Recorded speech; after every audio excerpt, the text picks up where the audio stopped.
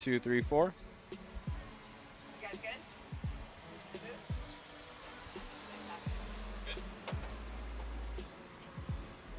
Okay, I'm gonna get you that page. Got.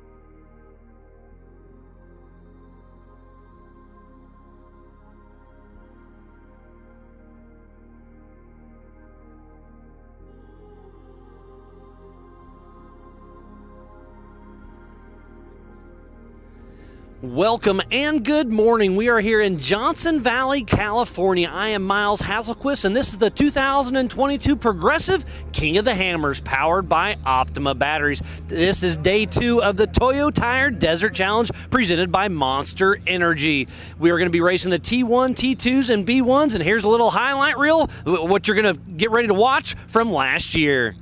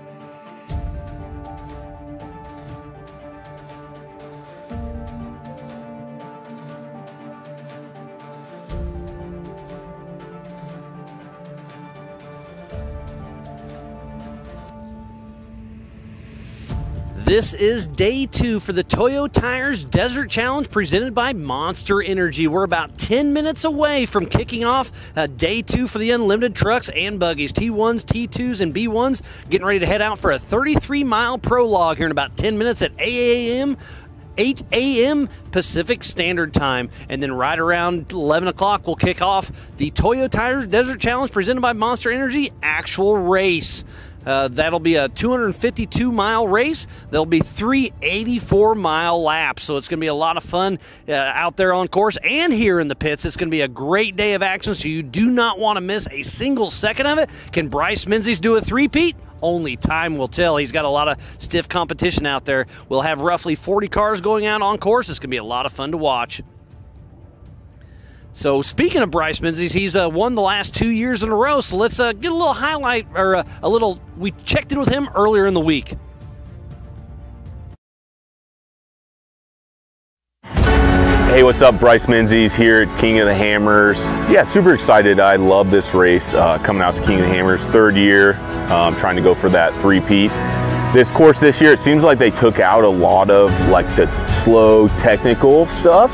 With this course being more kind of wide open, it kind of changes my game plan from where it was technical. You had to be very smart, very precise with your vehicle. Where this one, it seems like we're gonna have to charge a little bit harder. We're gonna have to push a little bit more just because it's so fast, so wide open, where you don't have those times to relax, kind of figure out some stuff. So I think it's gonna be a little bit more challenging to run the pace with everybody, but it'll be that much more fun.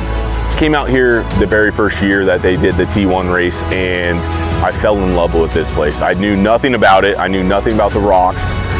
And coming out here, seeing the vibe, the people, the environment, everybody just loves off-road, helping each other out.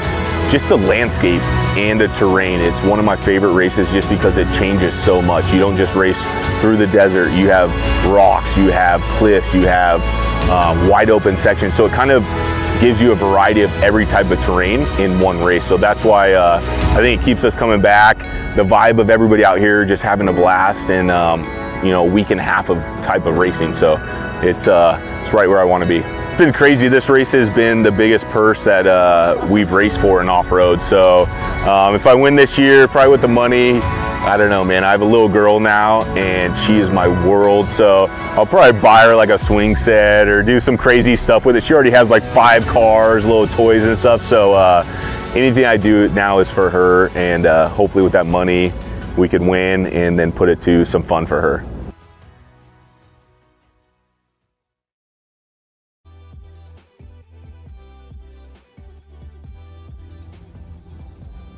And just like that, I love the Ultra 4 vibe there with the family fair. I've got 2 little girls myself, and I just love that Bryce is embracing it full effect. So we'll see what's going on, but we're going to toss it up to our main guys in the booth, Ricky Johnson and Fish Gistics. Thank you very much, Miles.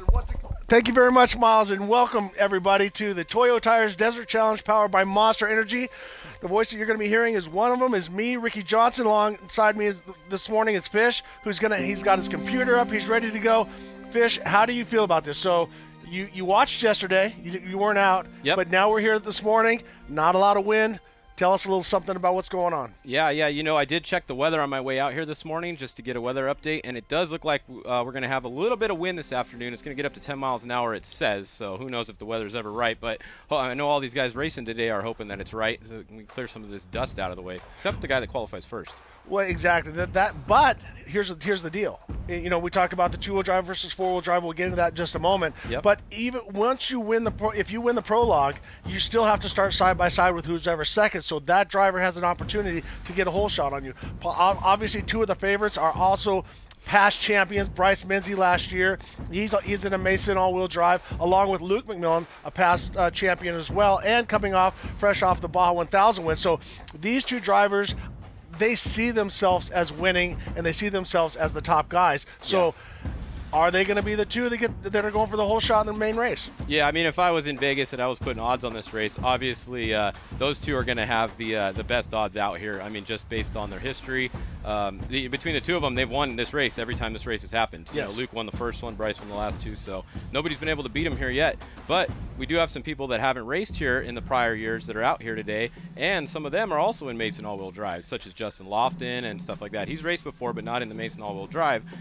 Used to be Serapis' truck. They raced it here, but now he's got it. He's racing it here. Yeah, and I was talking to Neil Mason earlier. He was out doing some testing, and obviously Justin Lofton, I mean, has dominated the Mint so many times. I mean, this guy is a driver. I mean, what he did in Robbie Gordon's super trucks or stadium trucks was unbelievable. So it is not good. It's not a giveaway when it comes to Bryce Menzies or Luke McMillan. But let's talk a little bit about the T2 class. We got Dustin Grabowski, who was very strong last year, coming off a win.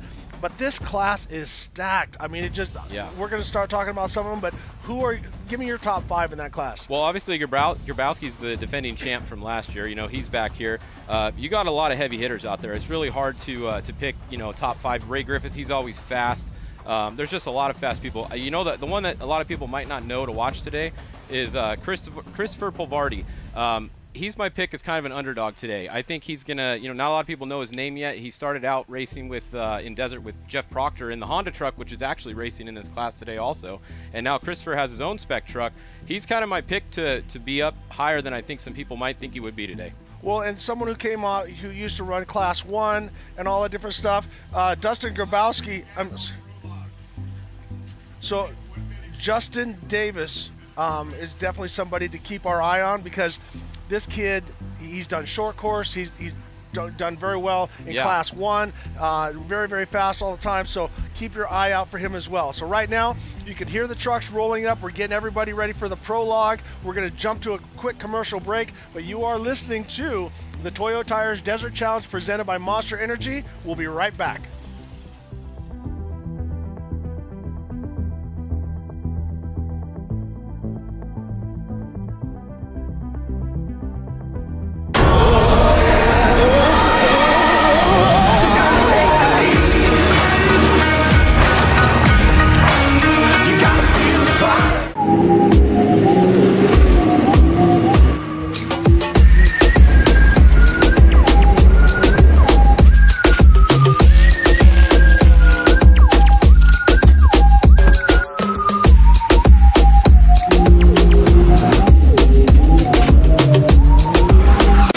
conquer the elements, handle the most extreme environments, and dominate the desert and trails with King's new 2021 Ford Bronco 2.5 OEM Performance Upgrade Kit.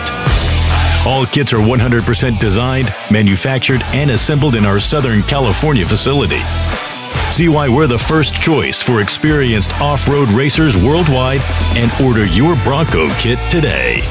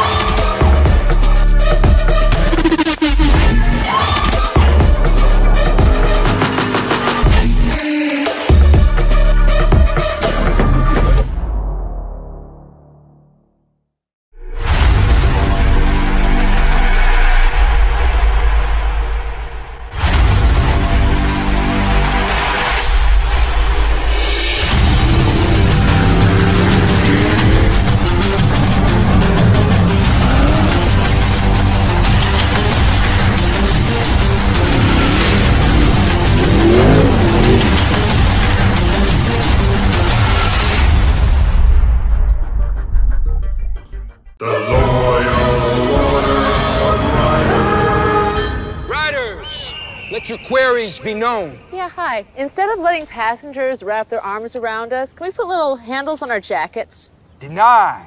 Can you imagine? I want a new nickname. Can you guys start calling me Snake? No, Brian. Denied. How about we all get quotes to see if we can save with America's #1 motorcycle insurer?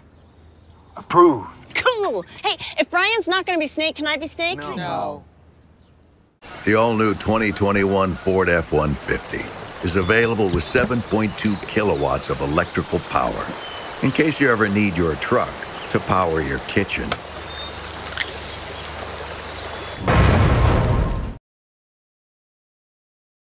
All of today's racing action brought to you by Toyo Tires.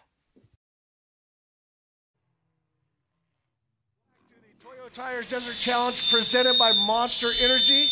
I am Ricky Johnson, one of your hosts, along with Fish here this morning. So Fish, let's talk about what we're going to see. Some people don't know about this. It's qualifying, but it's called a prologue, and how it all comes into, whoa, got a little feedback, how it falls into the race. Yeah, so the trucks you see right here are the T1s known out here, and some of the other organizations that are either trophy trucks or trick trucks, unlimited trucks, whatever you want to call them. It's the same thing, just different name. First off the line is going to be Bernard here in the number 69 for the qualifying. He's kind of a newer racer. It's a Herb Smith built truck, and he has one of those Joe Gibbs motors in there. That guy's going to be pretty quick, so it's going to be interesting. He's got a lot of pressure going first off the line. They did a random draw for the start order. Some people didn't like my start order I came up with, so Dave said, screw it, we're doing a random draw, and it is what it is. So it'll be fun to see how he does and see what everybody does. All right, but now, one guy was out here racing all day yesterday, and that's Cameron Steele. So he got multiple laps on this prologue. Even though he's not in all-wheel drive, he knows that like the back of his hand. So he does have an advantage. Obviously, he's a past Baja 1000 winner. But I think if you're going to lean towards somebody, you got to go towards the four-wheel drives because it's a lot of sand out there. Yeah. This is a fast course, so your momentum is going to work in your advantage. But having that squirt off the corner is definitely going to help. Yeah, and Dave Cole just walked up. They just made a change, too. There is 5 minutes between each car here going off the line for the prologue. So 5 minutes, and then in the race, it's going to be 1 minute with 2 cars at a time. So they changed it up a little bit. Yesterday, it was a smaller gap and 2 cars every 30 seconds. So right now, we're going every 5 minutes. So let the people explain a little bit. The prologue is 33 miles, and then we do 3 84-mile laps. So how does that play? I know, but I want you to explain to the people. Today, this is a one race. This isn't a whole series. These guys are here to win or go home. You go full speed all day. Who cares if you break? You're going to break anyways. You got to go for it. Yeah, for sure. But how it works, folks, is that you go out and you do your prologue. The fastest guy in the prologue, and the first 2 start in the first row, third and fourth, second row, and so on and so on. But they're going to give them a much bigger gap than they were yesterday because it was 30 seconds yesterday, and that gets a little bit sketchy when you have that many cars and becomes really dangerous. So I am really stoked that Dave Cole looked at that and said, you know what, let's make an adjustment, because too many promoters are stuck in, we've always done it this way.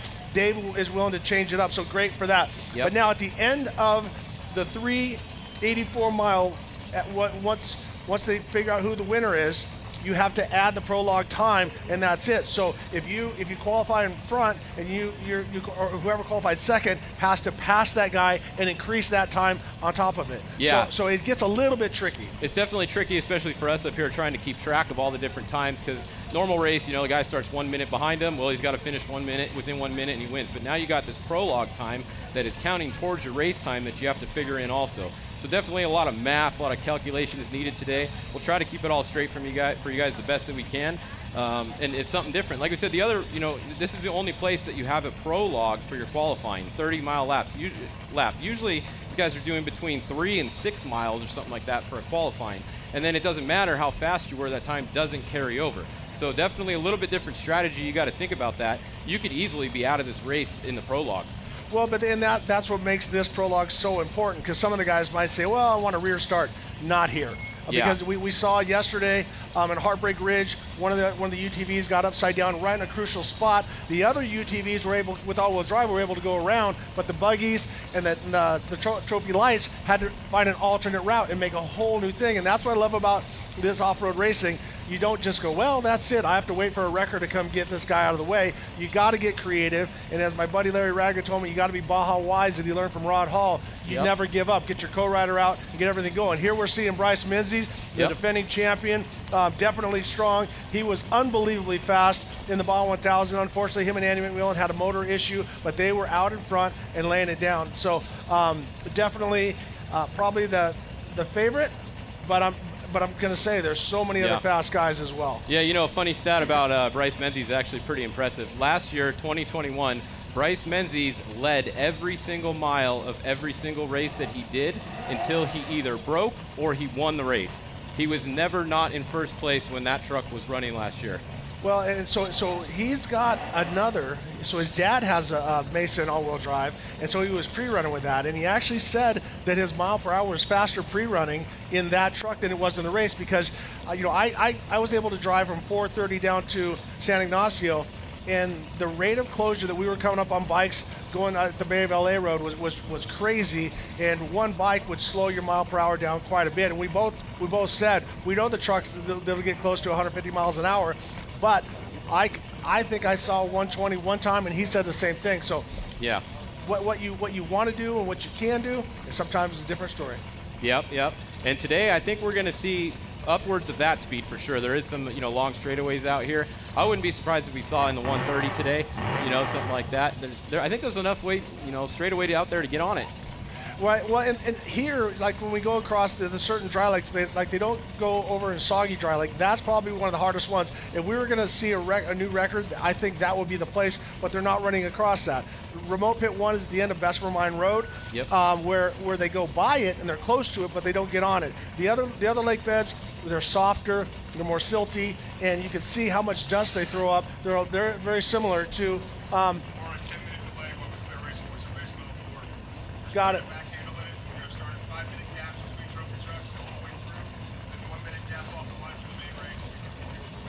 Got it. So, all right, Fish. 10-minute delay, so we're starting at 8:10. Right. so we are at a 10-minute delay because we have, for one, safety first. Obviously, the BLM, the Rangers are working here, but Dave Cole is tirelessly always making sure and getting people off the track and stuff. So these guys are becoming so fast. So a 10-minute delay to clear the track, and then we'll be going. And then it's going to be how many minutes between guys? We're going 5 minutes for the Prologue, so 5 minutes between them, and then 1 minute during the race at 2 at a time. Correct. So that's going to give the guys a little bit. And as you look in here, I think this is Sarah Price. I think. Kind of hard to see. Can't tell which truck that is. But you see that cruise armor. That technology has saved my life. Those things are awesome. When it comes to your shield, if you go out to the desert, you do whatever, call these guys at Cruise Armor and have them coat your shield. It puts a layer on there. I pre-run with the same helmet. I race with the same helmet, and now I'm up to 2 years with the same shield. Yep. So those guys are definitely doing a good job. I want to throw that out to them. Yeah, they came out with a good product. Honestly, that's probably one of the best off-road products that has been invented in the last couple of years. that has saved a lot of people money. Well, so many times I've tried to start with tear-offs. Water gets underneath it. Water gets, you know, then you pull the tear off. Then you wipe it. You scratch your shield. All right, so we have to kind of go with what's going on. So it might not be a full 10 minutes. So if you're going to go grab your coffee, if you're local, if you're in here in Hammertown, run over, see the guy at Racer Coffee. They got everything from lattes, all the different stuff. They'll hook you up, and they're also selling coffee. So you want to support a company that supports racing, go see the guys at Racer Coffee Company. Right behind the monster stage. Now, you know, looking at this picture here, I see a car that wasn't entered until just a few days ago. We have Harley Lettner out here in the number 70. They just went out to, they raced the Parker 425 last weekend. They broke a flywheel on the first lap, about 50, 60 miles in. They said, you know what? We weren't going to race King of the Hammers, but the truck is still pretty good. Let's swap a new flywheel on there. Let's come out here and let's run with these guys. Well, so he's one to keep an eye on today for sure. And the two of them, Harley has elevated Kevin, and Kevin has elevated Harley. Yeah. And I think it's a match made in heaven because they're both so tall. You know, you try to get somebody. Me and Larry Connor, we had seat cushions and things we had to change. Both of those guys are giants, and Harley Lettner, I think, is probably the most exciting guy to watch. I mean, yeah. He's driving a lot of times on one wheel, not two.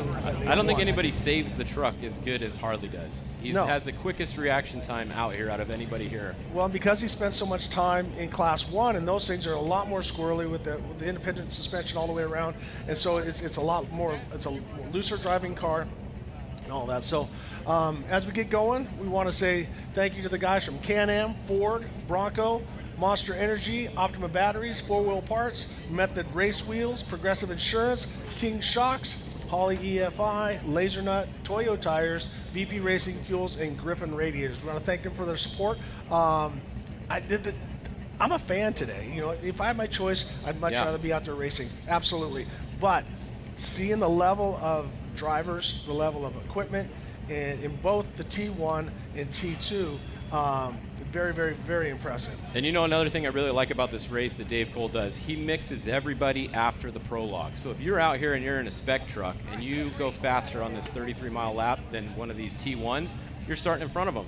You know, the other series, you're in the TT class, T1, UT, whatever you want to call it, they always start in front of the spec trucks. Even if the spec truck has a faster qualifying time, they still start them by class. Out here, it goes off your time. So I think that's pretty cool. If you earn that spot, you get to start in front of whatever trucks you beat. Or if you're in one of the Class 1 cars, the B1s out here, if you beat some of the trucks, you start in front of the trucks. Yeah, and we haven't really talked much about the buggies. And in some cases, I think the buggies are quicker in the tight technical stuff. So I saw Brad Etter out there. I know that Charlie Peltzer is also running out there. So we got quite a few of the B1, which is basically Class 1 buggies. So you can never count them out. But back to finish your thought when it comes to where you finish is where you start. I think that's great because, as we talked about, you got Jason Coleman, you got Justin Davis, you got Grabowski, Mike Osborne. You got a lot of guys that I think are going to be running. So we also I know that we're going to have a lot of T2s mixed up with the trophy trucks. Oh, for sure, some of those guys are going to beat some of these guys out here. That's a fact. All right, we got movement. All right, Bernard Steinman, this guy, he's been racing maybe 2 years. He did phenomenal with Ryan Millen in the Mint. He's got the People's Library out of Orange County, but Bernard is one of those guys. I had the pleasure of getting to coach him, and with Cruffy, who is his co-driver, two buddies that grew up together. That that truck is beautiful. That's the new Herbst truck. They got the Gibbs motor in it, and in the Mint, they still finished so well, and they lost third gear. So they were running second gear, and they were revving the crap out of the motor. It was revving so high, but the thing lived. So good job for them, and good job for him. Very talented guy who's just learning the game. So I just see better and better things coming out of him. And now he gets to go out there and be the first guy on the track. There's a lot of pressure being right here off the line. There he goes. That's a lot of, you got all these fast guys coming behind you, and a 5-minute gap, that definitely helps take some pressure off for sure.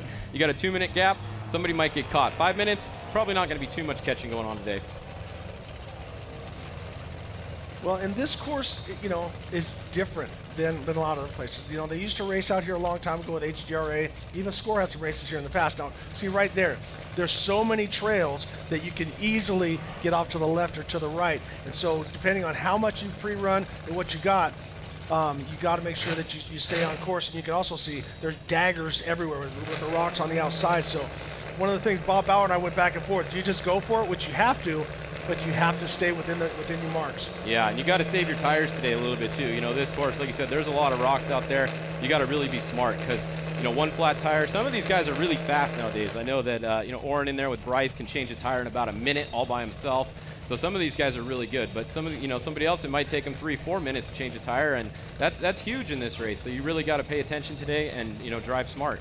Well, if you look, you know, we had two of the best co-drivers here yesterday. We had Oren, that with O-Ring, if you want to call him Oren, with Bryce Menzies, and also Duncan, that runs with Luke McMillan. And you know, you have to be an athlete because you're doing CrossFit to pull that 40-inch tire off. That thing weighs more than me. Exactly.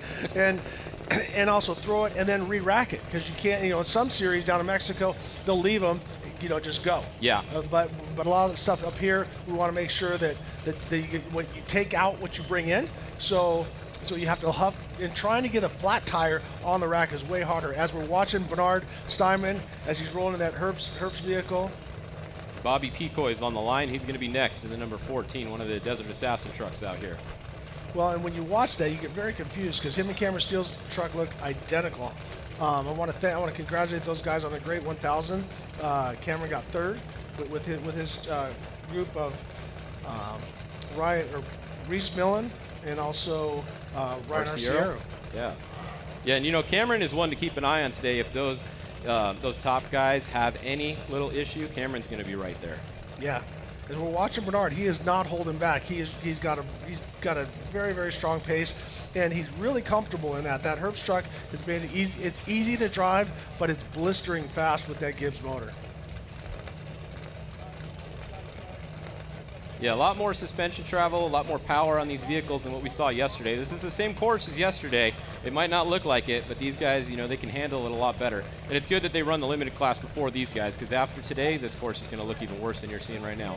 In this course, I mean, we're watching a trophy truck with 40s, and you can see the elevation change up and down. It's not your typical desert, you know, where it's a lot of flat. You can see the elevation change and how much he's jumping up and down, and now you got to watch over every one of those turns. You can see he dug the nose in. So Bernard definitely pushing the limits.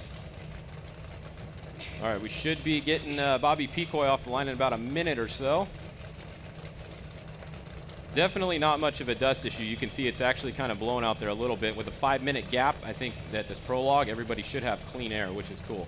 But here's one of the things that the drivers have to think about. Notice the shadows, okay? So when he's coming up over these hills, he's completely blinded. You know, they do have little, you know, eye shades that you can put down, but that limits your vision forward. So the guys are dealing with a little bit of glare from the sun in their eyes, so they got to work around that as well.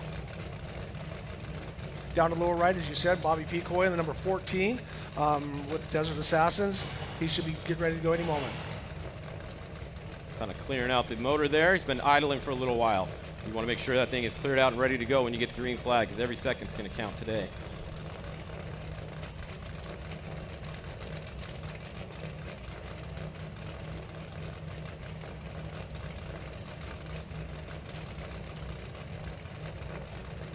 This is actually, I believe, if I'm not wrong, this is one of Bryce Menzies' old trucks. One of his original trucks that he had, and then the front end's been redone a couple times on it, and Bobby Picoy is racing it. So yeah, they got the Geyser brothers in. It's either that or Josh Daniels' old truck, but I think this is the Bryce truck. Yeah, I'm not sure which one is which, but I do know that they're both Geysers, and they're both unbelievably reliable and fast, and those trucks have won a lot of races. Yeah.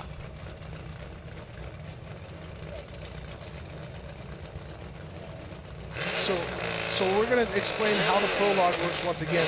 As you're watching, you got Bobby Picoy up in the mainframe, and that is Bernard Steinman down in there. You can see he's running across the desert. Prologue, 33 miles. They're leaving every 2 minutes. 5 minutes. Every 5 minutes. I'm sorry, it's 2 minutes yesterday. Every 5 minutes. And so what they did is they want to make sure that no one's going to be catching the driver in front of them, because you can see in the lower right how dusty it is. When you finish the Prologue, whoever is the fastest, that doesn't mean the first one across the line. When they come across, they check their times. Whoever's the fastest is going to get position 1. They'll be on the pole on their inside right. Whoever's second will be on outside pole. Then third, fourth, all the way back. Now, at the end So that's how you start the main race, and they're going to do 2 by 2 every 1 minute. Then they run 3 84-mile loops. At the end of that, they're going to add on your time from the prologue, and that is going to determine the winner. So there is going to be a little bit of math and speculation on who's in first and what's on second, and I don't know who's on third. But we're going to do the best that we can to keep you guys informed as we're watching Bobby Picoy and Bernard Steinman 1 and 2 off the line. And when that Picoy truck left, you guys could hear that. That is Josh Daniel's old truck for sure. You could hear that exhaust on there, and I did just get confirmation that is his old truck. So Cameron is the one that has been racing the Bryce old truck. So this is Josh Daniel's old truck out here. The other guys are with the kind of crazy sounding exhaust on it. Yeah, it's got them pointing up in the sky, and people are, why do that? Well, it releases the heat, gets it up and behind the truck, and gets it out of the way, because if you're shooting it underneath, that starts to heat soak the vehicle, and they found that if they get it out of there, it helps the drivers and helps the truck stay much cooler. You know, some of the longer races, a lot of these guys will team up with each other. I don't think too many of these T1 guys are teamed up today. I think most of these guys are going to drive the whole race. Yeah, I don't see.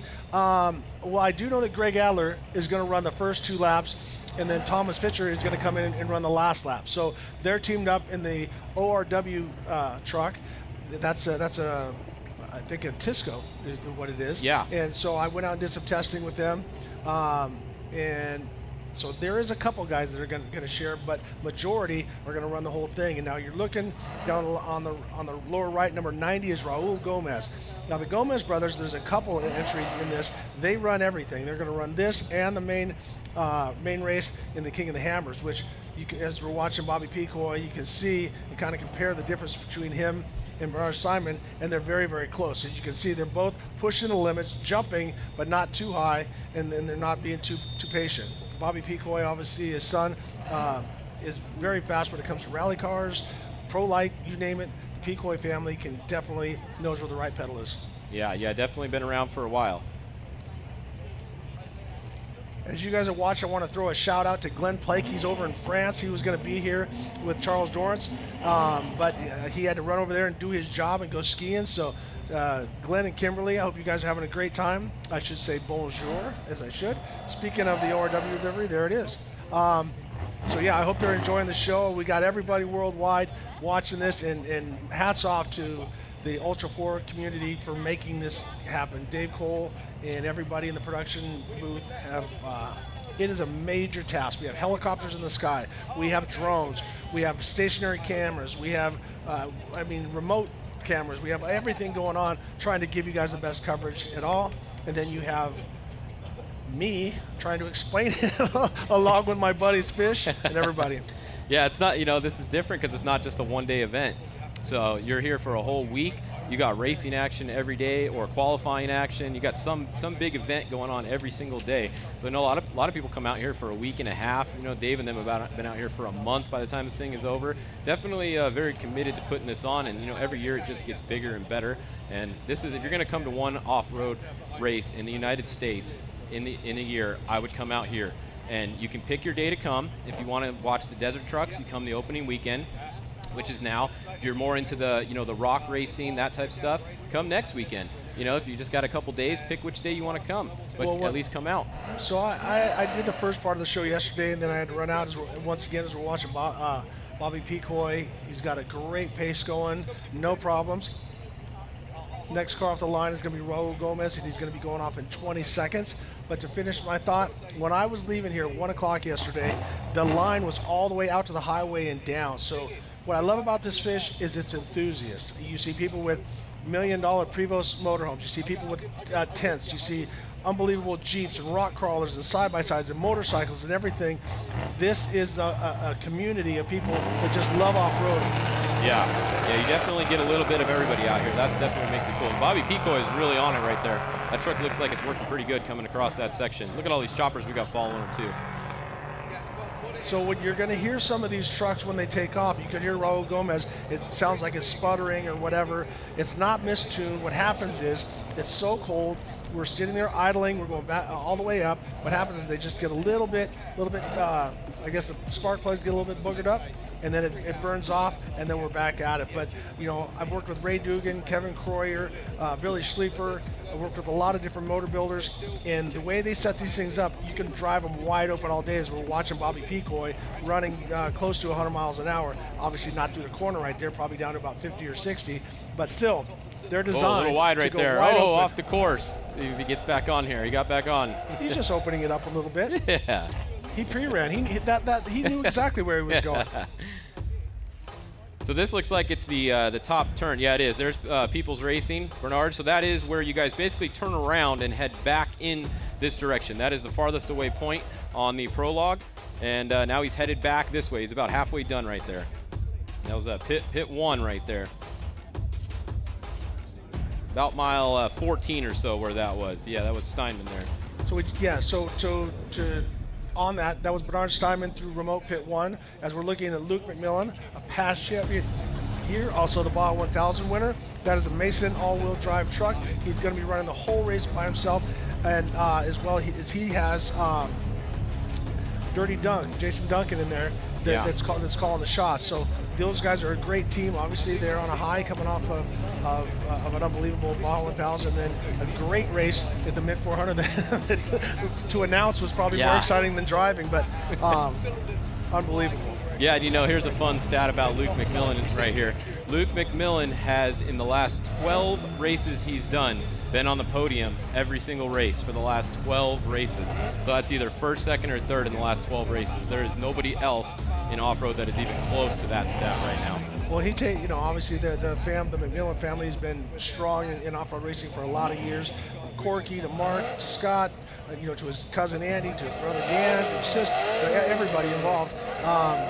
But he takes the racing very, very serious. He's always really, really just probably motivated. More serious than anyone out here. Yeah, like it's almost like he's not having fun. He's so driven. But you know what though? The results show, and he's one talented shoe.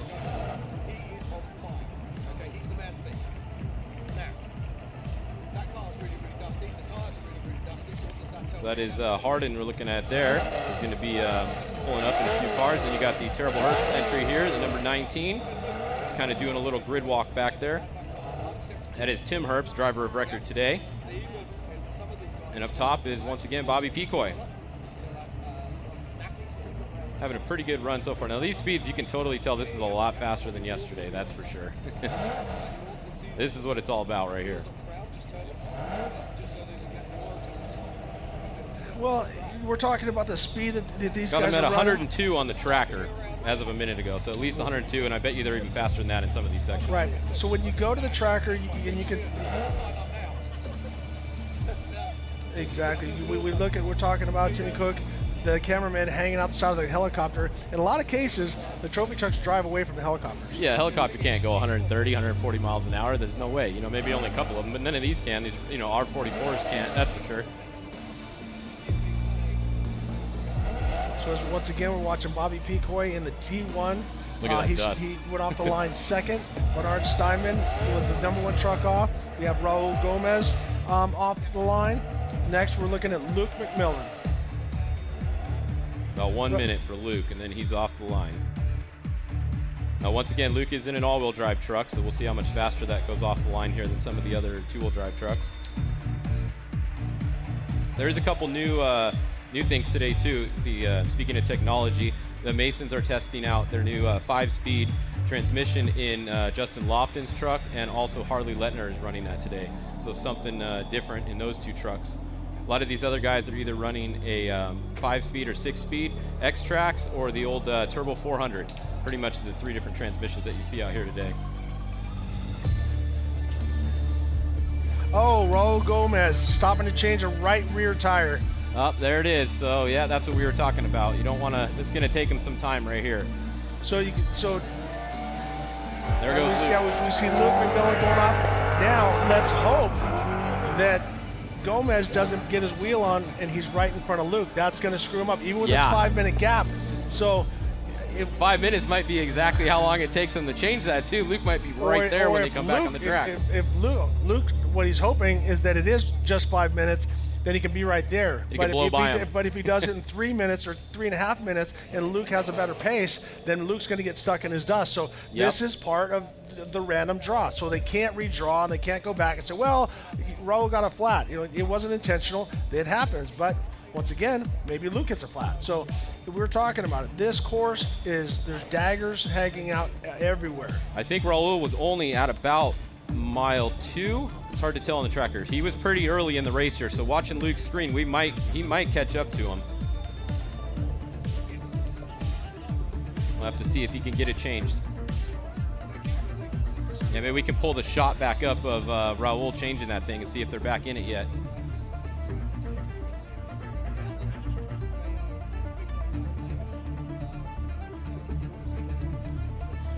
So we're working on getting the tracker up, so this will tell us if Raul stays stationary for very long, how far is Luke McMillan behind him. So this could be a very crucial thing that happens in this race right now.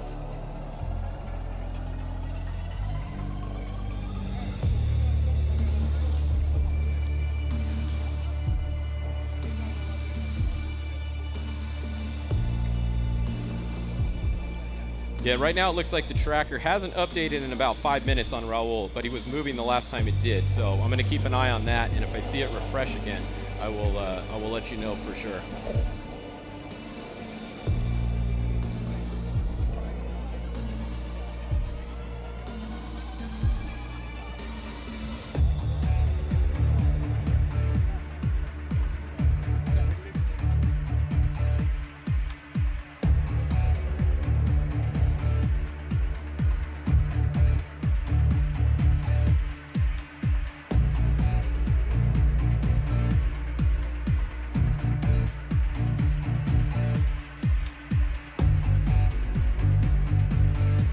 All right, so there's Picoy and then Luke on the bottom there. Still haven't seen Raul anywhere. Is that Raul? No, that's a Jeep. There, oh, there he is. Look at that. There he is right in front of Luke. So that is Raul Gomez. Luke has caught him. Let's see if Luke can get around him. This is not going to be good for Luke right here. He's going to have to get around him really quick. Well, but I know Raul. He's not going to mess up. He already knows that he's down. He'll pull over for him. Look at the closure. Watch the closure rate of Luke, and I bet Raul moves over and lets him by. Here comes Luke. Oh, let's see. No, he's back on the gas. Oh, no. Take that back. See, now, if I'm Luke right here, I'm going to give him a good tap when I catch him because he saw him right there. There's no way he didn't see him right there. Now, this is actually a really steep hill. It's hard to tell. This is where some cars got stuck yesterday, right at the start of the race. There's a UTV stuck right there. Some 10 cars stuck. One flipped over, actually, right on that rock in the middle. So that is a big uphill climb right there. And where did Luke go? But Fish is as tight as these cars. Oh, look at. See? Luke in the McMillan dust. is off to the side. That in the dust That is going up that hill. That is Heartbreak Ridge. Luke McMillan is off to the side. So, and that is going to create a jam. So tough break for Luke McMillan. Because here's the thing. Everyone says, oh, four-wheel drive, back up. But the problem is they're not four-wheel drive in reverse. They got this, the way the Sprague is set up. Luke got off, got over the side. Now he's center. So you're probably gonna see Duncan get out, use the jacks because they have automatic jacks. There's Duncan to pick it up here. Dirty Dunk is out. Then they're gonna try to figure this out. This is unbelievable. Man, and that's exactly what Luke McMillan didn't want. That is the worst possible thing that could happen right there. And the same thing happened yesterday. They don't call that Heartbreak Ridge for nothing. Yeah, that hill, from the helicopter shot, it doesn't look like anything. But if you're on the ground there, that hill is huge and it's super soft. I mean, to see an all-wheel drive truck have a problem on that hill right there just shows you how soft and how steep that hill is. So now Jason's telling him what he wants him to do. So you can see he's got the right side jacked up. So he's going to probably throw some rocks under the tires, get him going. See how high the right side is? So they have automatic jacks that Steel Mason has built. So you can hydraulically lower them down, lift the whole truck up. So now what they're going to do is probably lower the right side, pick up the left side to try to get some rocks underneath there so that he can get going. Man, what a bummer for Luke there. Well, I wonder what happened because he's off to the left. I wonder if did he think he could go around him there? It was hard to tell because the shot went behind the mountain when he was coming up. When they come over that rise, there was a situation where a UTV rolled there yesterday. You come over that rise once again. Look at the shadows are coming back. I said that the drivers are looking right into the dust. right into the sun and you have the dust, then major problem. So now you can see he's trying to jack up the left side of the vehicle. Duncan's trying to get as much dirt out of the way because every little bit counts. So those of you that are new to this, pay attention to what's going on. You got to make sure that you do your trail preparation. Look, he's grabbing some rocks to throw under there so he'll get a little bit more traction. So that's going to raise the front when he drops the tires back down to the ground, because what he has to do is he's probably got the center of the vehicle tucked in center, and you see that left rear, how deep it is. So that's a 40-inch tire. So he's dug about a foot, about a foot to 2 foot hole. So what's crazy now is Bryce Menzies is sitting here watching the screen, and he knows that Luke McMillan is having this problem. So that's and remember, this time all counts towards your race time today. So absolutely. Luke has already lost a few minutes. That's going to carry over to the race. That is a huge bummer, because normally in qualifying, if this happened, you say, okay, whatever, we're going to start in the rear, and all your time is still just starts at 0. But this whole time he's been sitting there, this is all counting towards his race time today.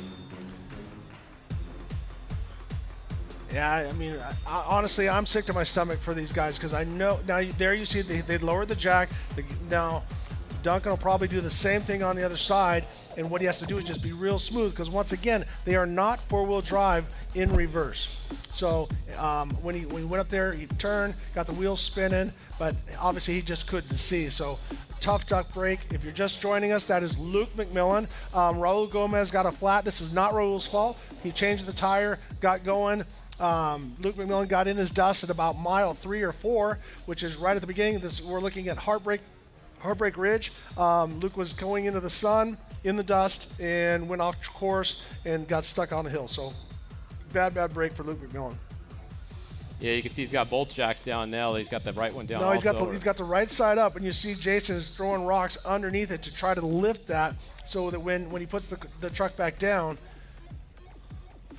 So this is the thing, the co-driver out here has to work, especially when you do the rock racing, because you got to run out there, set winch lines, and do all this stuff. So you're got a very active thing going. So now we'll stay on this action to keep it going, because. Did they pause the start? I hadn't seen. Did Tim Herbst go off the line, or is he still sitting at the start? Okay, the start is paused. So confirmation, the start has been paused. They don't want to have an issue here with multiple cars getting stuck out there on course. So they are pausing the start for right now until Luke McMillan can get unstuck right here on Heartbreak Ridge. From this angle, you just look at it, you go, oh, just go up here and go around to the right or to the left or whatever. That is a massive hill. I mean, the angle is probably 30 to 40%. So they just sent Tim Herbst off the line. So they figured, I think that it's clean enough that he can work his way around that. But obviously Tim is going to be coming in, and he'll have plenty of time to get to the right or to the left. But hopefully Luke McMillan can get going before he gets there. But yeah, I don't think it'll be hard to go around him necessarily. It's just Luke couldn't see when he was right there. And there you go. Look, he just moved. He just moved back. He got it unstuck a little bit. He did have some reverse movement, which if he is stuck again, that's going to be bad news for Tim Herbst, because now he's in the course.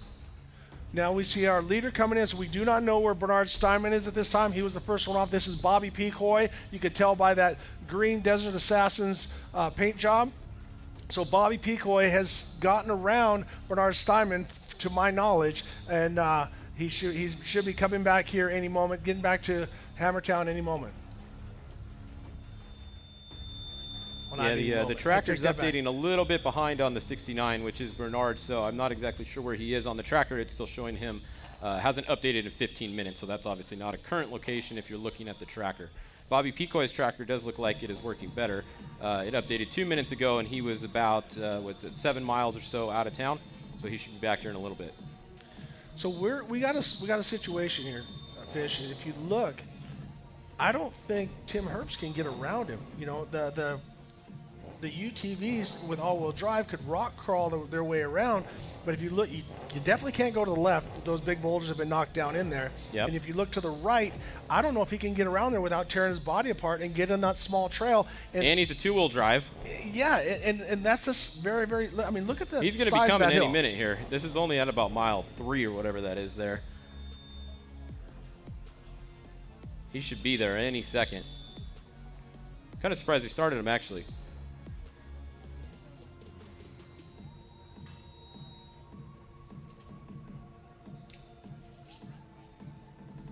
So next on the line is going to be Eric Harden in the number 79. He is sitting on the start line now. We'll see if they start him again or not. It's going to be real interesting if Herbst can get by right here. I don't know if he can. If he gets stuck there too, we got a real problem. So we're watching the number 19 Herbst truck up top there. He's going to be coming up to where Luke is any moment here.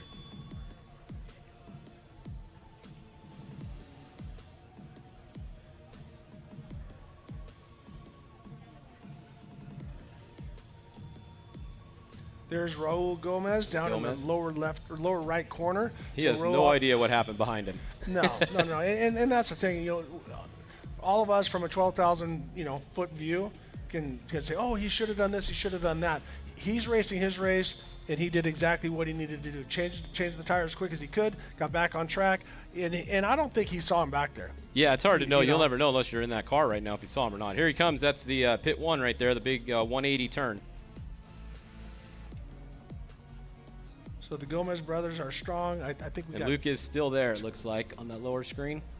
Still there. Herb should be there any second. I'm surprised he's not there yet, actually. Or did he already go around him and we missed it? No, he's not to him yet.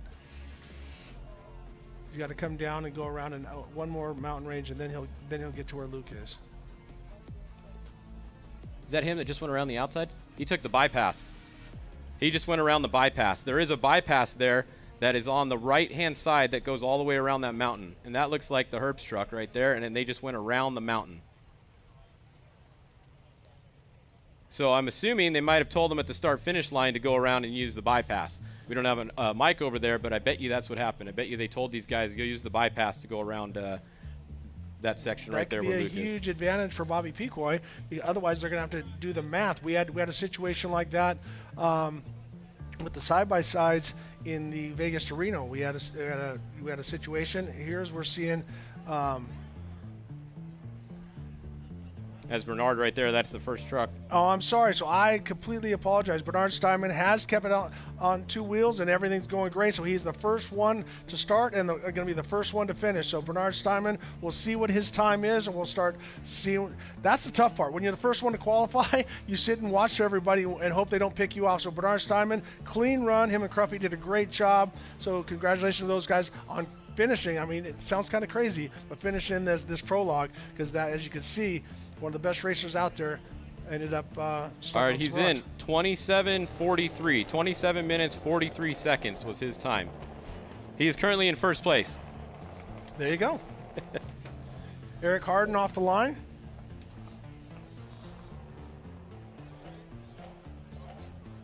So that means the next on the line is going to be the 12 with the driver of record as Robert Johnston, but we just heard a little bit ago there's a change. Who's in there now? That is Sarah Price. So Sarah Price she started it as a motocross girl. Went on to race for Clyde Stacy in 6100. She's raced all over the world. She's done the Formula, not the Formula E series, but the E off-road series. So definitely the girl knows how to drive. She's unbelievably fast and very talented. So this is great to see her in a trophy truck now, because she's done so well in the T2, or it's great to see her in a T1 because she spent so much time in a T2, which is actually the grooming area to get you up there. Yeah. And she will also be racing later in the week in the rock crawl and UTV race, that is unbelievable. We got guys like Johnny Greaves, the CJ Greaves, Jeremy McGrath is out here running with Kawasaki. So a lot of people are making that transition, including myself. I'm running with Carson City Motorsports. We ran the UTV Worlds. We ran Vegas to Reno. We're going to be doing some more racing this year in the in what they call the Wildcat Double X. So I'm in the lower class, the normally aspirated. But what I love about it is you have to drive at 10/10 all day long. There is no letting up. So I think it makes me a better trophy truck driver racing a side-by-side. And I think Sarah Price is actually going to be debuting a new Polaris Turbo R later in this week. So it's going to be one of the first Polaris Turbo Rs to have raced that Sarah will be driving. And you're looking at the Herbst truck up top there, the T1 number 19. Down on the bottom, the T90, Raul Gomez, both moving along. And check out that helicopter next to Gomez. That's a legit helicopter there. Yeah, I think that's a Method Wheels helicopter, correct? Not sure on that one. It's one of the high-performing HP helicopters. No, that's not. They got some nice ones. They even got a a Huey. They got some Black Hawk. They got all kinds of stuff, as you can see. Then we got an R44 up top there, or whatever it is. Next to the Herbst truck, keeping up with it, or R80 Robinson, one of them. Now look at the truck is starting to pull away. Here's what you're talking about. I think that thing's done. It can't keep up anymore. The truck's pulling away. Yep. Got to get a little altitude, and point the nose down, and let her rip to try to gain some speed.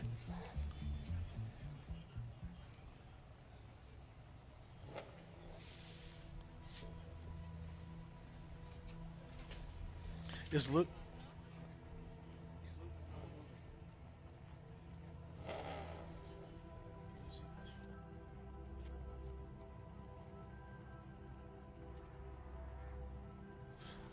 Alrighty, reports that Luke McMillan is still stuck on the hill. He might have been a drive shaft. Who knows? Anything could happen. But there's Pecoy coming back in. This is Bobby Pecoy. It looks like he's a little bit quick. It hasn't been 5 minutes. So it's been 3 minutes and 30 seconds. So if that's the case, Bobby Pecoy will be on the top of the leaderboard as soon as he crosses the line. We saw that he had a very, very strong run, and I'm wondering if that alternate line around is going to add some time to it, so that could be very good for Bobby. Yeah, he's the only one that's actually done the real line besides the 69, obviously. There are the only 2 trucks that have. Back her and down. There you go. Don't go through the starting line, Bobby. Bobby Pecoy, 26:33, your new leader by about 1 minute and 10 seconds over the 69. So great, clean run for Bobby, no flats. Good job.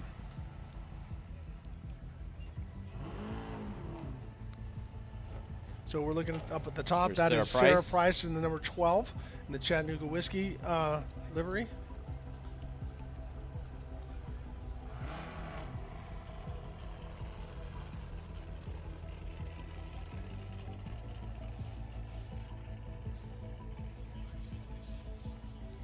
Should be a couple minutes here still until she goes, I believe. Well, while we got a minute, I want to thank the guys from AMSOIL, Tribe 16, Boxo Tools, Axial RC Cars, Super Spider Tracks, Recaro Seats, and PCI Radios. I want to thank them for their support. Every little bit helps, and those guys have been great supporters of King of the Hammers over the years, so thank you so much. As we're watching Raul Gomez down in the lower right, and we're watching Sarah Price as she gets ready to take the start. Oh, Raul is sending it. So a little side note here, on the tracker, it actually had the 69 at 0 miles an hour for a minute. So he might have made a quick stop on the course, because at one point, the last time the tracker had updated, we obviously saw he finished already, but at one point he was at 0 miles an hour for a minute. So I don't know what that was about. So he might have stopped and changed a tire, and that would be about 1.5 minutes if they did. Yeah. If Cruffy was quick to get in and out of the car, getting out of the T1 truck, that would be that delay or that lack of time. And that's a fast tire change. Yeah, I didn't notice when they came in. I wasn't looking at the back there because I didn't notice that till right now to see if they still had 2 good tires or if one wasn't good. So there's Sarah Price, obviously off the line, like you said. Now next up is going to be the number 70, Kevin Thompson with Harley Lettner. Actually, they're both here. Are both trucks here? I didn't look down there yet. They're both on the entry list, but I don't know if they're racing 2 or 1 because they have the same number on the entry list. Well, so there is the 70. I believe that's the only truck that they're racing.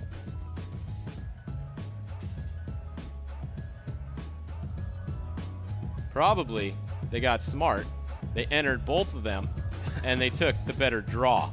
Because that's what I would have done if you were they did a random draw, so they have 2 trucks, enter both their names, because one is under Kevin Thompson, one is under Harley Lettner, and you take the higher draw, which is exactly what this one is right here, because Harley Lettner's name is about 10 spots behind this one. Well, I love this view of Raul in the helicopter, just hovering right over the top and getting footage and stuff like that. That's cool. I'm trying to think of a better word than saying it's just cool, but that's pretty badass. Yeah, definitely some great shots coming in from the production crew and the film crew out here. These guys have been on it, every race. This race has the best live coverage of any race out there, period. And, these guys are here for over a week doing this, so big shout out to all those guys. They put in a lot of hard work, and it's definitely, people appreciate it, I think, even if everybody doesn't say that they do all the time. Once again, we're watching Raul Gomez as he rips across the desert in that Geyser Brothers truck.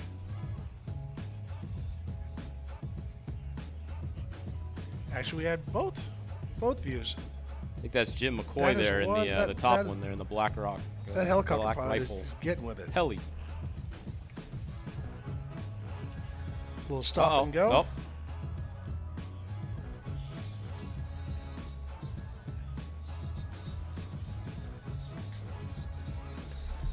Love to see everybody out here. Throw a shout out to our man Terry Madden, who's the hardest working man on the lake bed for sure. I've seen that guy put in more running miles, almost matches his driving miles. But it's like he's working right now. He's carrying something to a car. Exactly. He's carrying a water system, a fluid logic system off to somebody to make sure that they're hydrated throughout the race. Speaking of hydration, you know, this race not too gnarly on that compared to some other races with the heat not being a factor. Well, the heat's not a factor, but you're burning a lot of calories and stuff through thinking. I mean, your mind is, your heart rate doesn't get really high. It comes up a little bit depending on how well you blend with the truck, but typically you don't see the massively high heart rates.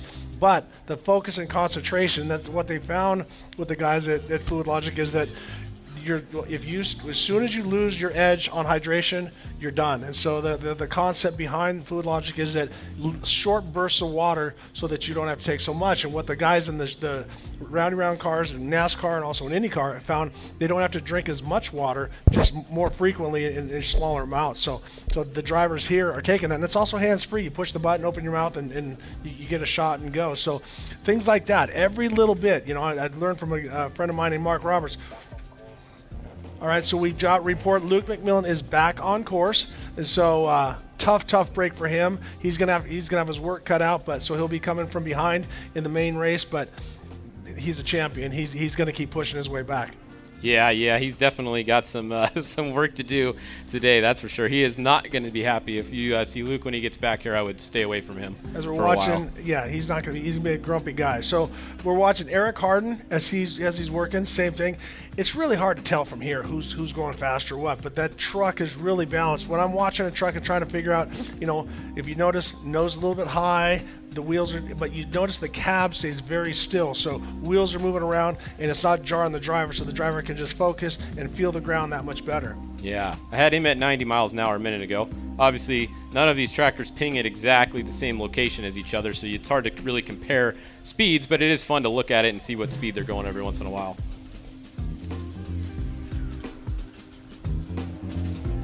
Eric Harden, he probably races out in this particular desert more than almost all of the other T1 drivers here. He comes out and he does the more races quite a bit that are out here in Lucerne and Barstow, so he has quite a bit of experience out here, probably more time on this dirt right here than anyone else in the class today that I can think of. And so now we have Kevin Thompson or Harley Ledner. We're not sure who's in that. Obviously, to recap what Fish said earlier, is that we have them in two separate entries. So I'm more than likely to just drive in one truck. And so either Kevin Thompson or Harley Ledner is off the line, but driver record is Kevin Thompson. Yeah, I heard Kevin wasn't able to make the race. So unless that changed, which who knows, that was a couple days ago. He might have changed his schedule and said, I'm coming too. We'll find out if that other truck goes. If that other truck doesn't go, we know for sure that's Harley Ledner. You got it.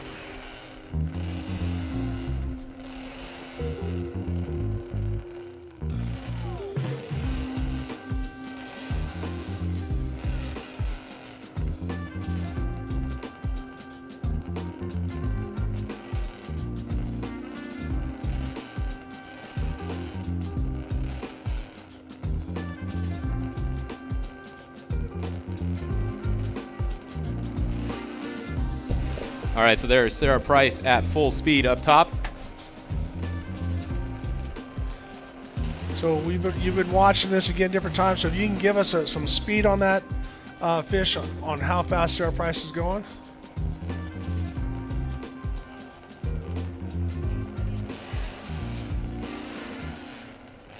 Now here's a question that I just had come in here. Somebody says, do you think that they will give Luke another run? No. I don't know. It wasn't a crash. If somebody crashes in front of you usually and you come upon them and you're on your lap, they will give you the option to run again or use your time. It wasn't a crash, so I don't know. That one's going to be up to Dave. I guarantee you Luke is going to find Dave. I guarantee it. He's going to find Dave as soon as he gets to the finish here, and he's going to ask him. So I don't know if Dave's going to let him or not. We'll see. If that happens, you're going to see 40 49 or 48 other drivers very upset with that. and that's unfortunately, it is what it is, you know. But once again, this is just as Bob and I talked about. This is unofficial. I'm just giving you my opinion on this. You know what they say there about he is. opinion? And here, Luke McMillan has come in. So here we go. Look at, he's going out again. So maybe he is going to get another run. They're going to give him another run, it looks like.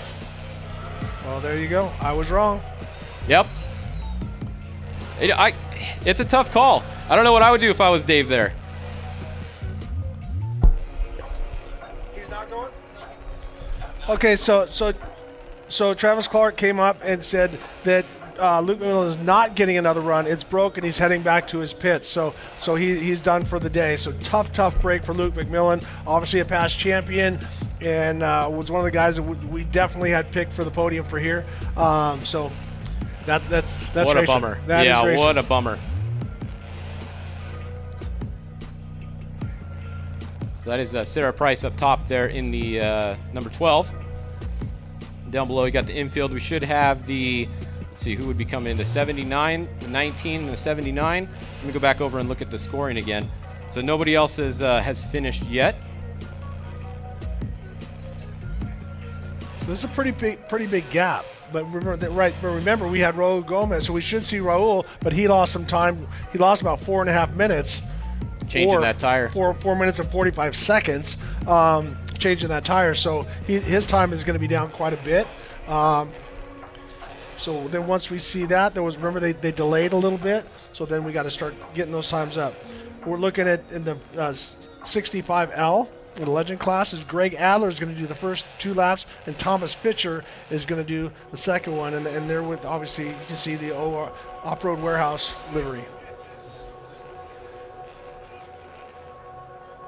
You know, you never know who you're going to see out here hanging around the big hammer in the fire pit. Even guys like legends like Kurt Leduc are down here walking around. No one knows who he is. Just walking around out as a legend that he is. Love you, Kurt. All right, we got another car coming back in. That is Raul Gomez, the number 90, coming back in. So we'll see what his time was after that flat tire change out there. Obviously not going to be in the top spot, but we'll see how much time he lost.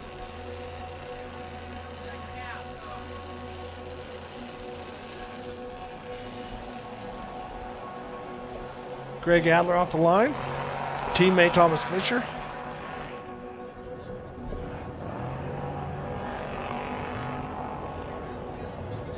If you guys are familiar with Infab, they did the bumpers and the side rails and stuff like that. That was a company that Thomas Fisher started. Since has sold it.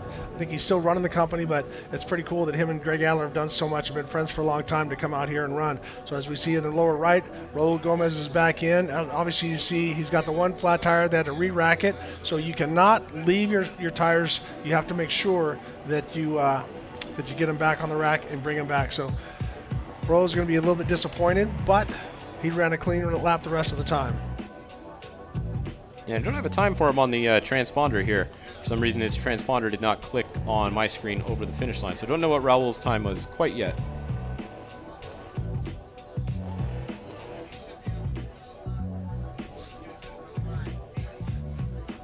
Next on the line is Cameron Steele, the number 16 Desert Assassins entry. As I said, he was out here racing his 7 truck yesterday, and so he's very familiar with this Prologue lap. Every little bit counts. Shaving a corner here, shaving a corner there, and also he's very good at saving tires. Cameron doesn't get a lot of flats. Him and Cody do an unbelievable job as a team. They've been together for a long time, so they kind of work as one unit. Yeah. Yeah, definitely. I don't think anybody has as many pre-run miles this week as Cameron has. He's been running every section of this course for weeks, it seems like, in all the different races. Well, and talking with some of the guys that they come out here, and just being familiar with the desert and where you're at and knowing what the dirt is like and where it wants to break apart, where it's hard pack and all the different stuff, that helps the driver so much be comfortable with his surroundings. I mean, because it's going to change. Every time someone drives over it, bumps are going to get bigger, ruts are going to get bigger, rocks are going to get knocked in the way. So that you can't short that. So it's a constantly changing deal. But knowing where you are and being comfortable with what's coming up, it definitely is an advantage. And that is the old Bryce Menzies Geyser truck, for sure. Had a few changes to it since Bryce owned it.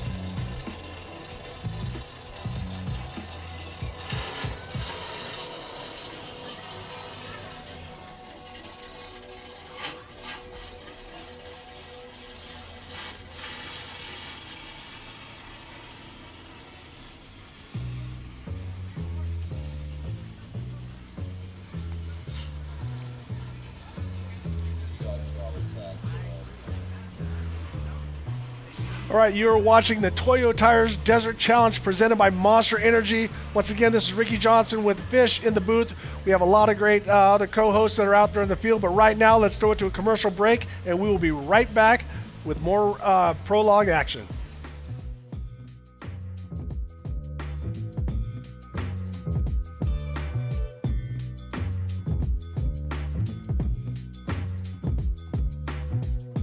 And have been for over 50 years. From wheel and tire upgrades to full custom builds, 4WP has you covered. Whether you want to order the best parts online,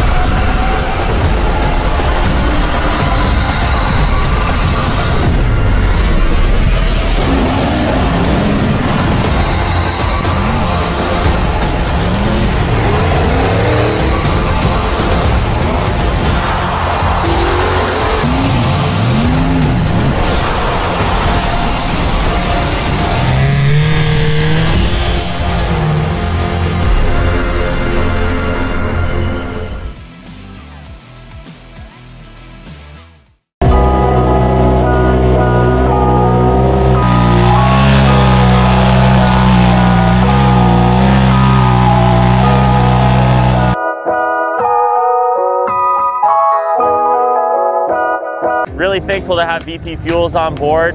UTV 96 is like perfect in these things, makes them rip.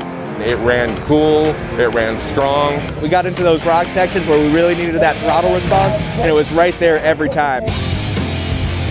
We run all VP lubricants. We haven't had any problems with any kind of leaking or any kind of heating issues. And in the State Frosty, no drama, temperature stayed under 200 the entire race. 4WP is more than a store. We're truck and Jeep experts and have been for over 50 years.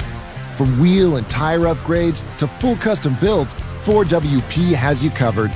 Whether you want to order the best parts online or shop in store, do the work yourself or get it done by a pro, all roads lead to 4WP. Do your rig right. Shop online or find your store at 4WP.com.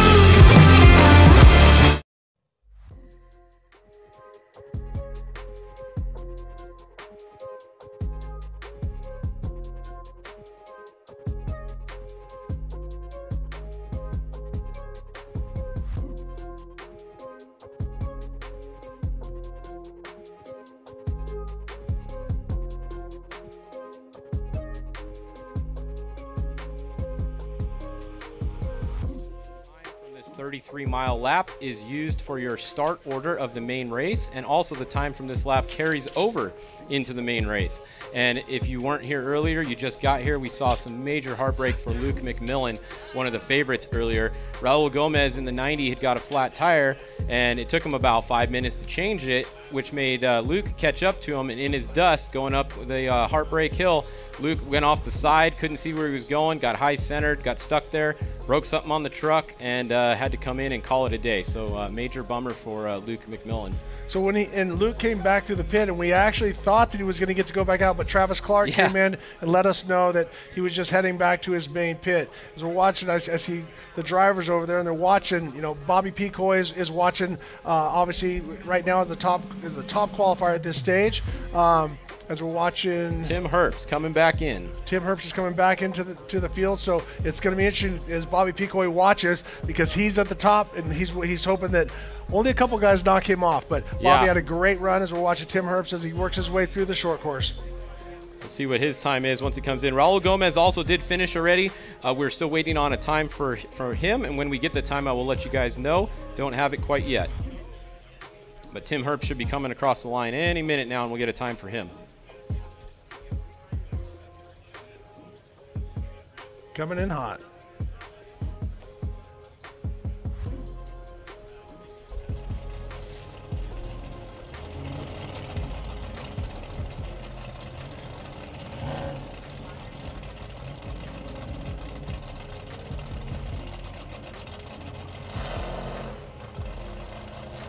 Right there is Eric Harden out on course, the number 79.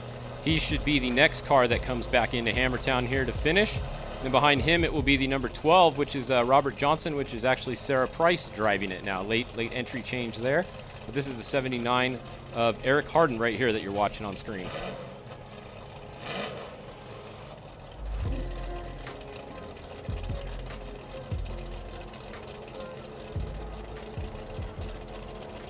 Sometimes, Fish, it's just good to sit back and watch. I mean, watching that chassis, how stable it is, how fast the wheels are moving. Eric Harden with a great pace. He should definitely be up there. So as we're looking, Picoy still sits up top, Steinman second, Herbst third, and Gomez, you can see he lost some time, Gomez fourth. So we were able to find Raul Gomez's time, and if you look at that time, that was obviously when he got that flat tire. But now, I did just get another update. It looked like the number 70 might have been stopped for about a minute and a half on course. So we might have had another tire change out there. We'll have to look when the 70 comes in, see if they have two good tires still, or if they got a one that's not holding so much air anymore. But they were stopped for a minute, it looked like, on the tracker. Well, that's great. You can see both cars. I don't know who this is up against the mountain, but as you watch Eric Harden, as he was going across the dry lake bed. Yeah, that is Cameron Steele. That is Cameron Steele.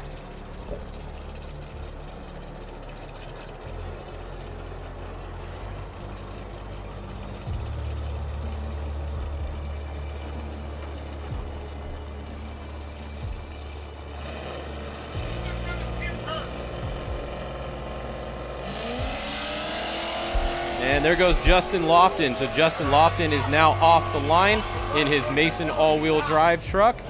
So Justin Lofton, number 41, just took off from Hammertown, and he is on the course. And that is Cameron Steele making his way back in on the top of your picture there, on top of the screen.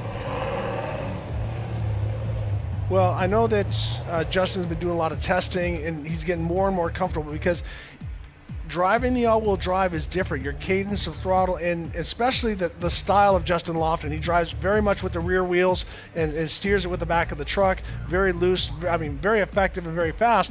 But you can't drive an all-wheel drive that way because it reacts different. You have to be a little bit longer pause. It accelerates harder off the corners, but you have to be a little more patient in certain places and then more aggressive in other places. So completely different driving style. We saw when Luke McMillan first jumped in, he didn't quite have it, but definitely has it down now. Yeah.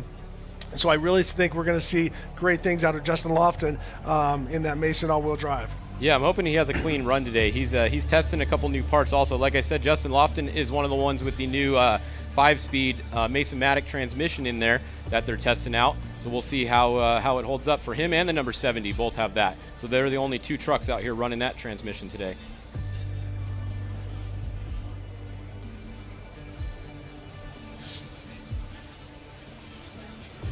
Just looking at some of the flags here, we are starting to get a little bit of wind. So we got a little bit, not a lot, but some. So hopefully it keeps picking up. Once the race starts, remember that we're going to go to 1-minute gaps at the start, 2 at a time. So there's going to be a lot of dust. And that hill where Luke had a problem, that comes into play right at the beginning of the race. Exactly. With about 1-minute gap, with about 4 or 5 cars there within 2 minutes of each other. That could be exciting. Yeah, but if I know Dave Cole, he saw that there was a problem with that yesterday in the B1, B2 challenge. if he has that alternate route around. So here we're watching Eric Harden coming in. Harden, we'll see what his time is. Currently, Bobby Pecoy at a 26:33 is the fastest guy, but let's see what Eric Harden puts down. So we got a time for Tim Herbst now. Tim Herbst has moved into 4th place. Eric Harden just came in 2nd place. So in 1st place, we have Bobby Pecoy with a 26:33. In 2nd place now, we have Eric Harden with a 27:11.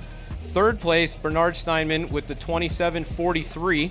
And then really close, only 3 seconds back in 4th place, Tim Herbst.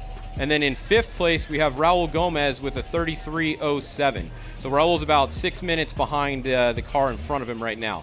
Most likely he'll get bumped back a few more spots depending on if these guys have clean runs that are going now.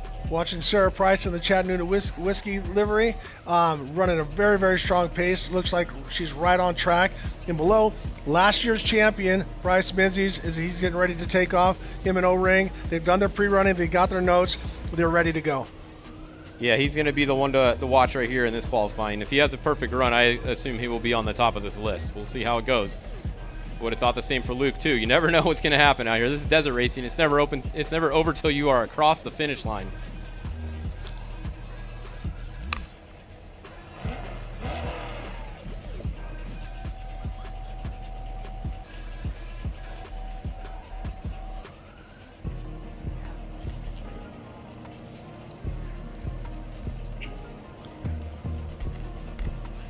Once again, we're watching Sarah Price as she rolls through. If you're just joining us, this is the Toyo Tires Desert Challenge presented by Monster Energy. I'm Ricky Johnson. I'm going to be one of the hosts today. We have a whole, I would say, a star-studded cast, but I'm not including myself in that. We have Ian Johnson coming up. We have Bob Bowers coming in. We have a couple other people out in the field, so it's going to be a great show. And this is just the prologue. We're just getting started. The real race hasn't started yet. I'm excited for that side-by-side start. That always makes for some awesome racing action, especially the first few miles with that side-to-side start, especially on the infield.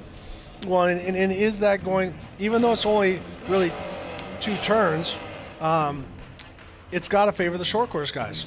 They're used to running side-by-side and very comfortable, like a Bryce Menzies was very comfortable running door-to-door.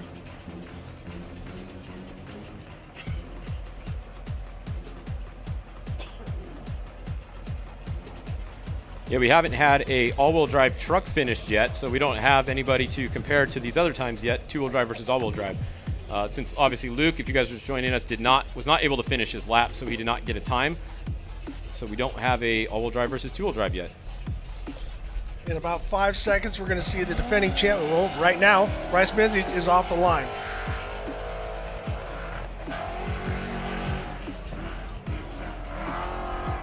Bryce not wasting any time. Pro 2 champion, Pro 4 champion, Frozen Rush champion, Score Trophy Truck champion. This guy has done it all. Raced in the car, did GRC.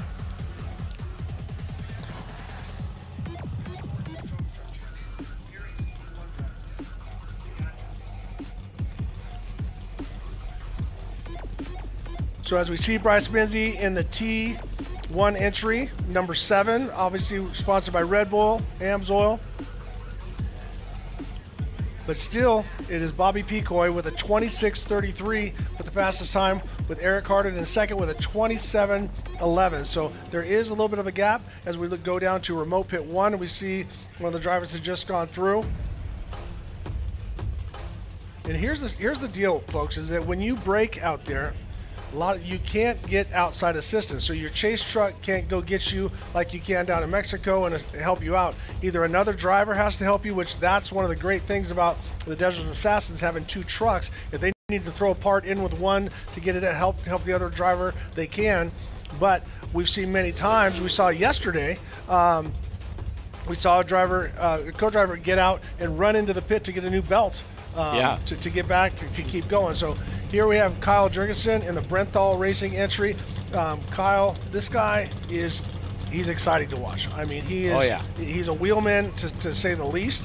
But everything that he's in, he's fast. He's won Vegas to Reno in the 6100 class, and So keep your eye on this guy because he makes it very, very interesting. And he's a local boy. He's from, I think he's from Yucca Valley. Yeah, he's definitely a really cool guy. He's the class champion for this last year in the Best in the Desert series. Him and Harley Lettner both had a neck-and-neck battle come down to the very last race last year. So they know each other quite well. And they're both out here racing today, and it'll be interesting to see how they compare to each other. Kyle will definitely be one of the fastest two-wheel drives on the course So today. Sarah Price, as she works her way back into Hammertown, you can see definitely throwing everything she has at it. Watch that rock.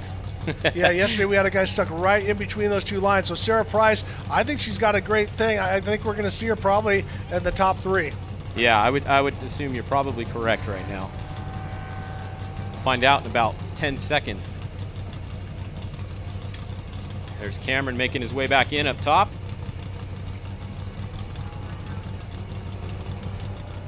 Once they start the race, it's going to be almost impossible for us to tell the difference between Cameron and Pecoy because both of their trucks look exactly the same.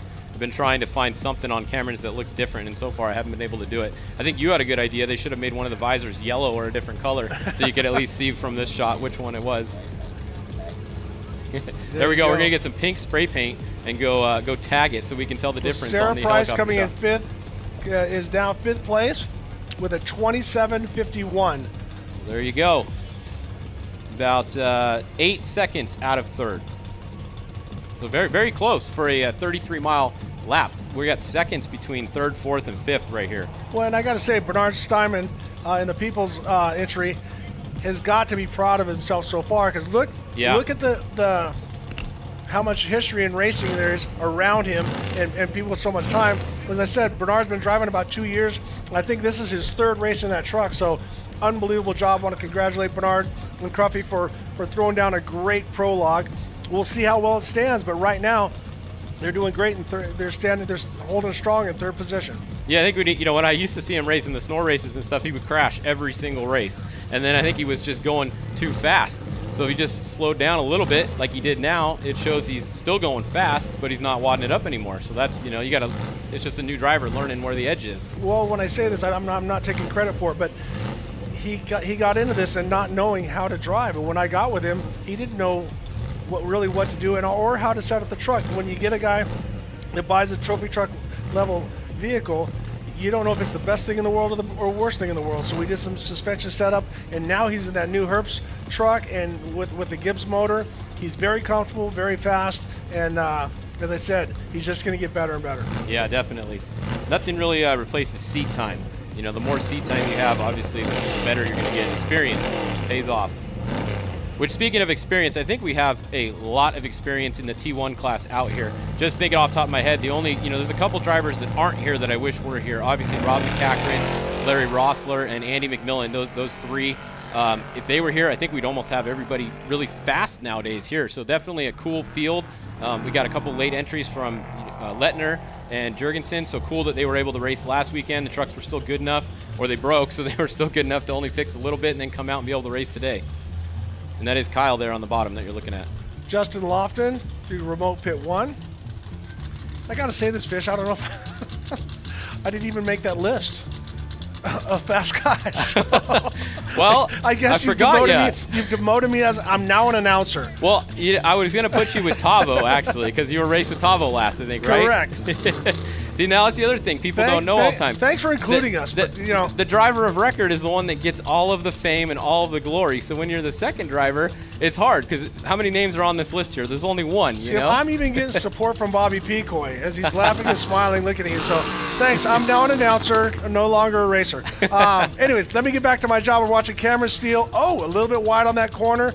And I love because there's always a rivalry within the team. Those trucks are identical. Obviously, a little bit different motor package and stuff. We see Cameron running hard, but you want to be the fastest guy in your pit. So Bobby's like, you know what? Yeah. I'm sitting up top. Let's hopefully Cameron comes in behind me a little bit, and that puts him in that great position from starting. But because there's that underlying, you want to be the best that you can. You want to do the best you can. So right now, Bobby Pecoy is holding strong at a 26.33. Actually, nobody's even in the same minute with him, so he's the only one to break into the 26s. Eric Harden with a 27.11, Steinman with a 27.43, Herbst with a 27.46, and Sarah Price with a 27.51. So if you look at 33 miles and all the things that they had to go through, and we're still that close, we're almost all within the same minute. Pretty amazing. Yeah, definitely. And I had Justin Lofton at 106 miles an hour on the tracker a minute ago, so his truck's obviously working pretty good so far. Adam Householder, as he's getting ready to go. Adam's actually one of my favorites out here too. He's kind of an underdog, doesn't have not a big budget team, real good racer. He's been around a long time. I used to race against him out here in the MDR days in 1450 trucks. So shout out to the 1450 guys who are now in trophy trucks. That is pretty cool, and definitely a little jealous that he gets to drive a trophy truck or a T1 out here this weekend. Well, I mean, he's getting faster and faster all the time, and that's the thing, that these animals, you can take everybody, you know. IndyCar drivers, I mean, Jimmy Johnson came from this kind of racing, so if you put him back in here, I think he would pick it up very, very fast. But it's a completely different animal than when he was in it before. So yeah. He would be quick right off the bat, just like he is in the IndyCar. But if you're going to go after the Bryce Menzies and Tom Vildoslas and Pudias and all these different guys, I'm leaving a lot of people out.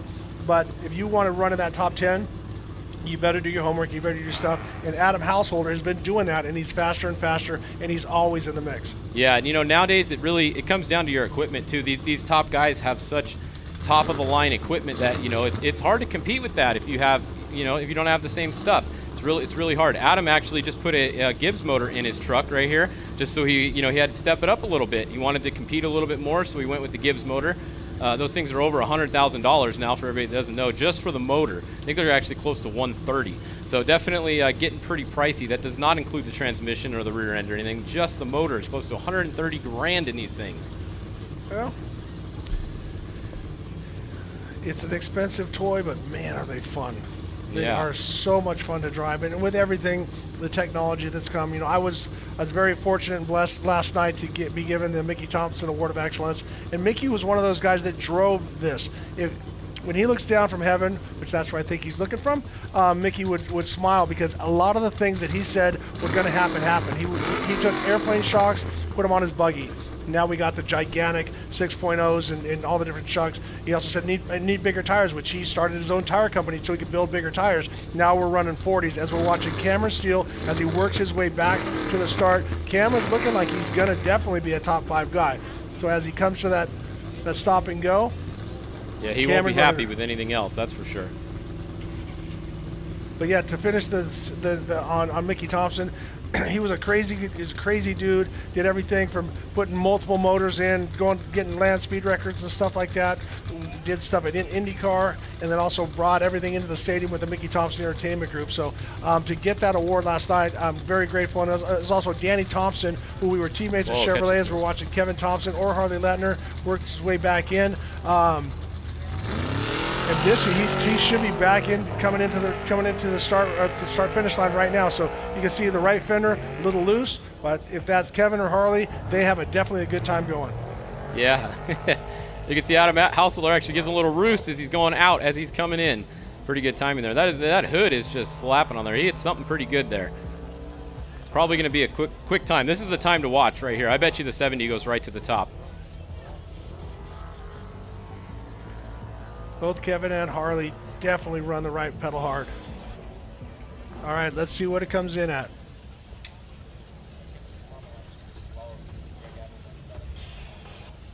Oh, yeah, you know what? It is slower. He's a 30-33 in 6th place. Now let's check out the tires, because remember, somebody did say he was stopped. I forgot about that. Let's see if we can... And we have Greg Adler that's not that far behind him, so Greg is putting in a great time. Yep, look at that tire. The top tire is flat. So he had a flat tire out on course. That cost him a couple minutes, at least 2 minutes probably.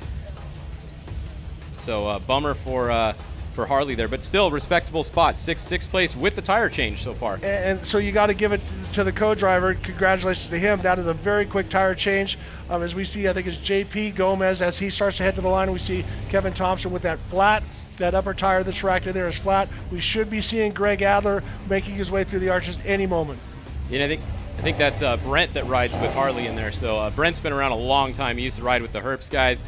He has probably some of the most experience out of any co-driver out here, so he definitely knows how to change a tire pretty quick. In the big screen, that is your defending champion, Bryce Menzies, as he is running across the open desert. This is the fastest that the guys will be going throughout the time. We'll try to get you a speed if we can pick it up, but it goes every then. But I'm definitely going to throw my money at just over 100 miles an hour. We saw Justin Lofton at 110.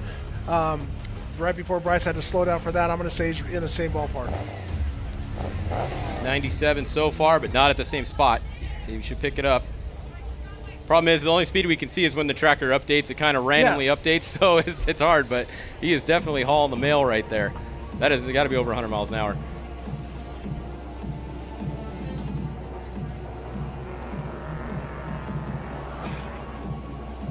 Look at that. Oh, yeah, this is an awesome shot here on Bryce Menzies. Greg Adler coming through the arches back into Hammertown. Greg with a clean run, no flats, working his way in. That is a Tisco T1 truck. Greg also with short course experience, pushes a little bit there.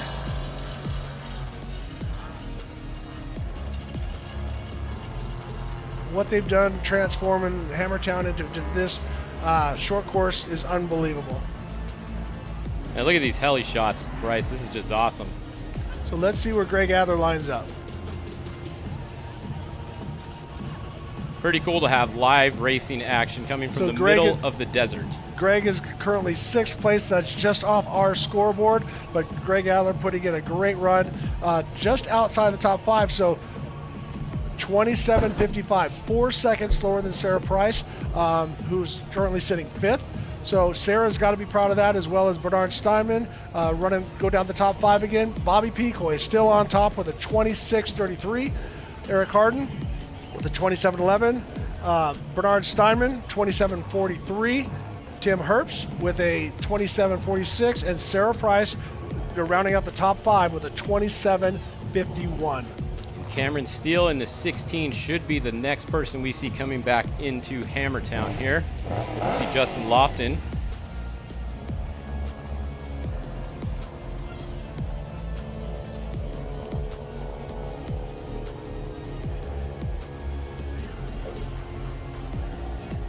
As you can see, Bryce Menzies as he just drives away from the helicopter. That's how fast he's got that. Yeah, he's booking it there. Yeah, he's got the Dugan Racing engine in there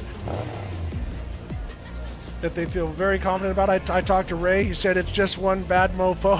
I said, what's in there? And he said it's the baddest thing on the planet. So obviously Ray at Dugan Racing Engines is very confident with what he's got in Bryce Menzies. Kevin Croyer is who was doing Luke McMillan's engine. 100 miles an hour for Bryce Menzies' last ping. I know he's over that in that last shot, though. Yeah, Bryce using all the advantages. If you watch there, he went outside the line so he could make a bigger turn to have a straighter exit so he could gain more speed. And as you're watching this, as we see JP Gomez getting ready to take off on the line, as I say it, there he goes. Yes, sir.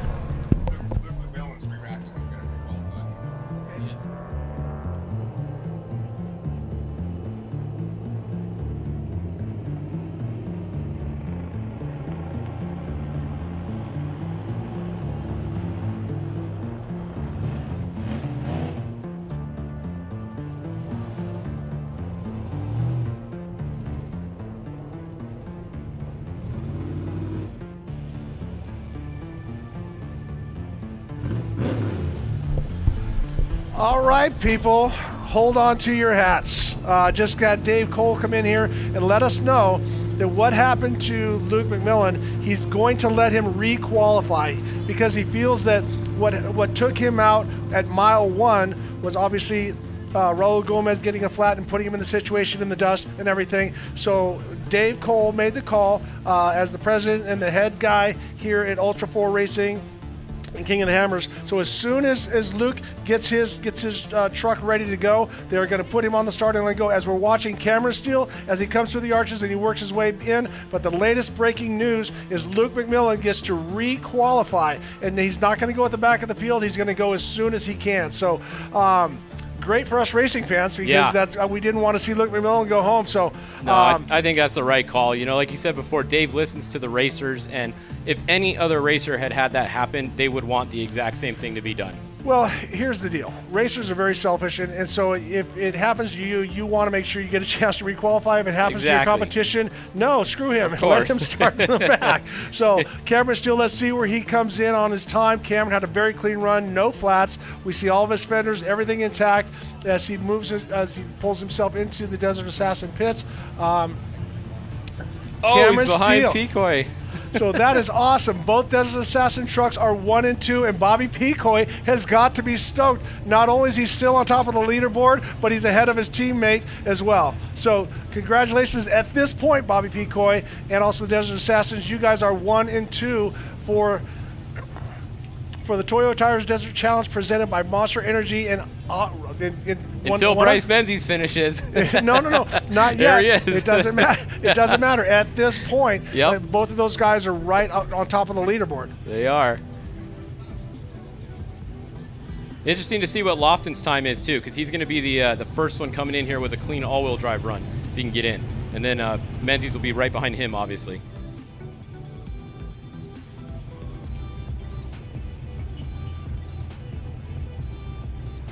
So as we watch the tracker, Menzie is definitely catching Lofton. Now exactly how much we can't tell you that, but we're watching the tracker, watching the distances. So Bryce Menzie's obviously the defending champion. Him and Oren did a great job pre-running. They're definitely the guys to watch, but as we saw what happened to Luke McMillan, anything can happen. That's a lot of desert, and running at this pace, if you're off to the left or the right by 1 foot, there goes a tire. Yeah, and you know, honestly, shout out to Bobby Picoy for being up top there still. Like you said earlier, there's some big names that have ran up here that are no slouches, and he's still holding down that #1 spot right now. But it's not a fluke. I mean, Bobby charges all the time. I mean, between the two, I think he runs harder than Cameron, in my opinion. Cameron sometimes can be a little bit more conservative, holds back, and is a little bit more the long game guy. But Bobby is one of those racers that runs hard all day, every day. He's in great shape. So he definitely, that spot that he's holding on to right now is well deserved. Yeah, definitely. And this is a look at Tracy Graff here in the number 58 on the board.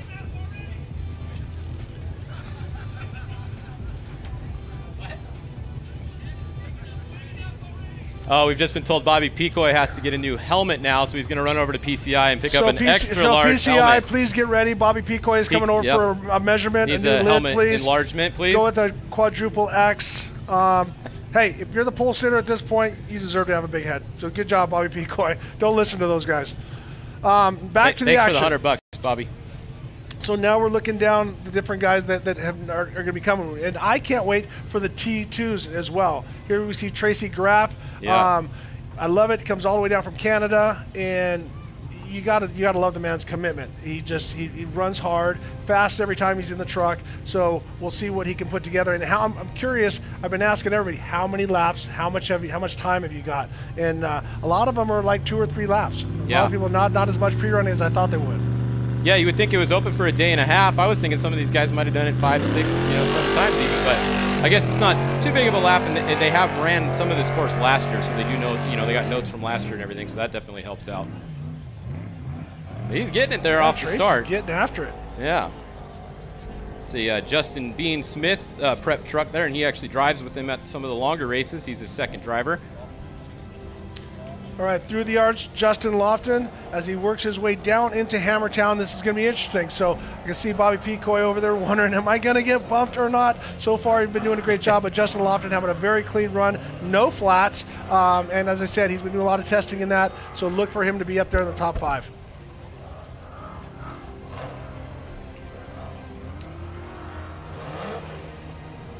Yeah, Bobby, take a picture of that screen while it's there. Oh, there it is. Justin Lofton to the top. Just about 25-49. And now on the line is Luke McMillan. If you're just joining us, we're going to show you what happened earlier to Luke McMillan. Raul Gomez got a flat who started right 5 minutes in front of him. You see Dave Cole going up and telling him something. Who knows? But Dave Cole definitely wanted to give him another chance. So here you see Raul Gomez does not know that Luke is back there. As they're coming up the hill, this is Heartbreak Ridge. You can see the sun is in his eyes, and as it gets narrow up here at the top, Raul gets a little bit of wheel spin, and that completely blinds Luke, and he can't see, and then he gets off to the right, and boom, then he comes to a dead stop and gets stuck. You know, you think, well, he's in a four-wheel drive truck. At that stage, he had to try to back up, and these all-wheel drive trucks do not run in all-wheel drive in reverse, and there you see Luke McMillan, as the dust clears, he was stuck. And then the game began. Jason Duncan getting out, stacking rocks, doing everything that they can as we're watching Bryce Menzies back on there. But it's great to see Luke McMillan get back out there. Yeah, I'm really glad he's out there. And you know, this isn't a series race. There's no points here. This is a winner-go-home race. So, you know, I agree putting him back out there. Give him a good run. It puts on a good show for everybody here when you have the top drivers have good runs and all have good racing. So good to see. Hopefully he's a little cleaner this run. I know he will be going a little bit slower through that one section right there, probably. So we go from T1 to B1, and the first one we have is Adam Lund, and we've been reported they're going to be going every 3 minutes. So we're going to back that down to every 3 minutes, because that was just an unlikely situation that happened between Raul and Luke. But it's great that the truck is good. They checked it out, all good to go. So Luke McMillan gets to re-rack and re-stack. Yep, and this is Adam Householder looking at here on the screen. Number 24, making his way across the desert here in Johnson Valley.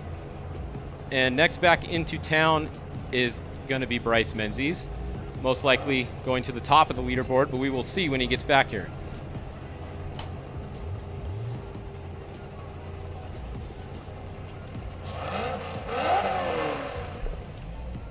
What do you guys think? How many people think that Bryce Menzies is going to overtake Justin Lofton? Nobody. Yay. All right.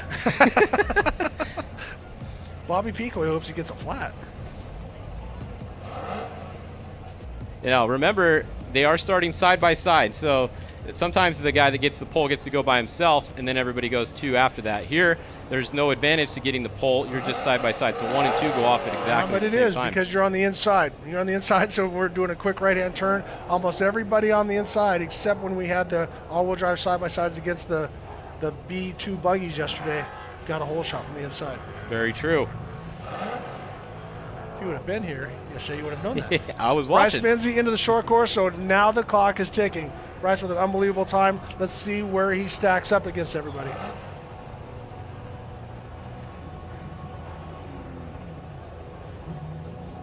There it is, straight to the top. Bryce Menzies, your new leader by over 1.5 minutes.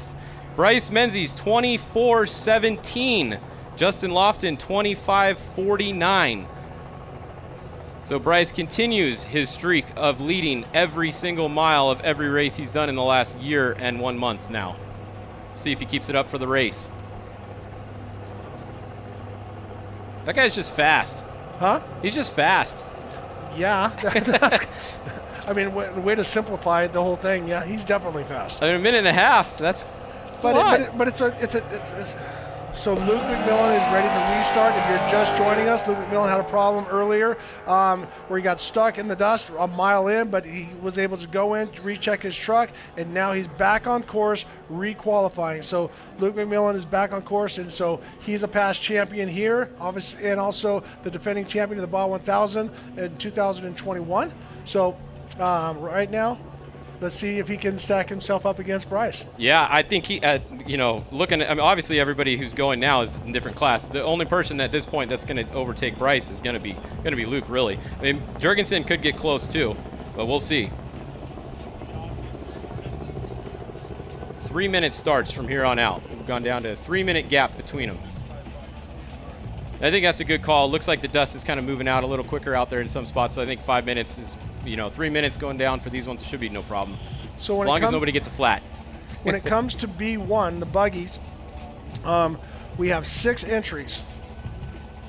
I'm not sure why Casey Curry's in B1. I would have put him in T1 because it's a solid rear axle. Well, he did that at the Mint as well.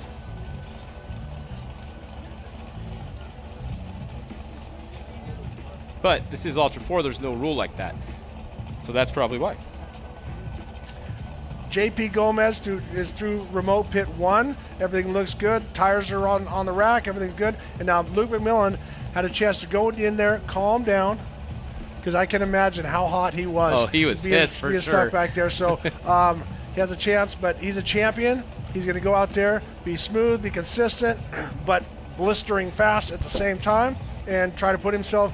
He's going to try to dethrone the current champion because he wants to say that he is the #1 guy when it comes to the Toyo Tires Desert Challenge presented by Monster Energy. Again, because he has 1, but Bryce has 2. No, I know. That's what I'm saying. He wants to regain that crown. Yep. He wants to even it up, 2 apiece.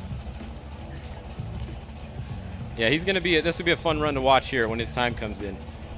Well, right now we have the 4-wheel drives, which are 1 and 2 at this point with Justin Lofton and Bryce Menzies. I should say Bryce Menzies and Justin Lofton, and that put them in 2 minutes ahead.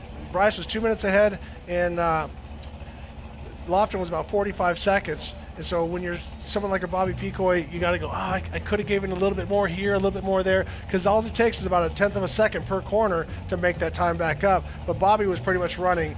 I mean, he was running on the edge. Yeah, definitely. You know, one little lift, and then you go through the corner, and you're like, man, I didn't have to lift as much there, but you never know. You can also go the other way, and you go through the corner, and you wad it up, and you're like, oh, man, I should have lifted a little bit there. As we see the first B1 entry of Adam Lund as he takes off. I believe that is RJ Anderson racing with him today. So RJ obviously everybody out here knows him. He always races the UTV race. He's racing the UTV rock race later this week. He's driving the Adam Lund truck, or B1, sorry, B1. Come on, get it right. Don't.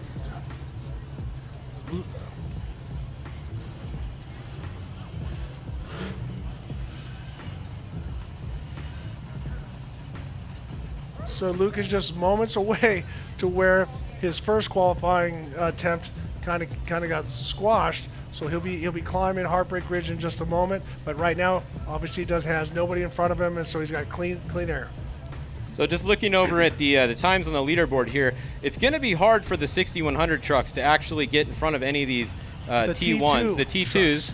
Sorry, the T2s, it's going to be hard for them to get in front of any of these T1s. Obviously, Gomez and Thompson Lettner had flats, so they might be able to get in front of them. Other than that, I do not think that we were going to see 6100s in front of 9th place right now, but we never know. Here's why. Because look at how soft it is, and that soft and then climbing these long gradual hills, that just robs horsepower.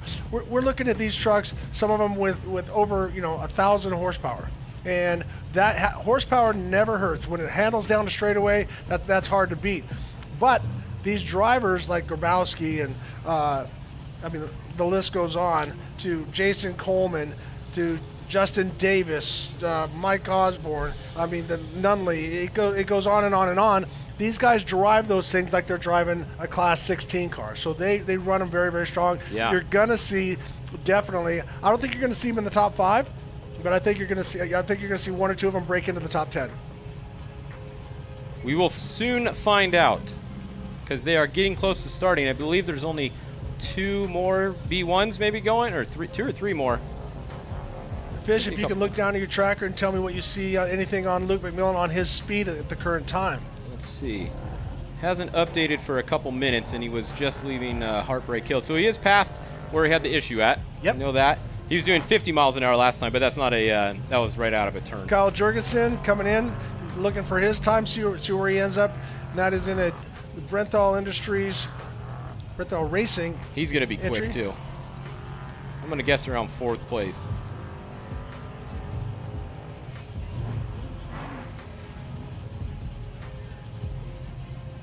Whoa, look at this. 2nd place.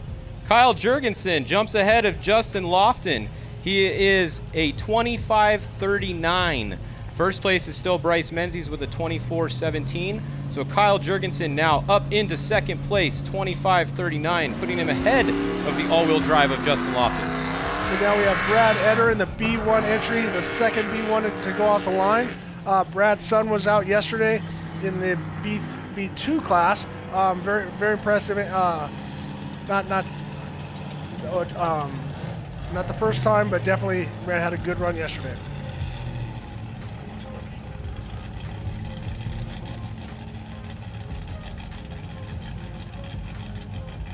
If you're just joining us, this is the Toyo Tires Desert Challenge presented by Monster Energy. I want to throw a shout out to Can-Am, Ford, Bronco, Monster Energy, Optima Batteries, 4-Wheel Parts, Method Race Wheels, Progressive Insurance, King Shocks, Holley EFI, Laser Nut, Toyo Tires, VP Racing Fuels, and also Griffin Radiators. So I want to thank them for their support. My name is Ricky Johnson. You're going to hear Bob Bowers. You're going to hear Ian Johnson. And also next to me, who you're listening to, as we're watching Adam Householder as he charges through this Johnson Valley Desert, is Fish from Fishgistics. Fish, what are you looking at? What do you got going for me? Trying to get another speed of Luke. He's up to 88 miles an hour. Still not in the fastest section. The next update is one of the fastest sections if it pings again, so I'll let you know. So far, the fastest I've seen on the tracker is 100, but I believe Bryce was going faster than 100 in some of those helicopter shots for sure. Adam Householder definitely laying it down. Yeah, Householder's having a pretty good run here. He's getting it right there. Look at that thing work over the... Check up a little bit late on that one. That's one of those, hang on, and your co-driver says, what do you mean hang on? I'm strapped in. But it's just kind of a natural thing for a driver to say. I don't think there's anything cooler than watching a T1 truck go across the desert at full speed. Especially with a rad helicopter shot like we have out here. Well, when I first started driving these, the very first time I got into a truck was with Larry Ragland. And that was the Nelson & Nelson Class 8. And I thought that he was going to kill me. I thought for sure there's no way he could read terrain this fast because I was looking 40 feet in front of it. But then as you start to get used to it, as you're watching Adam as he works his way through, and the technology, how it blows your mind. You think the same animal that designed a horse and buggy designed this same thing. And that wasn't that long ago, about 100 years ago. Yeah. They had horse and buggy. As you see in the B1 entry, number 2, Casey Curry. Now this is an all-wheel drive, so he calls it his, what does he call it? A trophy something? Yeah. Trophy Jeep, I think, or something like that? Or something like that, but he it's got the long arms in the back, so he runs it both in the rock racing and that. So, and that's the thing. Casey's had a few years to get this dialed in. Obviously the family, his uncle, his dad, Curry Engineering, have really given him some great equipment as well. And you got to give it to him. Was the first one, him and Ricky Braybeck, to win the first Americans to win the Dakar Rally. So a champion by many different forms, as well as a pro light champion back in the torque days.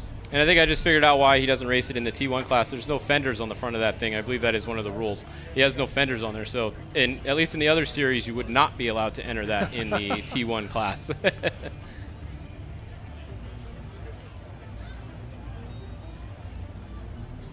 And looking at the tracker, oh no, it looks like there is a problem for the 58 Tracy Graff. Tracy Graff in the 58 is at 0 miles an hour. He is just past remote pit 1 by a couple miles, but he is stopped. That is a current update. So bummer for Tracy Graff. Hopefully it's just a tire and they can get it going again. But not good news for the 58 right now. As we're watching JP Gomez as he navigates through there, that same helicopter was following Raul. Obviously, that's with the Gomez brothers. Watch them all week. So between the whole family, they're out there running JP, Raul. Now we see Luke McMillan down the lower right, making it through remote pit 1. So Luke McMillan, no problems. He's rolling as we're starting to see the T2 entries work their way up to the line.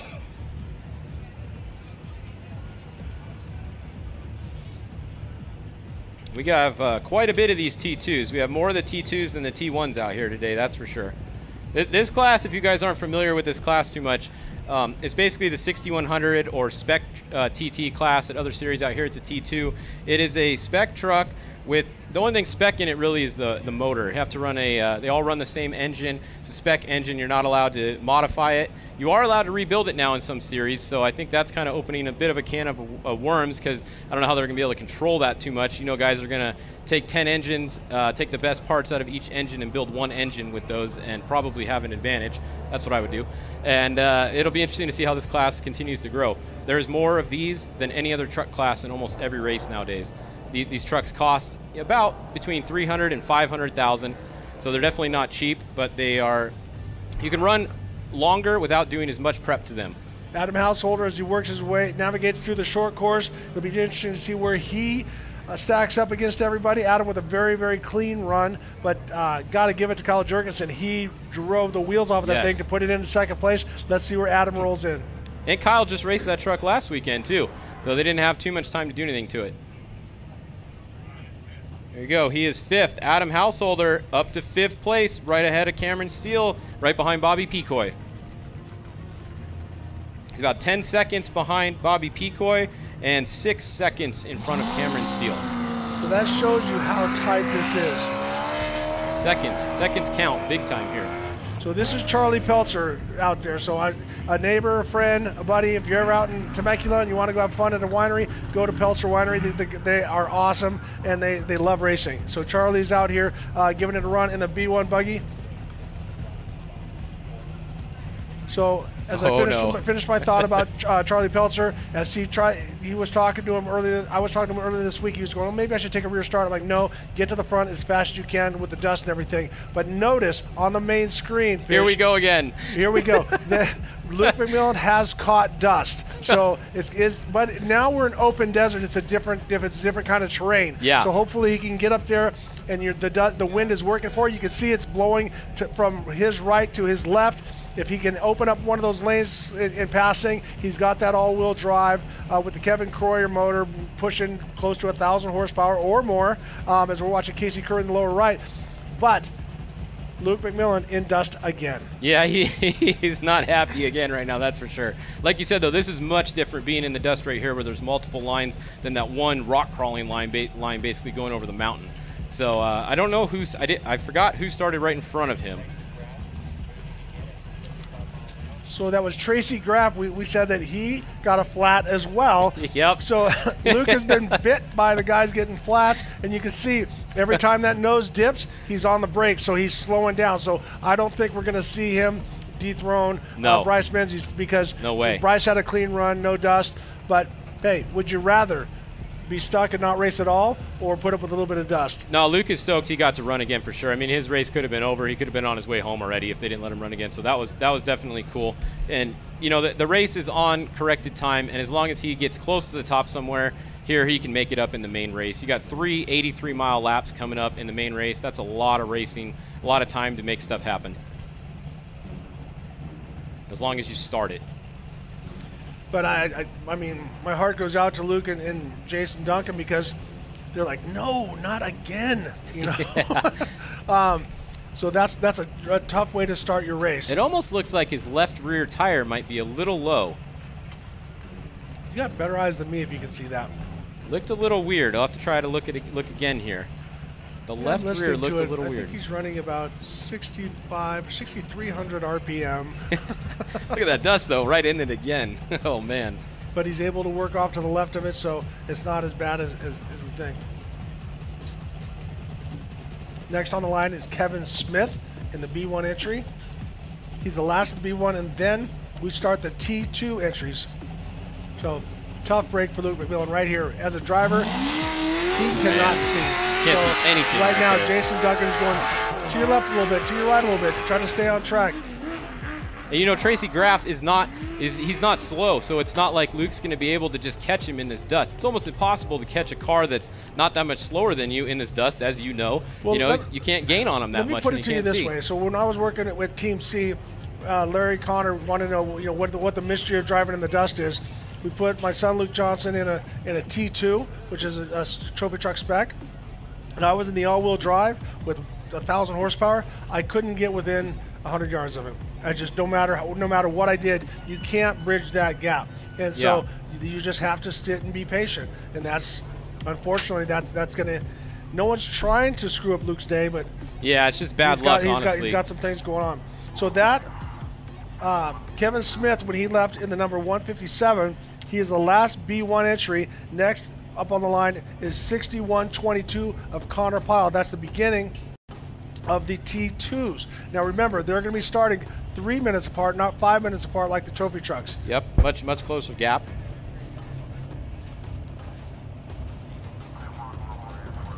So JP Gomez should be next. Is that him? JP Gomez, as he works his way through the arch down into there. JP with a very clean run.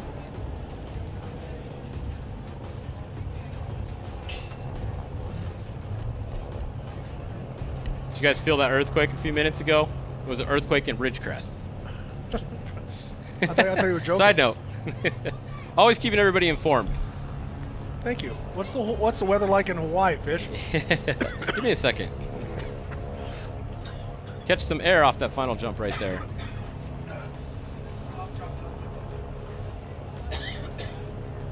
It was a 4.3 earthquake. There you go. There's some more details on it. 4.3 earthquake at Ridgecrest. Thank you, Fish. Surf is breaking in Hawaii. 3 to 4 feet with good form, offshore breeze.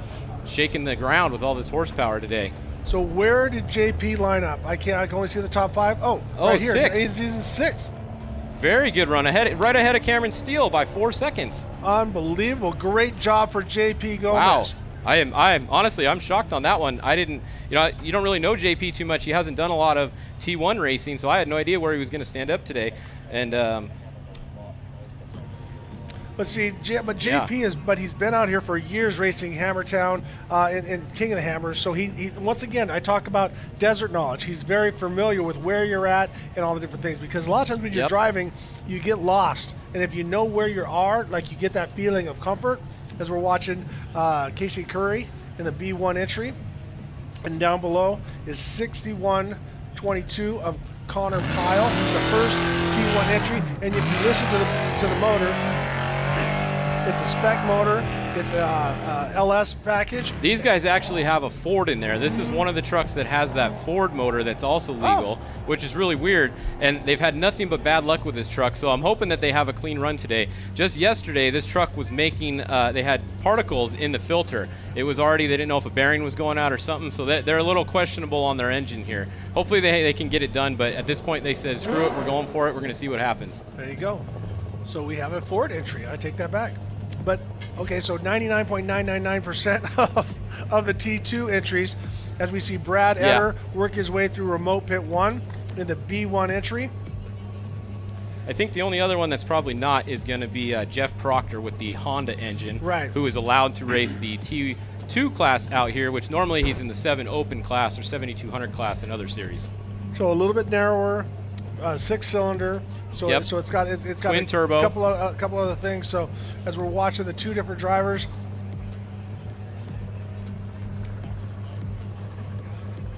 well, that looks like JP Gomez, but that must be an earlier shot. Yeah, that was a little weird. Casey Curry in the lower right.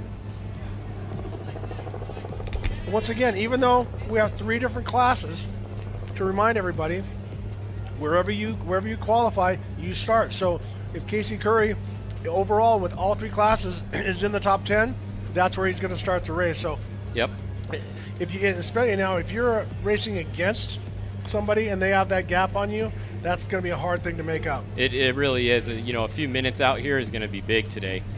So you figure if you have to beat the guy in front of you, you have to pass him and then put the time on him that he beat you in the prologue. So, and once again, there's a little math that goes into it. As we're watching Casey Curry as he's running blistering fast across the desert in that B1 4-wheel drive trophy Jeep. That's what he calls it, I think. I think that's what it is, a trophy Jeep. They'll come up and correct us. If we're wrong. If we're right, they won't. All righty, I got the thumbs up from Ray Curry. It is officially called the trophy Jeep. There we go. That's what I thought. I didn't get a thumbs down from Ray, so I'm stoked. All right.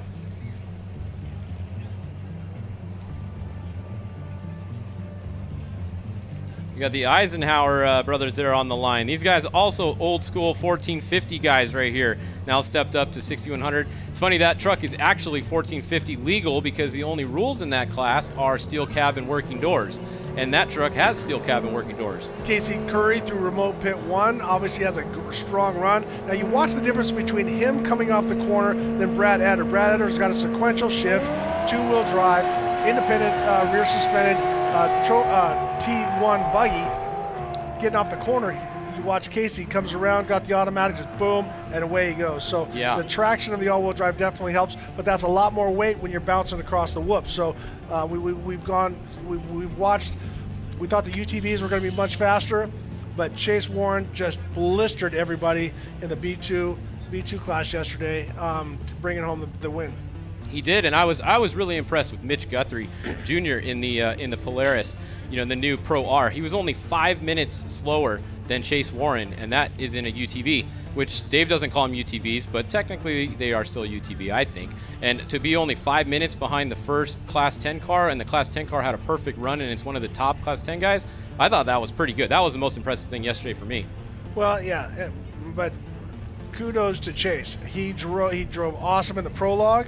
He drove awesome in the whole race. I don't think zero flats was pushing it. You know, yeah. With these guys in the class 10 cars or the B2 class, they're on the pipe all day long, and so that's why you've seen so many guys like Bryce Menzies, Rob McCachran, and the list goes on and on. Luke McMillan, the starting class 16, then 10, and then into trophy trucks. Yep.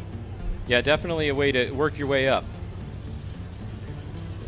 So it's Casey Curry there on the top in the trophy Jeep. Who do we got down bottom there? Oh, that's footage from earlier, yeah. Unless Bryce Menzies decided to go take another lap. Footage because we saw JP Gomez as well, and now we're watching Bryce Menzies as he's navigating his way through. So we're gonna put in some other shots, but as up on top is Casey Curry in that trophy Jeep B1 class.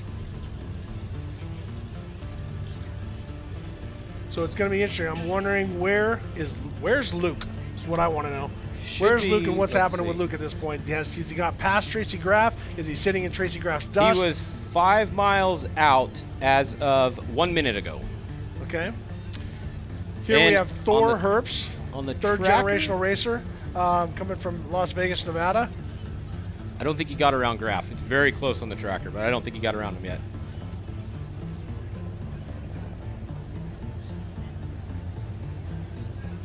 Graff should be coming back in pretty soon, actually. Casey with a strong pace. I love watching the front to see how much input, how much the front affects the back, and they've done a great job dialing in that trophy Jeep to where it's very balanced, very driver friendly at the high speed, but obviously Casey knows how to short course as well, so he can throw that thing around.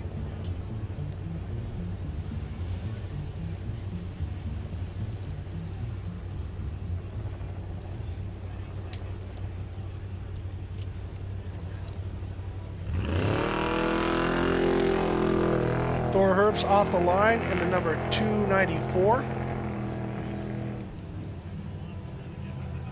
And here we go. I have been corrected on the pile truck. It is a Chevy motor, but it is an LT1. It used to have a Ford motor in it when it was a Trophy Light R8.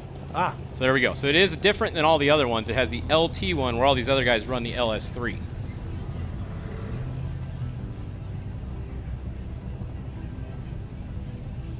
I think we're watching Kyle Smith.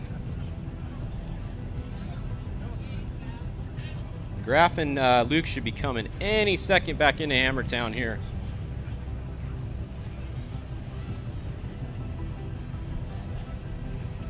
Yeah, I don't see Luke having the #1 time after sitting behind Graff this whole time. He's just going to be happy to be on the board with a time at this point. I could be wrong, but I'm pretty sure we're watching Kevin Smith in the number 157 B1 entry. That's the helicopter door. It is a beautiful day. If you guys are close to Hammertown, you guys got to come out and experience this.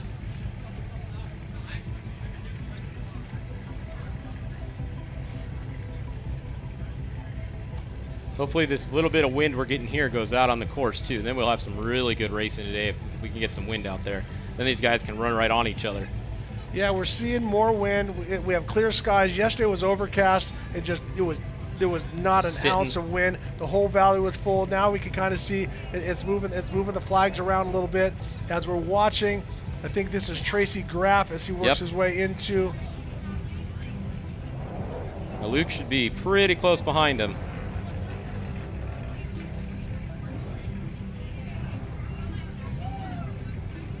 Oh, Tracy got pushed it a little bit.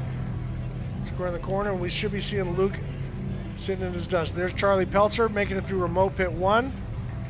Chances are that top tire there on Graff is flat. That's what he was stopped for earlier.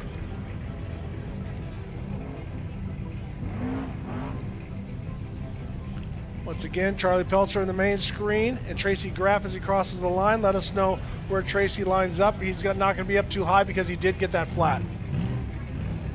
Not showing a time for him yet, but when it does update, I'll let you guys know. On the line is Brad Lovell. Luke should be coming in any second. 38. And Luke McMillan has now made it into Hammertown. Obviously, he'll be a little frustrated, but he's hoping that he's got a top 10 qualifying.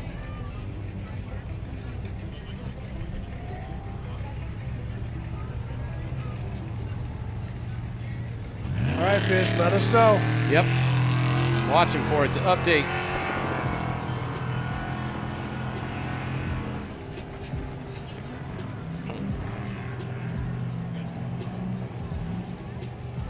Brad Lovell is off the line.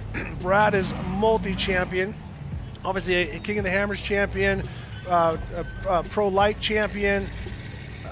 He races anything, any place, anytime. So Brad knows this desert very, very well. As we talked about with the Gomez brothers, knowing that Brad has been coming out here with his brother racing in the Hammers race, in the Everyman Challenge multiple times, so he knows this desert very, very well.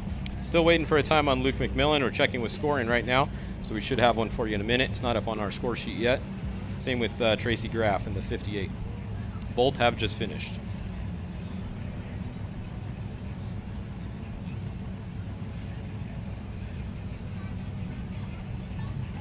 Once again, watching Charlie Peltzer as he navigates through the high-speed sections. More T2 trucks on the line.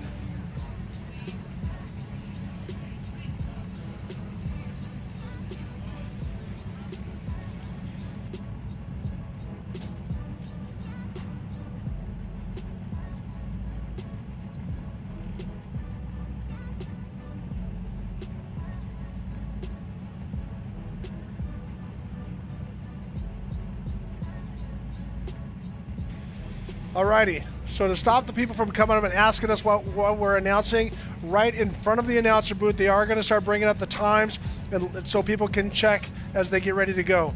As we're watching, we're still waiting for Luke McMillan's time. We're watching Mike Osborne ready to go. That is in one of the original Mason Trophy Spec trucks, T2 trucks.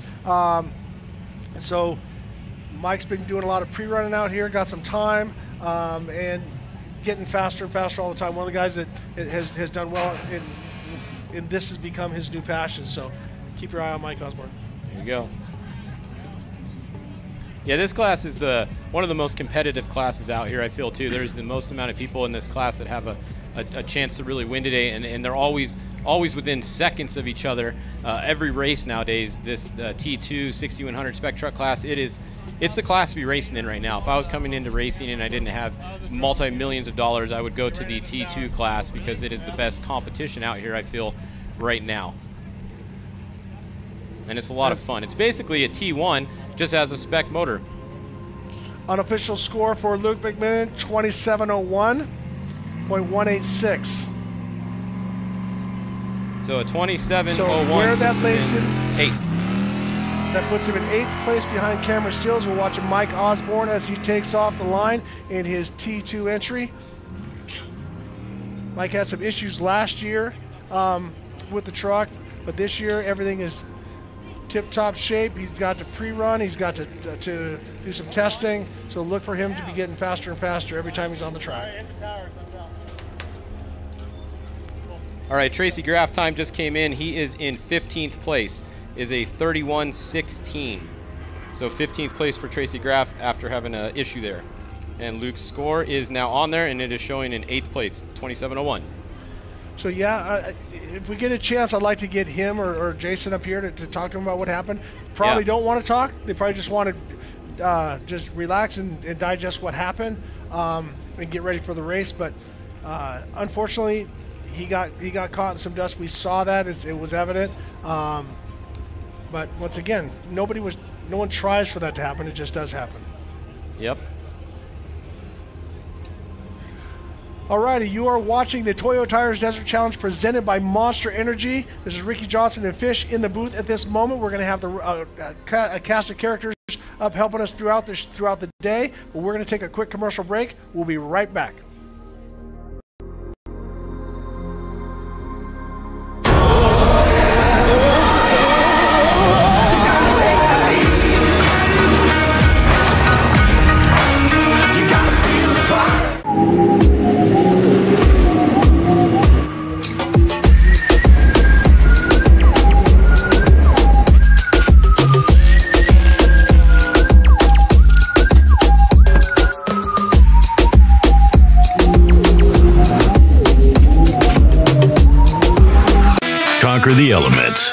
handle the most extreme environments, and dominate the desert and trails with King's new 2021 Ford Bronco 2.5 OEM Performance Upgrade Kit.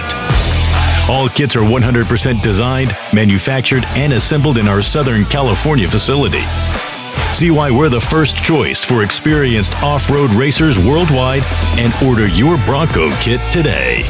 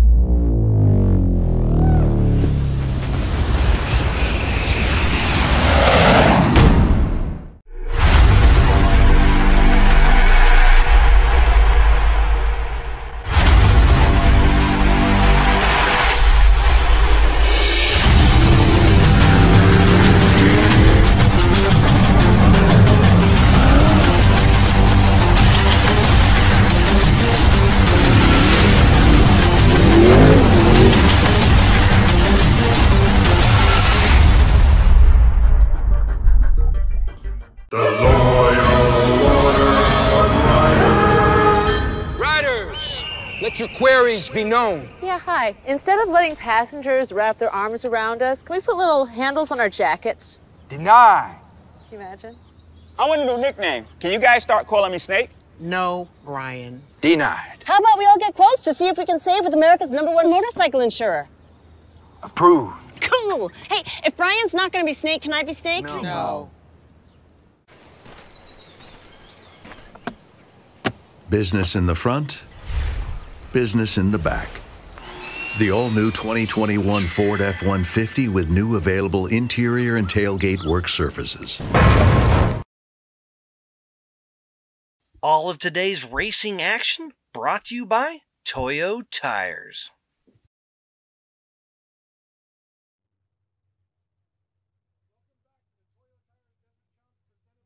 Energy. This is Ricky Johnson and Fish in the booth. We're calling it off right now. You're watching the Prologue. So if you're just tuning in, we're going to give you a little bit of what's going on. If you've been there, you've heard it, what's happening. But right now, Bryce Menzies is sitting on top of the board. Fish will give us a rundown on who the top 10 is at this time. But Fish, there's been some drama as well. Obviously, we saw Luke McMillan got caught behind a driver that got a flat. Ended up getting stuck.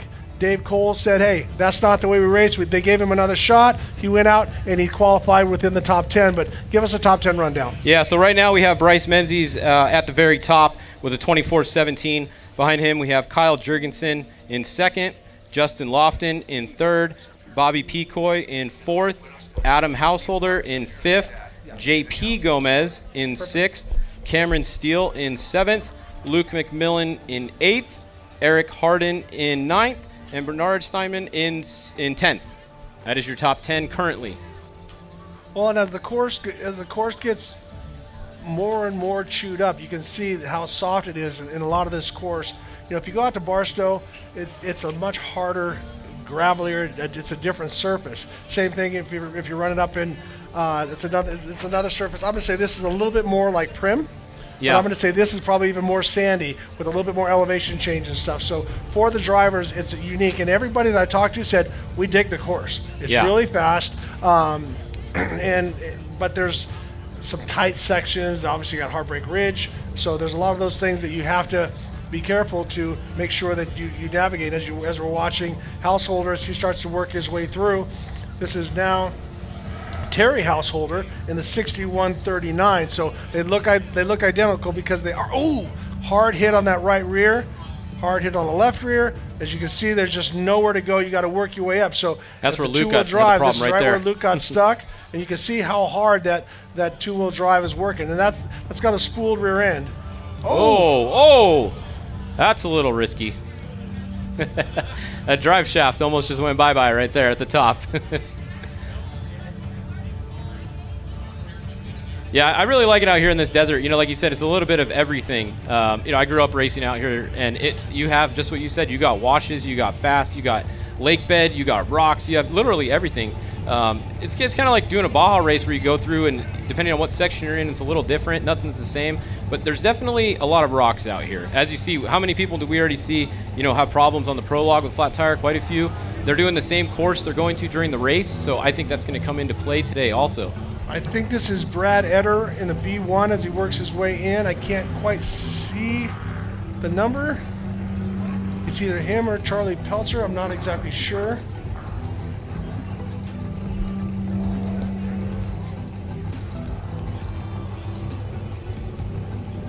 Up top, that's Thor Herbst, I believe, one of the, the 264 there. So that is one of the Herbst kids. It's pretty cool. That family has been racing off-road for a long, long time, you know, in the Score Series, TT class, all different classes throughout the years with the Truggy, a little bit of everything. Now their kids are all racing in Herbst Smith-built trucks in the 6100 T2 class. So pretty cool to keep the generation out here in the desert and keep them racing.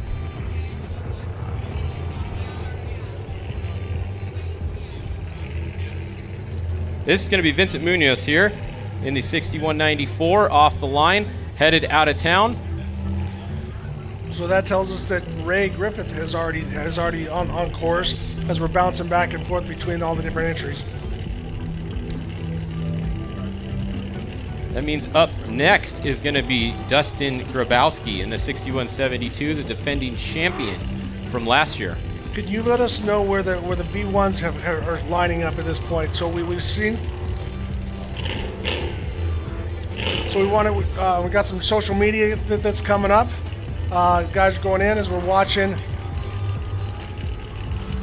the different.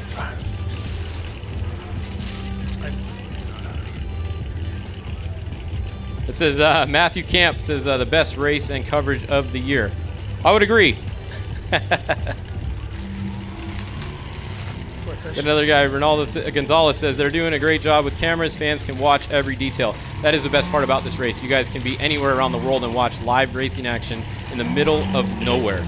Penny Pack Mountain Bike says the drones are amazing, but you know a lot of this is helicopter footage. We got the Method Race Wheels helicopter out there, piloted by Stevie Wright, as we're watching Brad Lovell as he works his way through the desert. It's going to be interesting where the T2s line up against the B1s and that. So if you can look down the schedule and let us know where the B1s, I think we've had a couple finishers. Brad Eder finished and Adam Lund. Adam Lund up to 12th place in the 103. So that was RJ Anderson, I'm pretty sure, driving. He has a 27.50. He's 4 seconds behind Tim Herbst. So once again, Adam Lund is in 12th place, and then Brad Eder is in 18th place.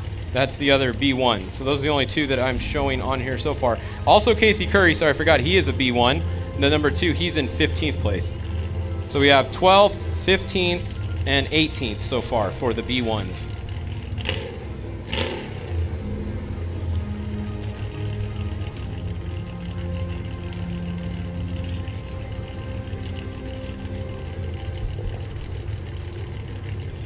So that is Brad Lovell there on screen. And he finished 3rd in this race last year. So he knows what to do at this race to get on the box.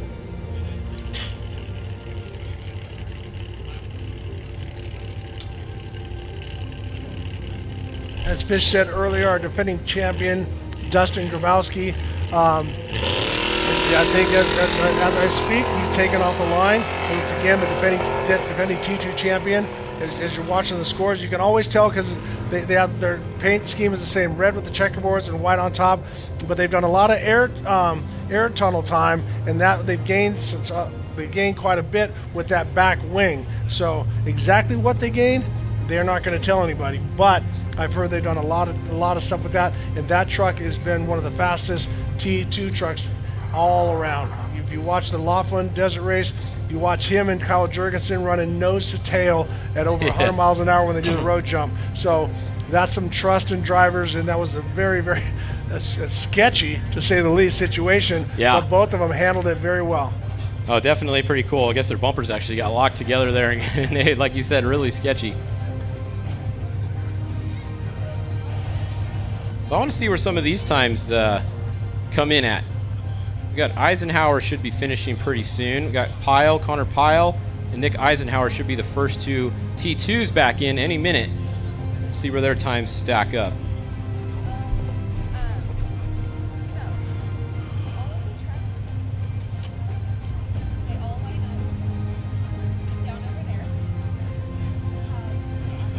Brad Level is one of those guys that can drive anything. As I said, he's a short course champion. He's a Hammers champion. He's a desert champion. I mean, he is one in everything that he does, and just such a great ambassador for his sponsors, for Amsoil, for BFG. You know, everything that he does, he's just definitely first class. So, and he's definitely one of the guys to watch when it comes to T2. Yeah, he's definitely going to have a strong showing out here again, I would expect. But I can't confirm it, but I'm pretty sure that Dustin Grabowski also raced the 5 car yesterday. So he's got a lot of desert knowledge as well. He was out here running that.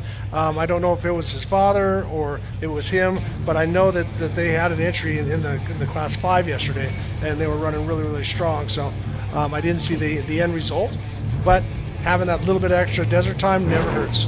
I saw the end result of their front bumper yesterday. That thing was pointed straight up in the air, and they hit something pretty hard. Oh, he was driving right here. Driver's right in front of us. What'd you guys hit? You hit a car? Yeah, they hit another car. That bumper folded in the front. That's part of desert racing. You gotta move people if they don't move sometimes. So Dustin wasn't driving? No, that's not Dustin right there. Yeah, no, I know. Dustin's on the track. That's the rest of the family. That's what I was saying. I wasn't sure who was driving, but that car looked great yesterday. Good job, guys.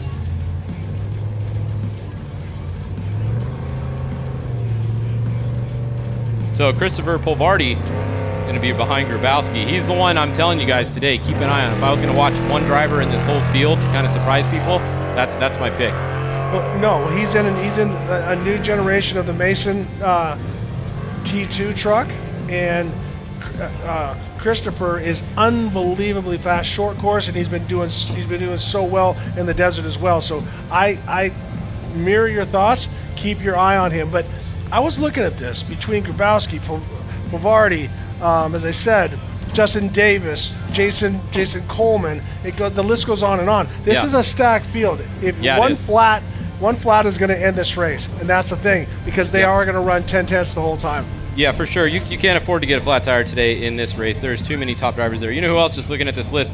Connor McMullen, who is right behind Christopher Polvardi. He is one of the fastest kids out there right now in anything he races. He's been overalling some of the smaller races in the 6200 car.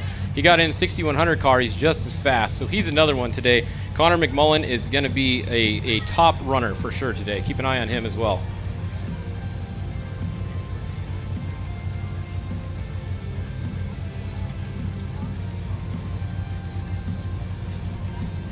It looks like Householder there down on the bottom. Terry Householder, Adam's dad, in his 6100 truck. He's about to make the turn at pit 1, start heading back towards Hammertown.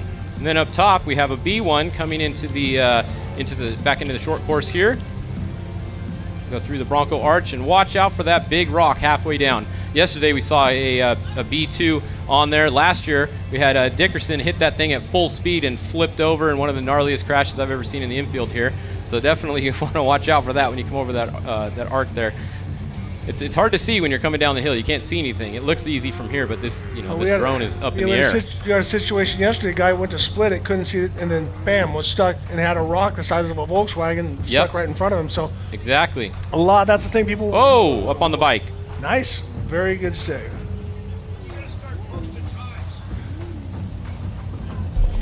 They said they're going to post them right here. That's what they said. That's what they said. They're going to start posting them right there. Right here. Somewhere right in here. That's what they told me. All right, so I'm going to look back here now. We got, let's see, who's that coming in? Is that Householder again? Yep, Householder there. You're watching Terry Householder as they navigate through the desert.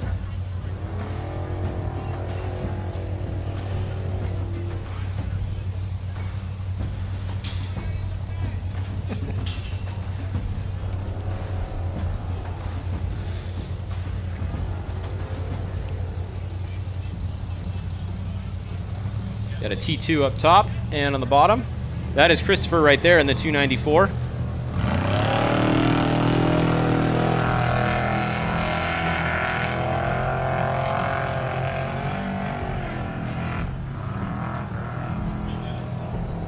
here comes a T2 in. I believe it's going to be Pyle, the first one off the line. Let's see where their times stack up. Here's your first T2 coming in. In 15th place, Connor Pyle, 15th place, right in front of Casey Curry in the B1. So 29.13 for Connor Pyle moves him into 15th place. First T2 on the board.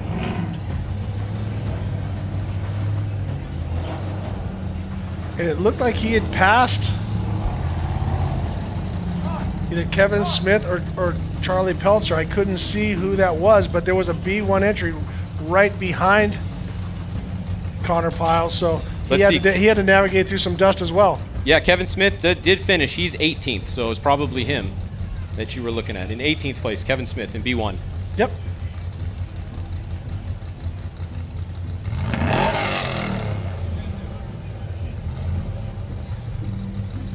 There's Brad again.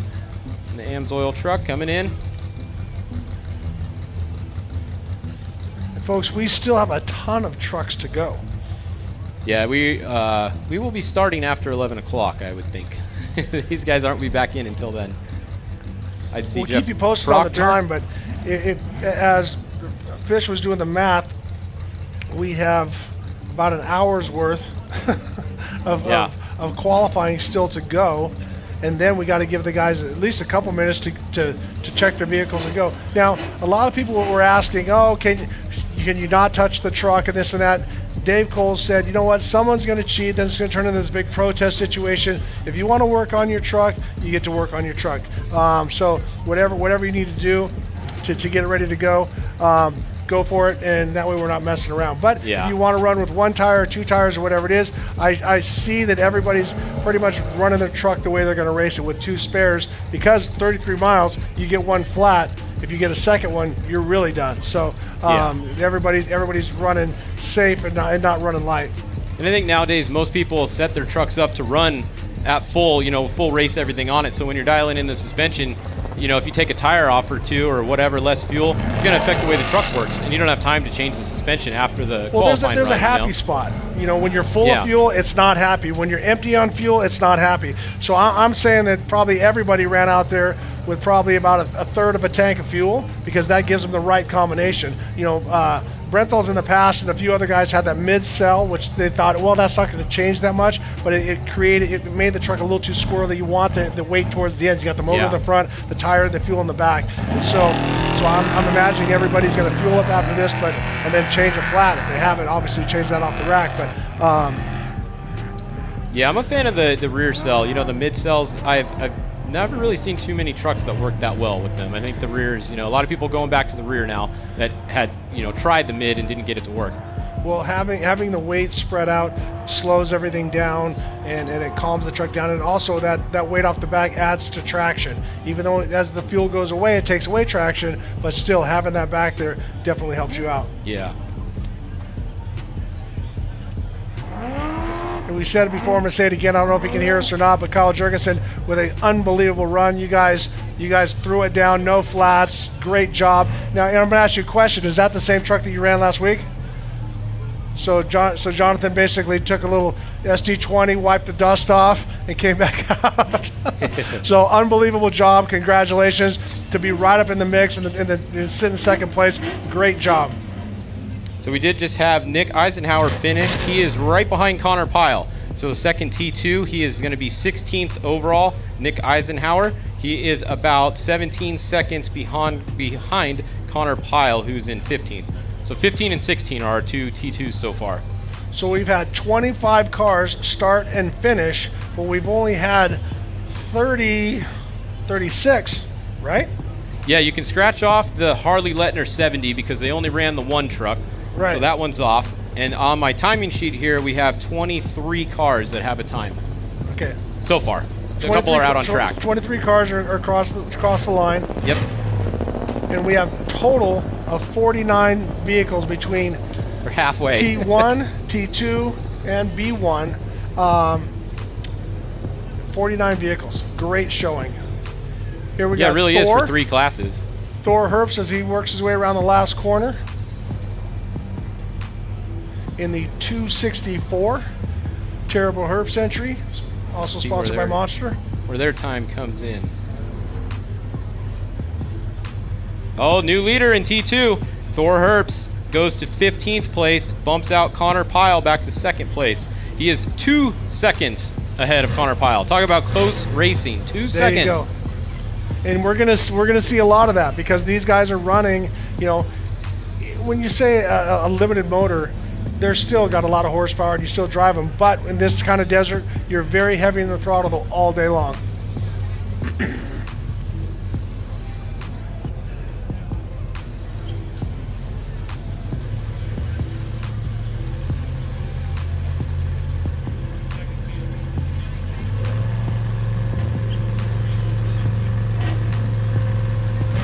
Yeah, they really do a good job with the setup out here. After you guys are done, you see a lot of drivers coming over here. You can come and watch on the Jumbotron, watch the rest of your class, see where you stack up. So pretty cool. Even when you're out here, you can watch the same coverage that you guys at home are watching, just on the Jumbotron. So off the line is Travis Chase. He's in that new generation.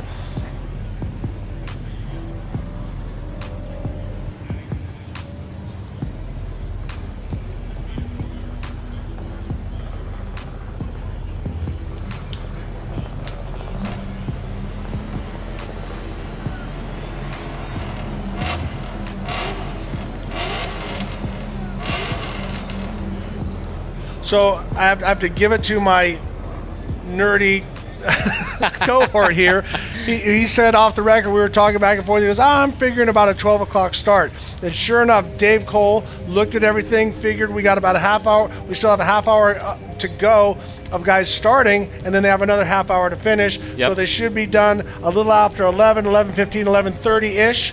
And then we are going to go live with the Toyo Tires Desert Challenge presented by Monster Energy with a B1, T1, T2 challenge at 12 o'clock. So get your stuff ready to go. Fish, if you could give us a rundown of the top 10 currently. Obviously, Bryce Menzies out front and Kyle Jurgensen second, but take it away. Yeah, it's Bryce Menzies, Kyle Jurgensen, Justin Lofton, Bobby Pecoy, Adam Householder, JP Gomez, Cameron Steele, Luke McMillan, Eric Harden, and Bernard Steinman. And then in B1, the first qualifier is in the 12th spot. The second qualifier, the first qualifier is Adam Lunn in the 12th spot. Second qualifier is Casey Curry in the 18th spot. And then Kevin Smith is in the 20th spot. Brad Eder, 22.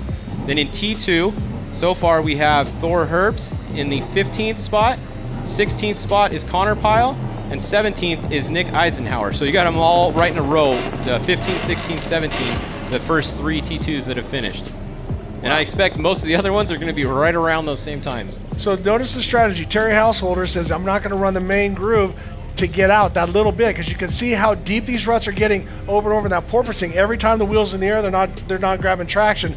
So sometimes what I kind of promote to people is condition over position. Even though this is the right position to be in, the condition of the surface is definitely something that you want to look for. And Terry Householder is looking outside the box, as we see Brad Lovell working his way in. So let's see where he stacks up against Thor Herbst.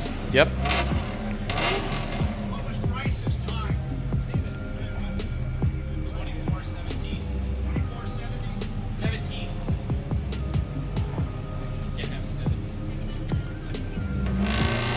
Alrighty, and where's he at, Fish? All right, let's see.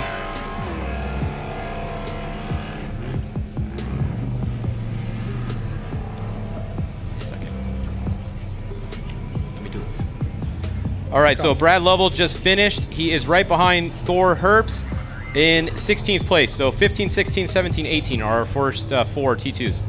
And here we go. We get our first toss of the weekend to Tiffany Stone at our remote pit 1. Tiffany, what do you got for us? Welcome everybody. We're here at the remote pit. My name is Tiffany Stone. And aside from the main pit, drivers and teams have the option to have a remote pit out here. Now, this is going to be very crucial. As you can see, majority of the teams are already set up waiting for their co-drivers and drivers to come through. This is going to be a key crucial place. This is where they'll be able to fuel up, fix anything that's happened out in the desert, and we're going to be able to be here all day long. So stay tuned. I'll be back with some more information from the drivers as it happens.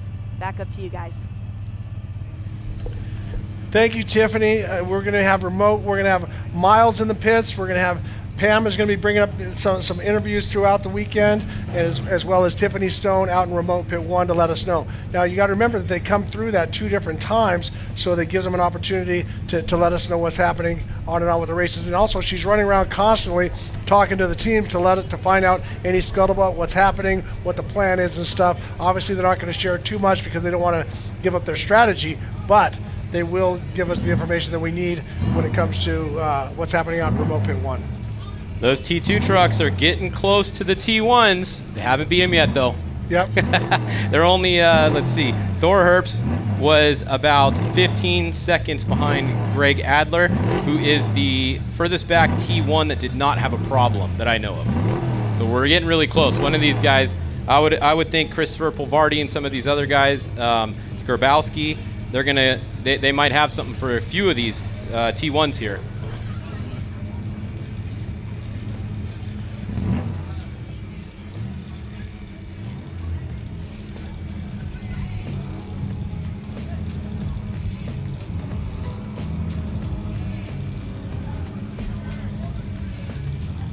I think that might be Polvardi right there. Polvardi.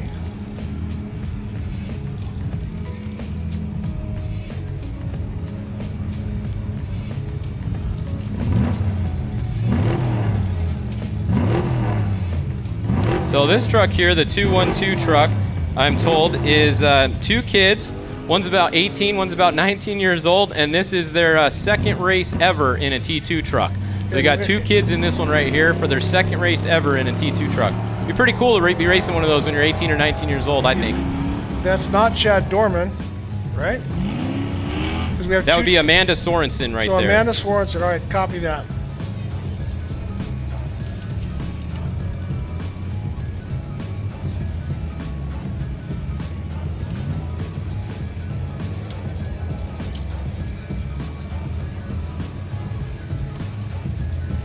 Next on the line, I'm pretty sure, is going to be Chad Dorman. Yeah, we'll find out what his number is in a second here, I guess. It doesn't have a number on our list.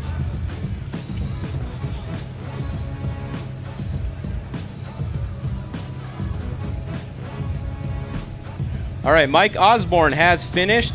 He is now in second in T2. He is in the 16th place overall. Run. So there you go. That is a great run for Mike Osborne. 6 seconds ahead of Brad Lovell. Pretty new guy to racing. Been racing a couple years. For him, he's got to be happy with that starting spot. Obviously, we haven't seen the defending champion Dustin Grabowski come in yet. We haven't seen Christopher Polvardi yet. We haven't seen Connor McMullen. As I said, we still have a lot of really fast T2 trucks on the course at this time. Yeah. Also, the 246 that's out there right now, James Scully. It's actually Ryan Millen racing with him, so he's pretty quick too. That should be a good time for that truck with Scully. Yep. Okay. Well, Ryan comes from an unbelievable lineage between his father, his brother. I had the opportunity to race against Rod, and then also race with Reese and do some other stuff with him. But Ryan, I've been so impressed with how his car control and his just sheer overall speed. I mean, he drives the heck out of a truck. Yeah. So we got to keep our eye on them as well. Yeah, and he was actually mentoring the Herbst kids for a little while in the spec truck. He would ride with them, and then he would drive at the same time, and they would ride with him. So I think that was pretty smart of the Herbst to put somebody like that in the car during the race, so that he would teach them how to do it, literally show them how to do it, and then the kids would drive and he would co-drive. I don't know if I'd want to co-drive with newer people, but some people like to take more risks than other people, I guess. That's true. So do you know if Ryan is qualifying or if is Scully qualifying? Well, I believe it's going to be Ryan now. He told me initially when I came out with my list that nobody liked, almost got me killed, that he was going to have James probably do it because they were in the back. But now, this random draw they did, he's more so towards the front of the class, so I would assume it's probably him in there now. Just a guess, but that would be an educated guess.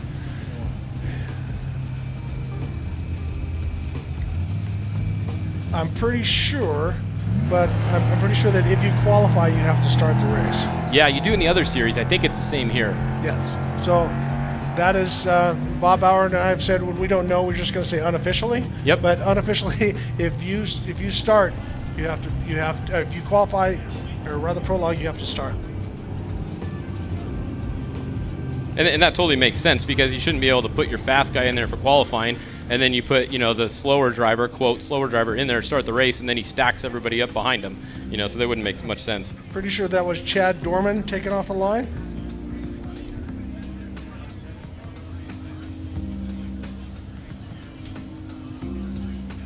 As we look below, that's Means Butte. That's remote pit 1.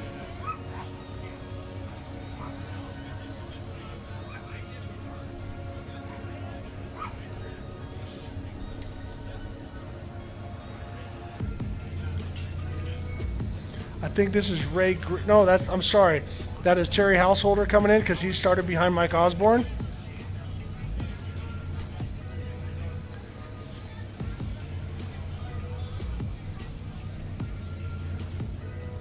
Travis Chase in the main screen. And Terry Householder has now crossed the finish line. Fish will let you know as soon as he's done texting somebody on where Terry Householder is lined up.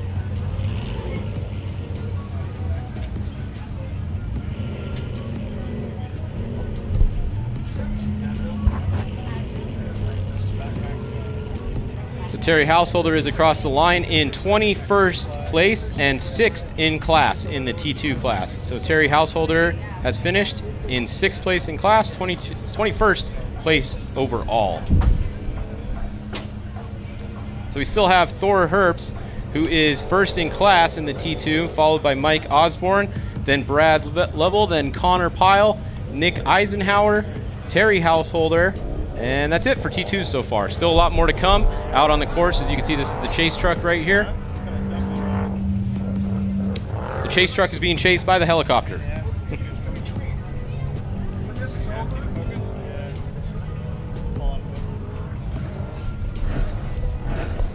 That should be Ray Griffith coming back into town in the yellow truck. That's always an easy one to spot. Kind of like Pistol back in the day. You always knew when Pistol was coming because it was the yellow truck. Now you know if it's yellow, it's probably Ray coming. Ray sending it off the finish line, definitely holding her pin. Let's see where his time is.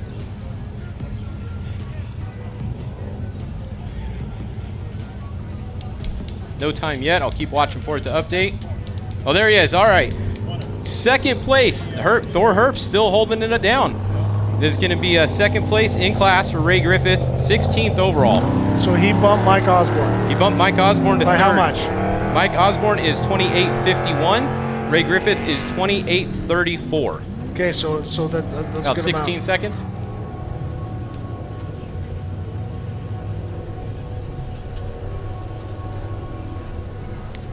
So we should have Vincent Munoz and then Dustin Grabowski coming in. So it's going to be interesting to see where these two guys line up.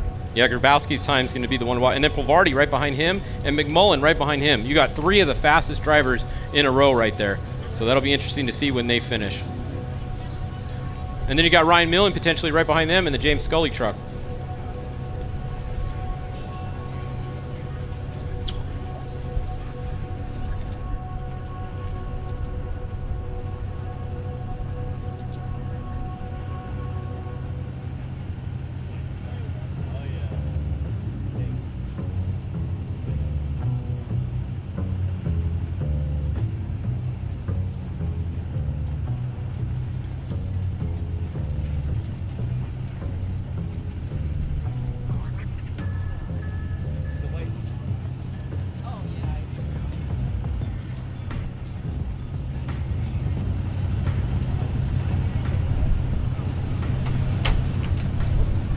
All right, so look around Hammertown here.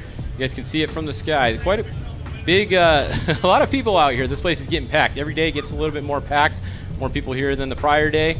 And that's a cool shot of the race course there coming back over Hammertown into the infield. Last night they had the Class 11 shootout there on the short course. Congrats to Blake Wilkie winning it once again. So that was always fun to watch those Class 11s. All right, we want to remind everybody there is a slight adjustment because with the situation that we had out there with Luke McMillan and stuff, there was a slight delay. that we are going to move the start from 11 to 12 o'clock. My man Fish here figured that out exactly. He hit it on the head. By the time we get the last guys in, we still have a couple trucks to go. Jason Coleman is going to be the last one off the line. So we're still at around 30 minutes for this qualifying prologue. So that's got to give him a couple minutes to get back, get himself situated, refuel the vehicle, get out, stretch your legs for a second, then go. But once again, we're going to have a 12 o'clock start, and we'll be going, and we're going to have tons of coverage for you between drones, remotes, helicopters. We got Miles, we got Pam, we got everybody. We got Tiffany Stone, we got Bob Bauer, we got Ian Johnson. We have a cast of everybody to try to give you as much information as possible and keep you motivated to keep watching this. So we want to thank you guys for watching we're not going anywhere, but I'm just thanking you at this point for watching the Toyo Tires Desert Challenge presented by Monster Energy. Here we go. I got the answer to the Ryan Millen one. He is driving the last 2 laps. So he's not qualifying. It's going to be James Scully qualifying. Ryan's going to get in and drive the last 2 laps. That was a quick update on the number 246. Now, if you guys are looking at the numbering system and you're not familiar with it, there is 2 different numbering systems that are in play here today in the T2 class. Some of the cars have the 6100 numbers. That is for one race series that they race in, and then some of them have a 2 number, like a 264 or something, that is for a different race series. Well, I'm looking at my map and I see Dustin Grabowski currently at 87 miles an hour. So he's not that far out. We're going to be seeing him in just a little bit, but he does not have anybody in front of him, so he's got clear air. So our defending champion looks like he's in a great position. So once again, you are watching the Toyo Tires Desert Challenge presented by Monster Energy. We are about 3/4 of the way through this prologue. We're going to step away for a break. We'll be right back.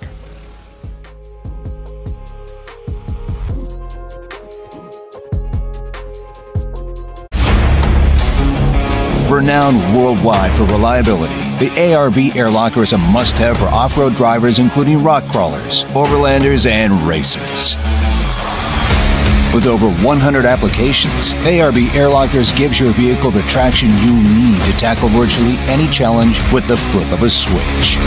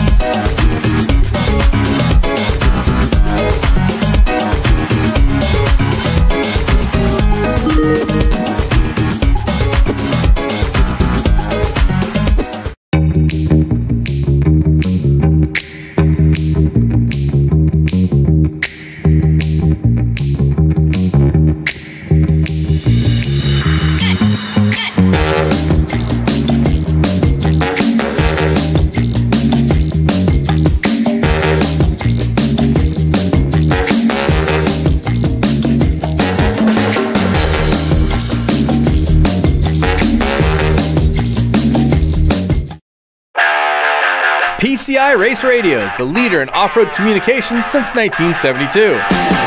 Our equipment was developed for racing in Baja, perfected for enjoying the weekend with family and friends.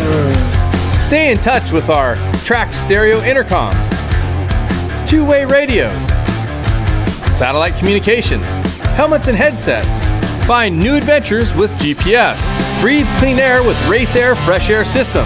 PCI has the highest quality communications, navigation, and safety equipment, backed by the best support in the industry. Find us at hundreds of events each year, supporting our equipment on site and providing the PCI Weatherman Relay.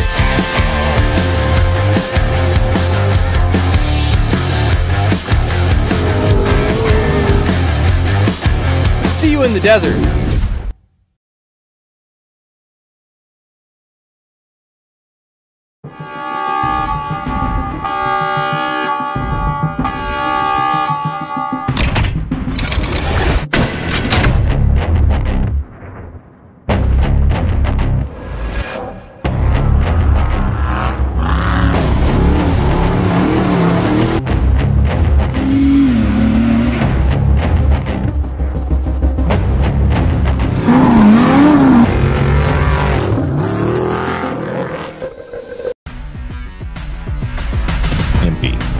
A tradition of performance. For over 60 years, a brand synonymous with VWs. Known around the world for quality, speed, and innovation.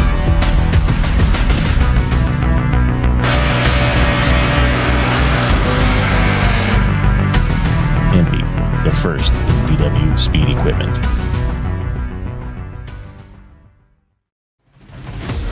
Rocks, sand, heat. Life off-road is tough. We wouldn't have it any other way. If AMSOIL products are designed for this kind of punishment, think about what they can do for your daily driver.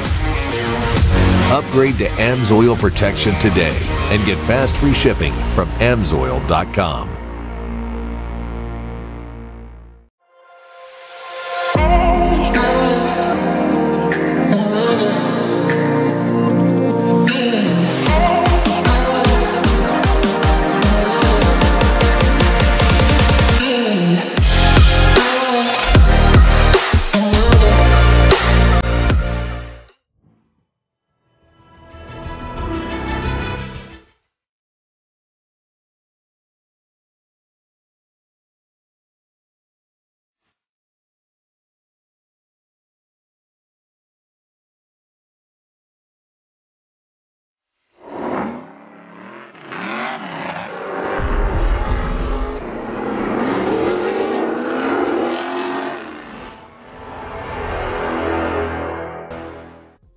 Welcome back to the Toyo Tires Desert Challenge presented by Monster Energy. This is Ricky Johnson with Fish. And while we were gone, folks, everything has been blown off the T2 class. Fish, take it away. Yeah, while we were gone, Dustin Grabowski came in and knocked Thor Herbst off that #1 spot in T2.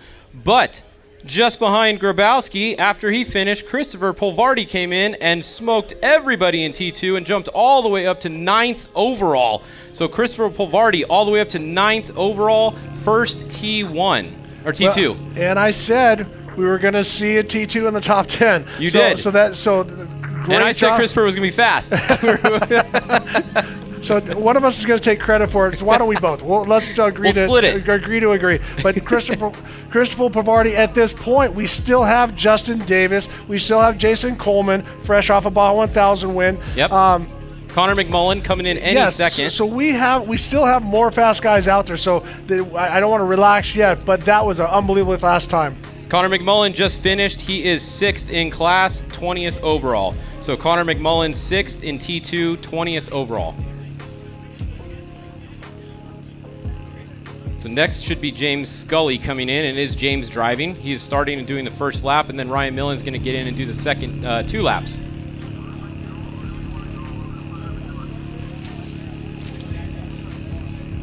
So these T2s, just looking at the scoreboard, are really all stacking up together. Check this out. From 16th place all the way down to 23rd is all T2s.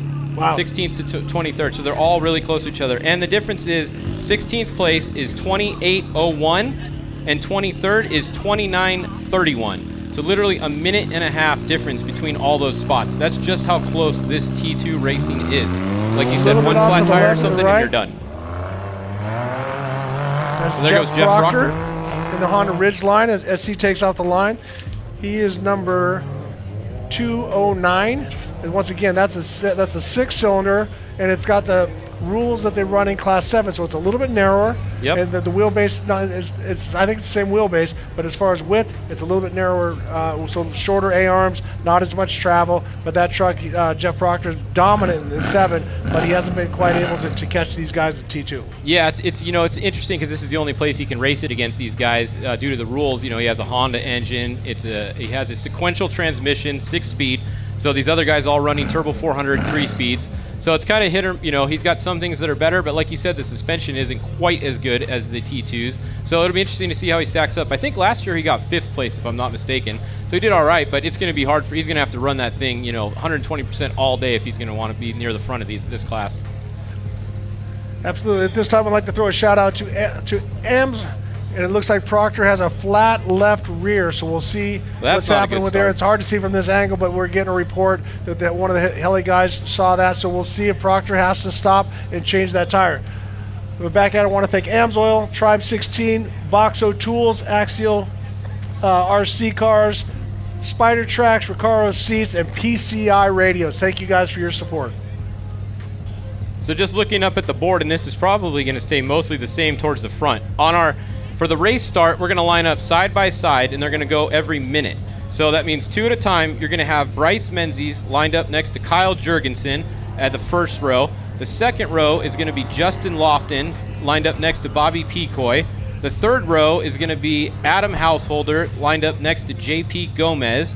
The next row is going to be Cameron Steele lined up next to Luke McMillan. And then you're going to have Christopher Polvardi in the T2 lined up against Eric Harden in the T1. Let's look at the top 10 starters, first 5 rows of the race, which is going to start at noon. There's Justin Davis about ready to take off. Yep, we have him with a different number, but Justin Davis, we have him as 61.85. He's running under 285.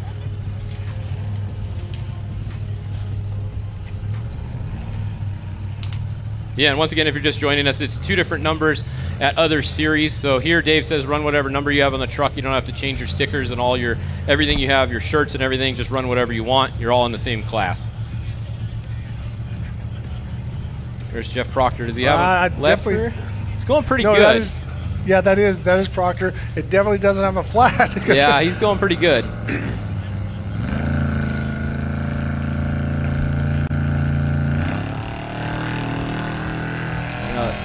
Yeah, that's holding there. Let's definitely keep our eye on Justin Davis. No matter where he drives, he's always a threat. So yeah, keep an eye on him for this. Whoa, Jeff just took a big hit to the front end right there. See, that's the difference. That truck doesn't have quite as much travel in the front as these other T2s have. So going to be a little bit harder to suck up the biggest of hits. This is Heartbreak Ridge. This is where Luke McMillan was caught in the dust and ended up getting stuck. Once again, they did let him re-qualify, and he's in the top 10. Am I correct on that? Yes. Yeah, Luke McMillan is in 8th. We got the Checkers girls taking down the ruts. Prepping the starting spot.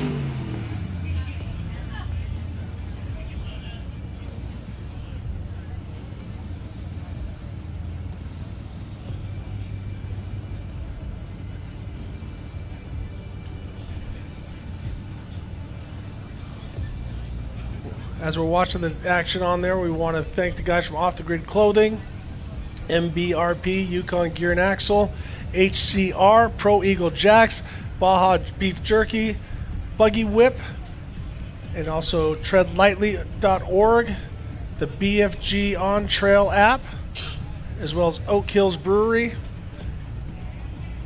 ARB Rigid, Brannick Motorsports, Spicer Dana, as well as Curry Enterprises, Action Sports Canopies, and Share My Coach, as well as Warren Factor 55. All right, another driver through the arches coming in. Let's see where he stacks up. That is Chase. It's going to be hard for anybody to take down Christopher Polvardi there in the 9th overall spot. We will see. pretty sure that's Travis Chase coming in. Yep, you're right. Let's see where he comes in. All right, he came in 8th in class for Travis Chase, 8th in T2, and 22nd overall.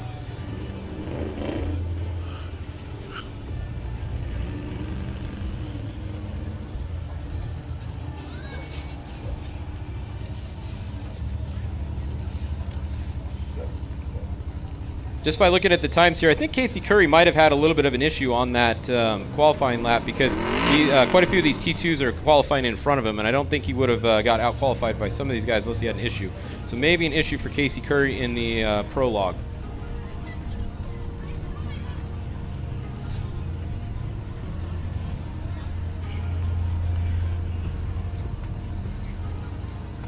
There's Justin Davis. Yep, as we're watching Justin Davis navigate his way through, we're watching to see if anybody else is coming in. Want to throw a little shout out to our neighbor Joanne, and it's her birthday today. I know that her and Steve are watching the coverage, so what's awesome is that people are watching all over the place, but it's very cool. These two are quite the statisticians, not quite up to your level, Fish, but if you need to know, you talk to Steve or Joanne, they get you covered. So thanks you guys for watching, and also throw a shout out to my beautiful wife at home holding down the home front. So as we're watching Justin Davis work his way up, as you can see, that's the difference between here and most other desert races. Everybody panics about Matomi Wash. There's one bottleneck in the Baja 500 to Baja 1000. Here, there's a bottleneck about every 20 miles. So you have to change your mode. You can't just go wide open the whole time. You got to slow yourself down, be patient, get through that, and then work your way back into the other. Yeah, like we were saying, you know, today it's gonna be tough. If you have any little issue, you're basically done today. If you have one flat tire, you're probably out of the race win. You know, it's gonna be hard to run up front, and we're gonna see a lot of people have issues today. I know we are, because these guys are all running for, you know, win or nothing. There's no points here. Nobody really cares about getting second here. You're going for the win. You know, you come out here to win, and you're competing against most of the best drivers in all of these classes today. And it's going to be fun. It's going to be fun. It makes for good spectating, that's for sure.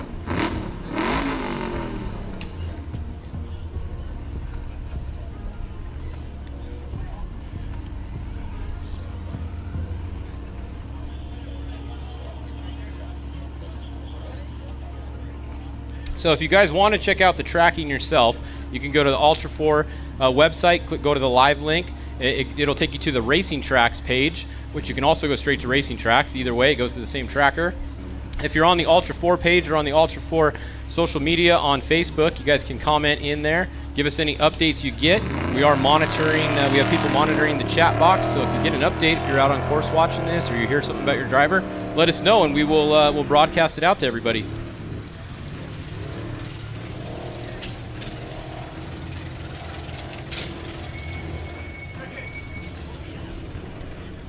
All right, so let's see if we had any more cars finish here.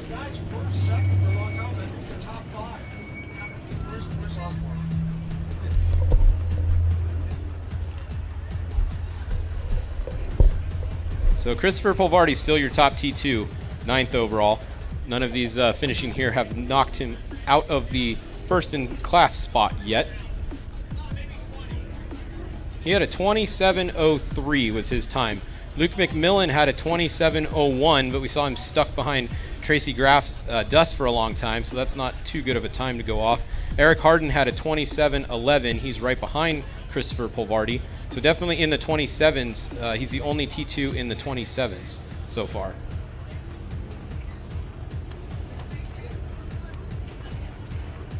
Dustin Grabowski was 28:01, and he was second. So you had 28:01 to 27:03. About a minute difference between Polvardi and Grabowski.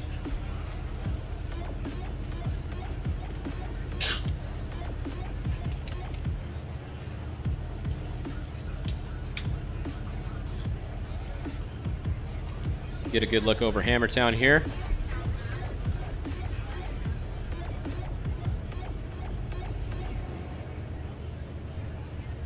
So everybody should be off the line now, I think. We should be getting pretty close to the end here if everybody's not off already.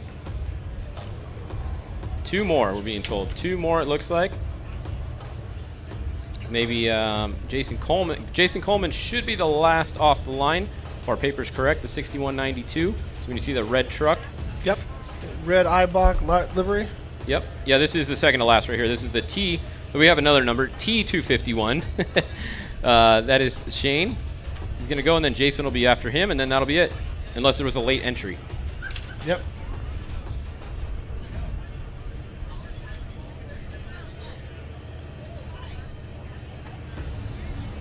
So 1 hour from right now, the main race will start. In 1 hour at noon will be the main race start. So that'll give everybody a little time to finish. These laps have been averaging around half an hour or so. So if they start right now, they should be done around 11:30. Give them about half an hour to get a drink of water, get regrouped, get everybody lined up, and then we go racing. Yeah, I mean, how many guys might have dinged drive shafts because there's a lot more rocks in these hills, and when you're bouncing side to side and it's jumping around. So interesting. I'd like to know, and Miles will let us know that. Yep. Miles will let us know who's had to work on their cars and who's not. That's what Luke had to do. It was a drive shaft. I think you guessed that. It was earlier. a drive shaft. Yep. So that's why he pulled off. He's like, there's no sense in going, because when he got high centered, he probably bounced up in the air and landed on a rock. And so that's great that Dave gave him another chance to get out there. So the race isn't over.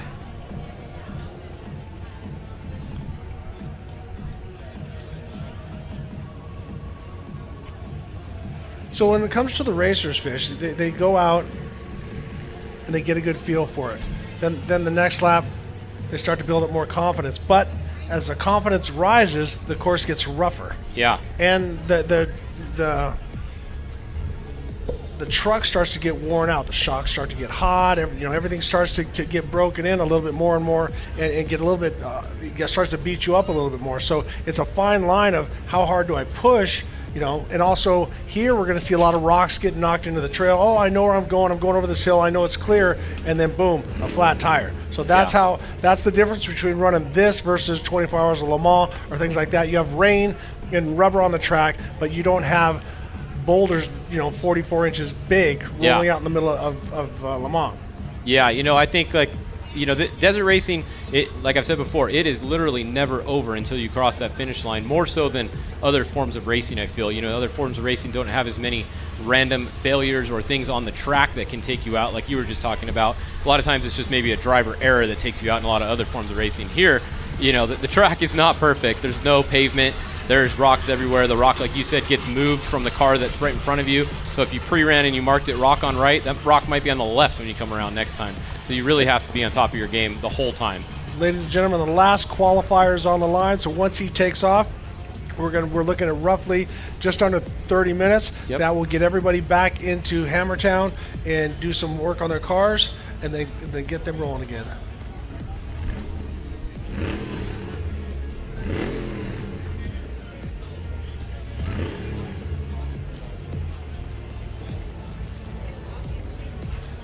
So when you look up on the right, you can see all the different times that we have. Obviously, you see Bryce Menzies, Kyle Jurgensen, Justin Lofton, Bobby Pecoy, Adam Householder, and then we're going to be rotating out who's in the top 5, and then from 6 on down, here we see 21st, Brad Lovell, Travis Chase, Pyle, Scully. Then we see also Casey Curry in the B1. So by looking at the different things, you can check out who's in what. Typically, the 61 is going to be the B2. The single number is going to be the B1, and then the T1 is going to be right. So from here on out, it doesn't matter what class you're in. You're starting in what order you qualify in. As you can see, 6th on down is J.P. Gomez, Cameron Steele, McMillan, Luke McMillan, and then Christopher Plavardi, who blistered the course unbelievably fast in the T2, so he's running up in the top 10 at this point. But keep your eye on Jason Coleman. As I said, fresh off a Baja 1000 win. He went with the Kiger team. They did a great job on that. So a lot of confidence coming from him. That's him right there. A lot of tuning. Yep, this is Jason Coleman. But he was the 3rd driver on the team with the Kigers down there, and did a great job with Coastal Drilling.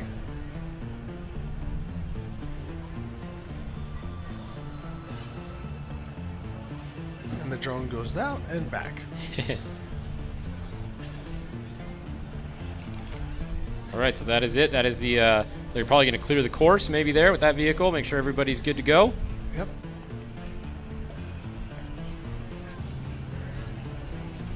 So now we wait for more finishers. Wait for more finishers. And so at this time, I want to thank Can-Am, Ford, Bronco, Monster Energy, Optima Batteries, 4-Wheel Parts, Method Race Wheel, Progressive Insurance, King Shocks, Holley EFI, Laser Nut, Toyo Tires, VP Racing Fuels, and Griffin Radiators.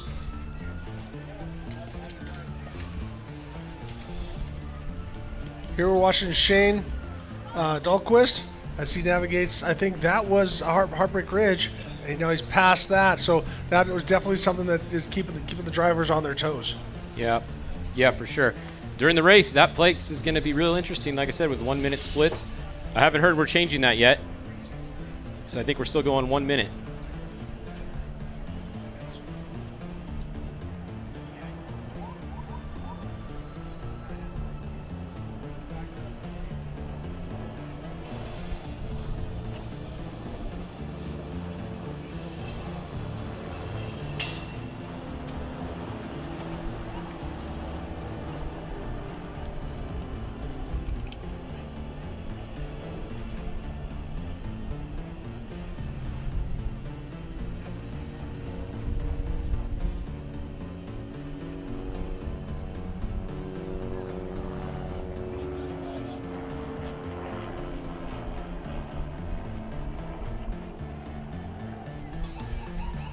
All right, we do have more finishers. Chad Dorman finished. He is now 5th in the T2 class, 19th overall. I believe that's a new finisher.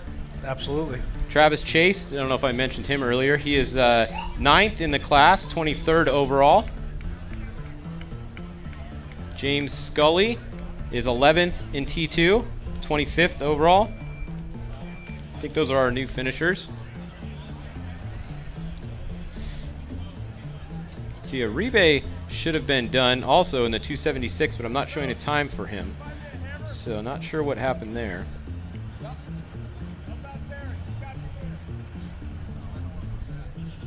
So when you're watching at home, you look over to the side. When the numbers disappear, that tells you if they're in T1, T2, or in B1. So that just shows you once again that doesn't matter what class you're in, it's how fast you qualify.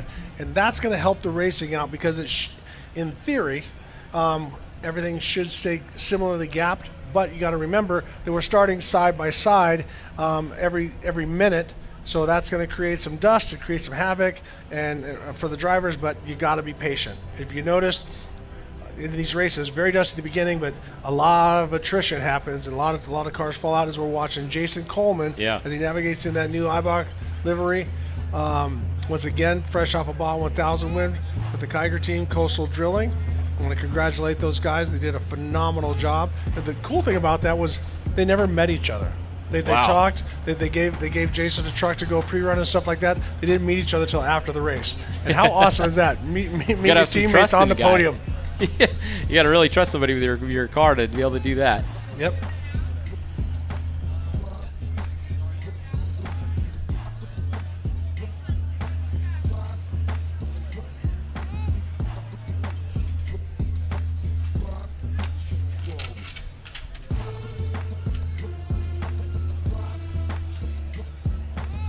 Have let's see, Barrett Nunley coming in pretty soon.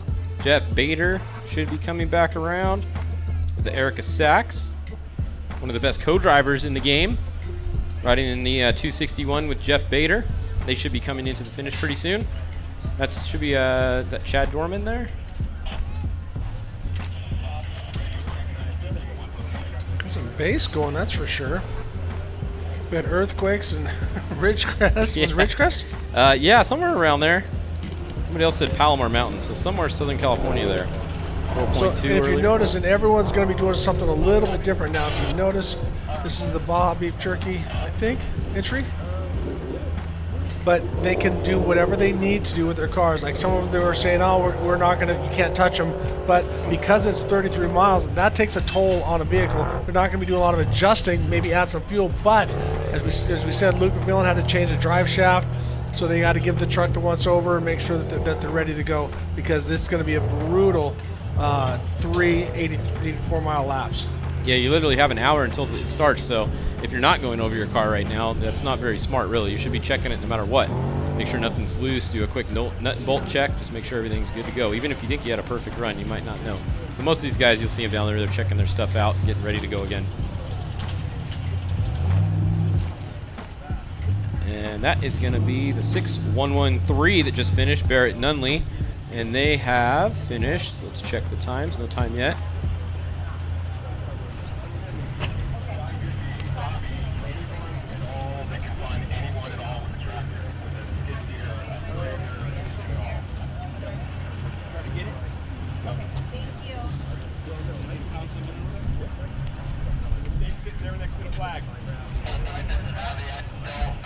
Again, this is pit row we're looking at right here. This is the hot pit, basically, in the right on the side of the infield here on the short course. If you're going to come in for a pit during the race, this is where you're going to come. Your pits, your crew stage is right there. See a lot of the hoods off. A lot of these guys are just checking everything out. There's Luke McMillan.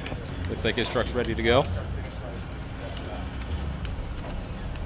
Got all the Herbst trucks together. That's one cool thing, the Herbst, if you buy a truck from them, they offer you pit support at all the races too. So you can see those are all Herbst Smith trucks right there. So you get pit support included. See Mike Osborne back there. He's got, who was a co-driver for me before, was Drew Becerra. Drew is unbelievable. He's one of the mechanics at Mason Racing and stuff. So he knows these trucks inside and out. And he also is a driver himself. So when you have somebody that confident in the right seat, it definitely helps you out. So keep an eye on Mike Osborne, because he's been making some great progress, and it's because of guys like Drew that they've ridden with everybody, from Larry Connor, with myself, but the list goes on and on. So when you have somebody that's confident in the right seat, but also can wheel it if he has to, yeah, you know, can tone you. And then also the great thing about him as well is he knows the truck so well. If there is a problem, he can diagnose it, fix it, you know, with what they have on board, and get them back rolling. Yeah, definitely it takes you know, talent on many different levels and many different people to come out here. You can't just come out here and be a driver and go out there and win. A lot more that goes on to it than just driving. Driving's probably the easiest part, actually.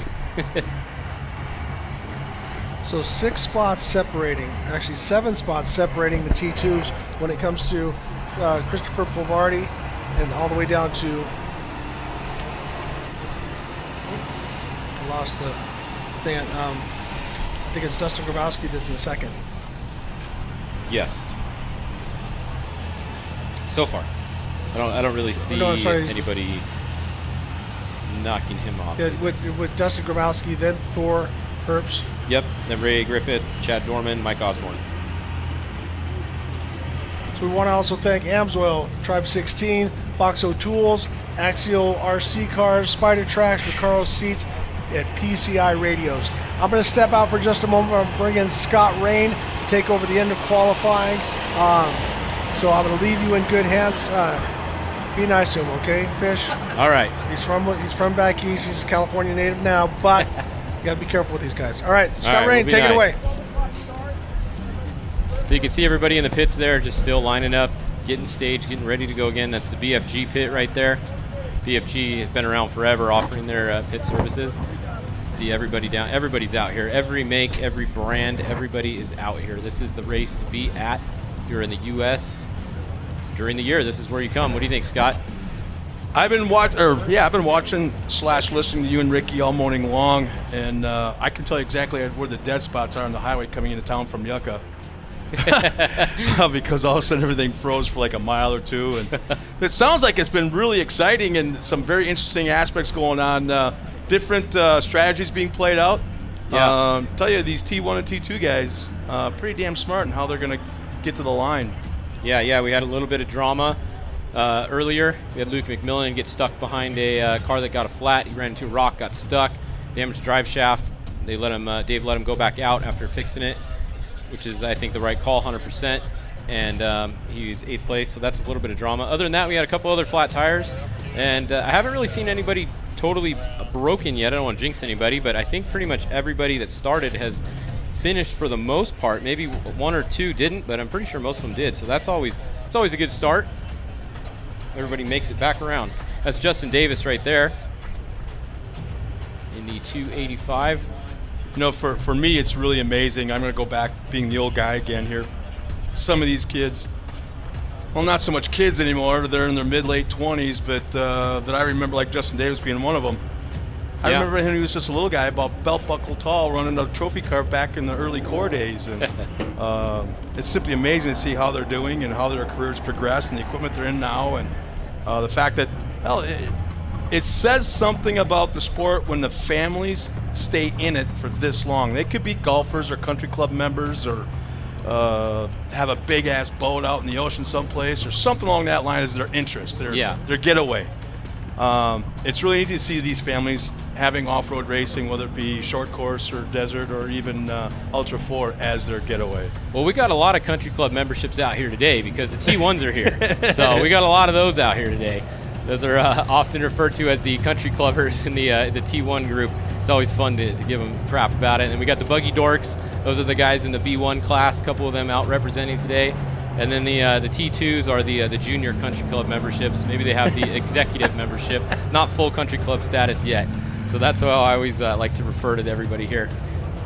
And that right there is Jeff Bader with Erica Sachs co-driving. Erica's an awesome co-driver. I've had her co-drive for me a few times. One of the best, probably the best on the GPS. A lot of these people use the Lowrance GPS system in here, and she knows it probably better than anybody out here, including a Lowrance person that would be here. So yeah, it's pretty good. Makes a big difference to have somebody in the car that knows what they're doing with the GPS nowadays. Yeah, that means a lot. In fact, that's kind of like, I feel like the driver and you're the co-driver in that you are so good at looking at that map and being able to decipher all those little nooks and crannies of what these guys are doing with their course. So I don't mean that I'm more of a better guy behind the wheel. That's not what I meant. I meant the fact that you're actually the driver. So that's kind of cool. Well, I'd rather be out on course driving than doing this stuff. But you know, if I can't be out there, I'm just glad you're here. Then, that's all there is to it. Now, for a while there was a chance that you might not be able to come out here. Well, I'm glad that you. I heard late last night that you were coming out. I'm like, oh, that is awesome. I couldn't miss this. This is the one race a year. Like I said, if you're going to come to one, you got to in the U.S. You got to come to this. Obviously, the Baja 1000 is the biggest off-road race that there is, and you know that you can't even compare anything. That's just totally different. This is the biggest off-road event with racing for a week. That is just awesome. No matter what kind of racing you're into, you come out here. Even if you're not into racing, come out here. And there's vendors, there's food, there's Jumbotron. You get to watch the live stream. You have to listen to us, which probably sucks, but it is what it is. There's musical entertainment. I don't know about us, but there's musical entertainment. Yeah, they have Pennywise coming here next week in Sublime with Rome. You got some legitimate bands coming. I feel like we're back in the 90s. Pennywise coming here. So that'll be pretty cool. Might have to come back out for that. I want to throw it out real quick for some of the drivers that have already gone out and qualified, and they're just kind of maybe just hanging out here up by the stage. We'd like to talk to you, get a chance to talk to you up here. What it was like during qualifying? Please come on up. We'll put you on camera and let the World Wide Web check out who you are and what your input was during qualifying and what you hope to expect during this afternoon's race. So please, drivers, come on up and let's get you on camera. Here we go. Last few cars are out on the course. You got two coming in the short course right now. You got the one right here, and then you got another one coming in not far behind it. We'll try to get some more times here. So far, Christopher Polvardi is still the top T2. Bryce Menzies is obviously T1. Nobody's going to knock Bryce off of there. That's still running. It's going to be hard for anybody to knock Christopher off of his spot. I don't see any of these people doing it. So it's probably going to be Chris. You never know. Shit, come on up, Shreddy. And then we have Grabowski still in second. Thor Herbst third. Ray Griffith fourth. Jeff Proctor. Here we go. Jeff Proctor in the Honda entry has finished 5th in his class and 19th overall. So a little bit different there. Jeff Proctor in the 7200 truck. We got somebody over here. And somebody is upside down on course. That is never good. Not exactly sure how many times he rolled over. For money gone. Yeah. Hopefully they're okay and able to get out. It looks like I see some movement in there. Yeah, there's a... Got a media running over there. A little drone there, kind of like a little mosquito. Hey, everybody in there okay? You see it moving inside the cab, which is always good. I believe that is going to be Nathan Martino in the 6126, possibly.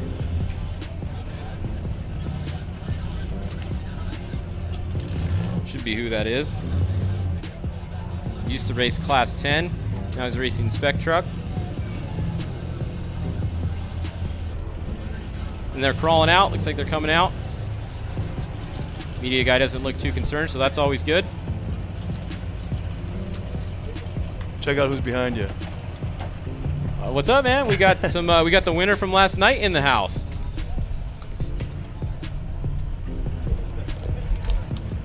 Everybody knows this man is what? Shreddy. Call it what you call it, man. Yeah. How'd it go last night, man? Obviously took the checkered flag, but what was it like out there running against all those bugs? Oh, it's awesome.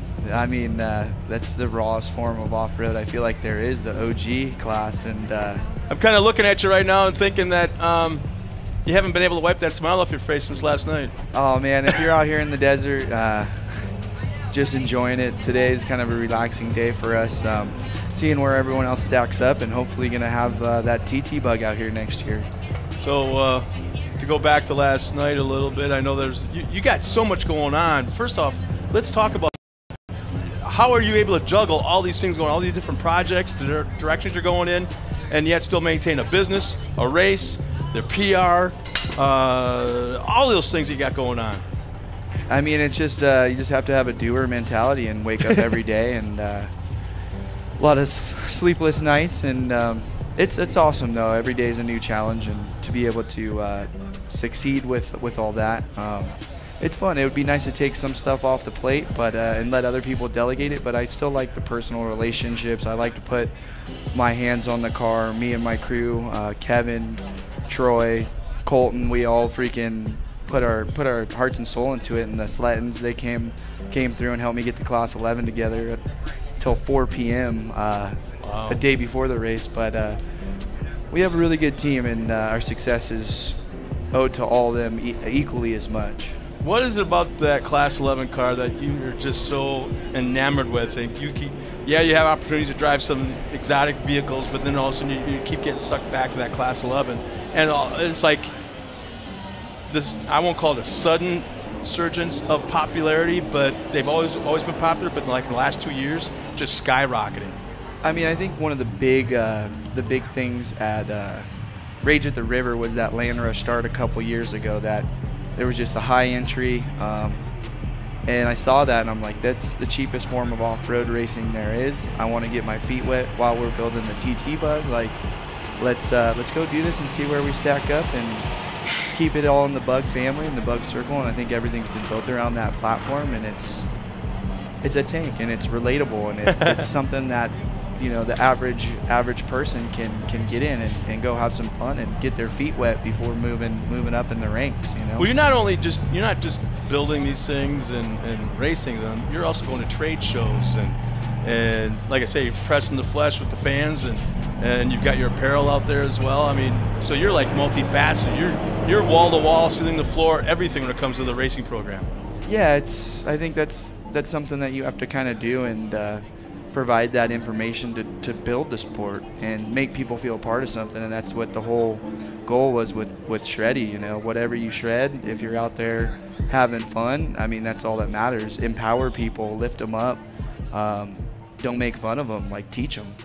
Let's all enjoy this together. Yeah, when you were able to finally start to celebrate last night, did the boys from Baja Jerky throw a couple cases at you? Not yet, but my trailer's always got the jerk in there for sure. So as we're looking at the car that the truck, the T2 that is still up on its lid, and we're looking now at the T1s and T2s just off to the side of the short course. Who's your pick? I mean, Nick Eisenhower's my boy. He's an East County boy. Their truck is so much character. Luke McMillan's been on fire lately. His family, his team, their program's so tight.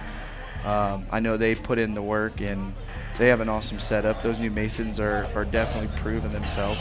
But Householder, he's always forced to reckon with. But yeah, I mean, this race is no joke. Some of those sections are just so gnarly, and tires are definitely gonna get smoked out there. So it's an attrition race, and this race I think definitely can separate the field a little bit more than some of the other races. So I want to see a good, clean, fun race, man. I'll be posted up in my chair over there all day relaxing and cheering on Nick, Adam, and my boy Lou. Well, I want you to hang tight for a while. We're going to take a moment here. This is a Toyo Tires Desert Challenge presented by Monster Energy. We'll be right back after this.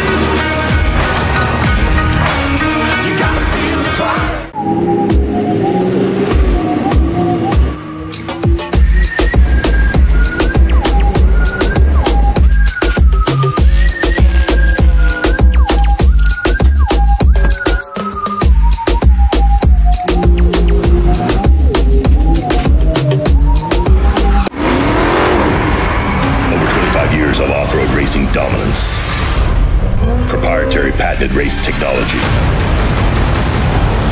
proudly made in the USA, unparalleled customer service and support.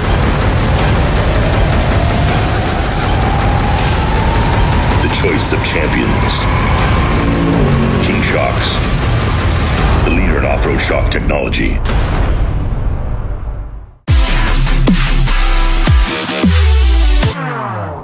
You have just won 3 championships in a row.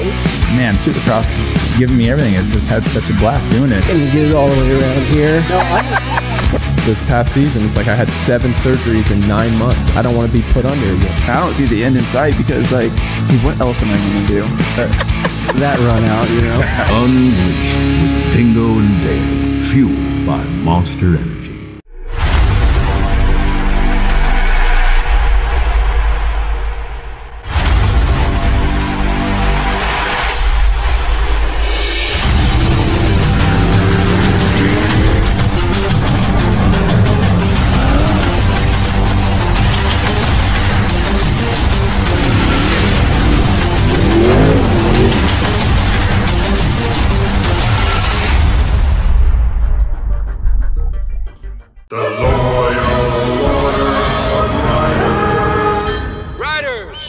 Let your queries be known. Yeah, hi. Instead of letting passengers wrap their arms around us, can we put little handles on our jackets? Denied.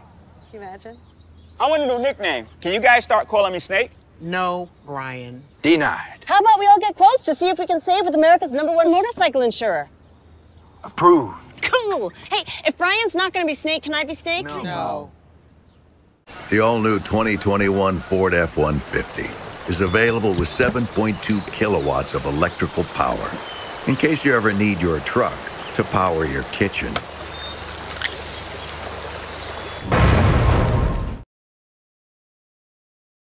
All of today's racing action brought to you by Toyo Tires.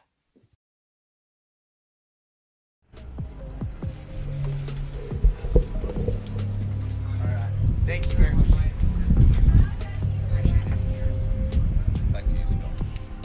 And welcome back to Hammertown. Once again, this is the Toyo Tires Desert Challenge presented by Monster Energy. You see a little track prep going on, getting ready for this afternoon's race. And I believe we are just around the corner from awards presentation from last night. I'll get the heads up on that in just a moment. There's the aerial shot of Hammertown, and the numbers of fans that I'm hearing that have been coming in the gate since Friday night is absolutely phenomenal. Without a doubt, the fastest growing city in the United States, I think, for the next week and a half. And then conversely, it'll be a ghost town probably within 2 weeks after the event, with the fact that we'll never even know we were here, which is such a cool thing. The program that Dave Cole and the rest of the staff has put together to clean this place up after the 2022 King of the Hammers. In fact, you can join them daily for cleanups at Chocolate Thunder and Backdoor spectator areas. And it's done daily from starting on January 30th all the way through February 5th. So if you're looking for something to do in the morning, kind of give back to the community and keep this desert clean, you can meet up at Backdoor at 8:30 every morning, or at 9:30, meet at Chocolate Thunder. And you know why you want to do this? Well, do your part to help us leave Johnson Valley better than when we found it. Tread lightly. Well, it looks like it's that time. We've got the awards ready to go, and Pam Hall is on the stage ready to present it. Pam? Thanks, guys. I am up here, and we're going to do the awards from the race yesterday. Who's ready to watch the T1s and T2s today? Everybody? Yeah. All right. So we're going to start off with our overall from yesterday for our Desert Challenge race. We had in third place is Brady Wisdom. If you're here, also when I call your name, go ahead and come up here to the stage so we can give you your trophy and your awards. Second place, we have Mitch Guthrie Jr. And first place was Chase Warren. That is our overall for yesterday, so congratulations to you guys. We're going to move on to Class 10.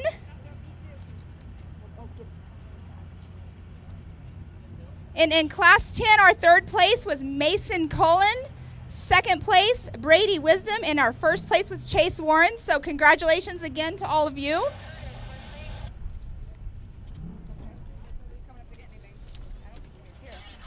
And then in our 5 Unlimited class, that was an awesome class to watch as well.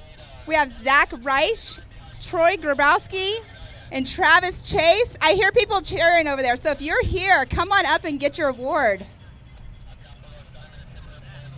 Travis Chase, who won that class yesterday, he's actually out right now because he is racing today as well. Zach Reich, you got third place. Who would you like to thank for getting you up here on this podium? My team, my navigator, my wife, my kids, my stepdad who came up here to watch and support.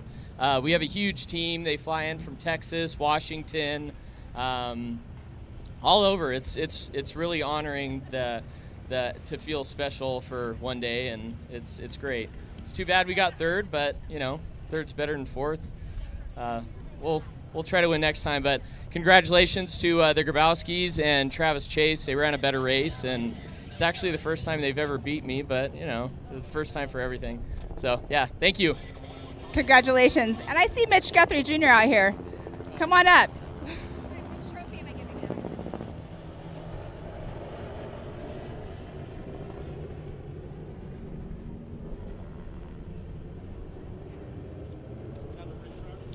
Hey Mitch, how are you? Congratulations again from yesterday. Got to move this way. Okay, so we need to give Mitch the overall second place award. Pretty exciting to get that second place in your Polaris, correct? Yeah, really excited. We were interested to see where we would end up tomorrow against the 10 cars, and to be second overall like that in my Polaris RZR, I was really stoked. So great day. They definitely, speed-wise, they can keep up with the Class 10s. Sometimes they beat the Class 10s. I used to race Class 10 myself, so I definitely know that sometimes you guys would beat us. But congratulations again. Would you like to tell us who you would like to thank for getting you up here? Yeah, first off, my co-dog Curtis over here did a great job all day. This course, you definitely need a good co-driver. There's a lot of gotchas out there. So other than that, my mom, my dad, we have a whole crew out here of people helping us out. And we kind of did this desert race a little last minute. So it was a lot of work up until the start yesterday.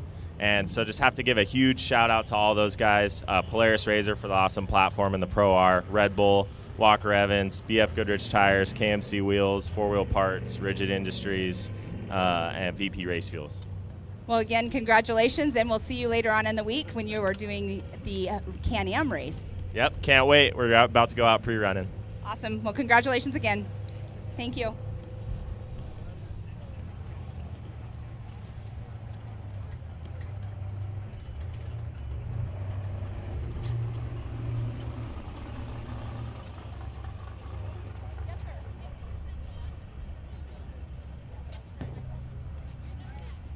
Okay, now we're going to move on to the UTV Stock NA class. Our youngest female competitor yesterday, Miss Ariel Goodall. If you're here, come on up and get your award. Second place is Sam, I'm not sure how to pronounce your last name, Chernos. And then third place was Steve Gray. So if you're here, come on up and let's get you your trophies. And then in the UTV Stock Turbo class, third position, Brad Bowder. Second position is Oscar Enderland. And then Braden Baker in that number 1 spot.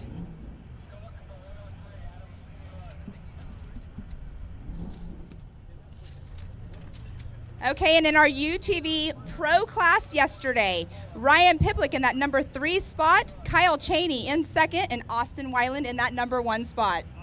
Congratulations, guys.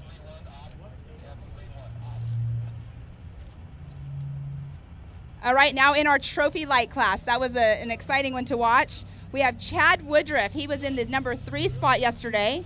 Joshua Cobb, number 2, and Mr. Cameron Steele.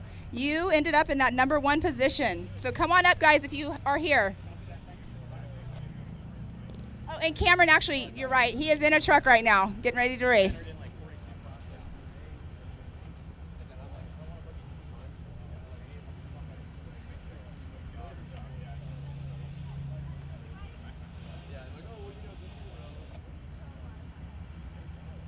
Okay, we have Ryan up here. He came up to do a little interview and thank his sponsors. Congratulations on that number 3 spot yesterday.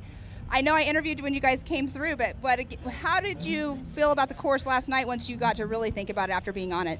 You know, it turned into a real driver's course. I didn't know what to expect because everybody tried to overload me with information. So I think a lot of them exaggerated, tried to freak me out. So it was a lot of fun, but I can't thank everybody enough. My wife was my main supporter. She was there to help me out with everything. And then the Guthrie crew stepped up big and helped me out in the pits last minute. And then Polaris, Long Travel Industries, CST, Fox, Max, Method, Rugged Radios, Baja Designs, Summer Brothers. Can't thank everybody enough that came out here to help me out. Well, congratulations again, and we're going to take your photo right there.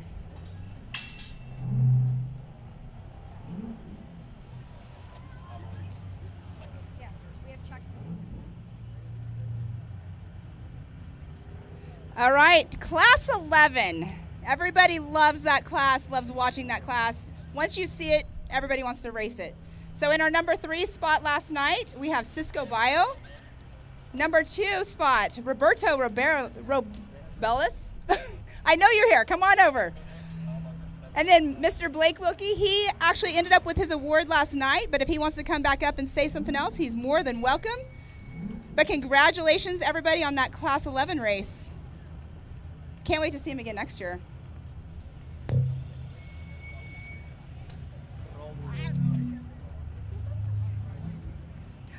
Okay, now last night we got a little finish line interview with you. So after you finished the race, got to think about the course and everything, what is your thoughts this morning on it? Okay, we are happy to be here. I want to give thanks to everybody, to my sponsor, to my family, Mauro Diaz and his family, my co-pilot Christian Cuesta, to the people in Mexicali, Mexico. He's watching us from Ensenada, Tijuana, Rosarito, everybody. It's a big organization, a big race. Thank you for giving us opportunity to race here with you, and we are going to come back. We like it. Thank you. This second place is for everybody. Thank you. Congratulations to every racers. Well, congratulations. And congratulations to everybody that raced in that race yesterday. And then today we are getting ready to go back live with racing starting at noon. So thanks, everybody, and back to you.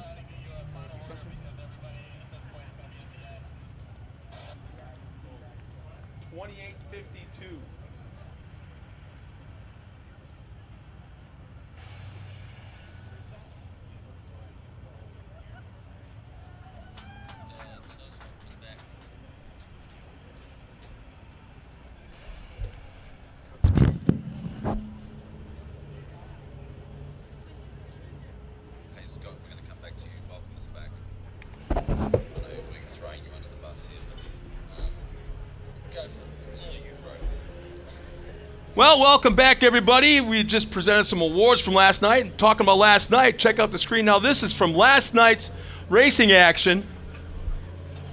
the Baja Jerky Class 11 Showdown presented by Empy. And yeah, it's pretty fun to watch, no doubt about it. It was very, very popular last year, and just had to bring it back this year.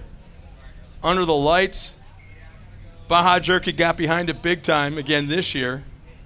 So we want to thank them and their involvement. The whole staff from the company was here last night too as well. We had Larry Rossler in the contest.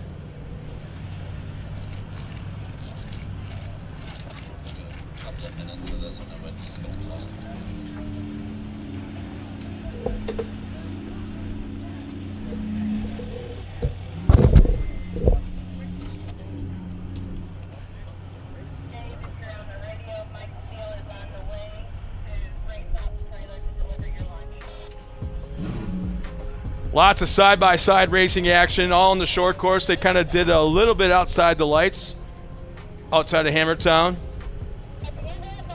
And they came right back in. They had qualifying. And a rolling start, which is one of the only races I think, yeah, I'm pretty sure it's the only race we have here this week that's a rolling start, which adds a whole different element into it.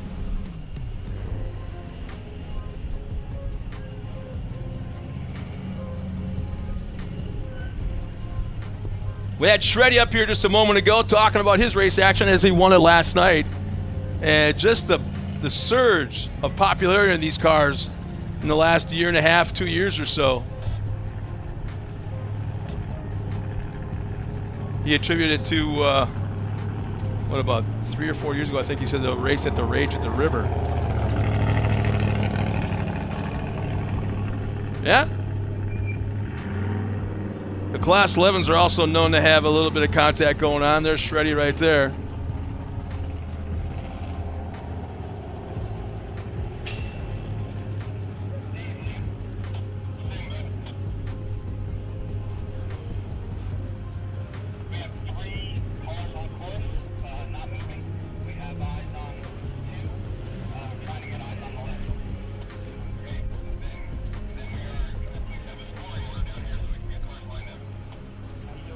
And that's the desert portion. We were outside of Hammertown, outside the short course, hit the Bronco Arch, came back into the short course.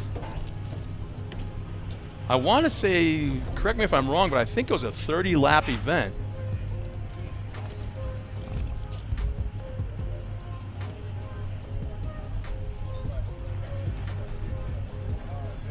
I stand corrected. Was a 20-lap event. There's the white flag being waved last night.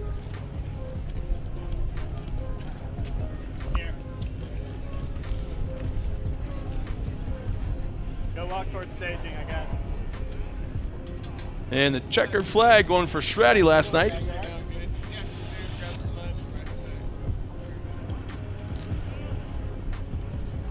If I had to make a prediction, I'm pretty sure we're going to see these guys out here again next year, though I'm sure there'll be some announcements that will include Baja Jerky and some of the guys from Class 11. Concerning 2023, did I just say 2023? Oh my gosh. Wow.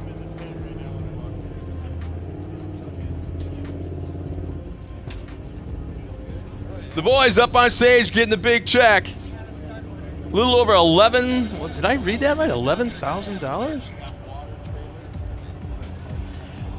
Well, that was last night's racing action. We got a whole week's worth coming yet, including this afternoon's Toyo Tires Desert Challenge presented by Monster Energy. We're going to step aside. Don't go anywhere. We'll be right back.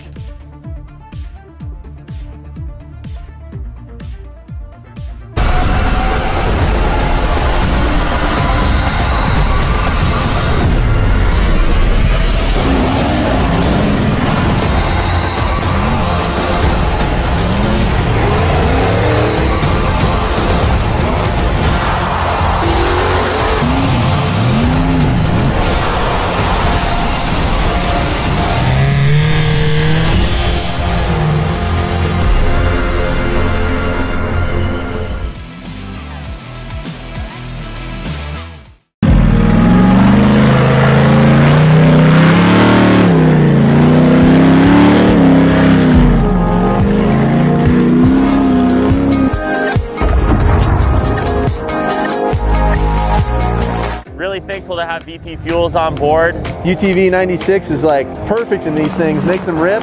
It ran cool, it ran strong. We got into those rock sections where we really needed that throttle response, and it was right there every time. We run all VP lubricants. We haven't had any problems with any kind of leaking or any kind of heating issues. And in the State Frosty, no drama, temperature stayed under 200 the entire race.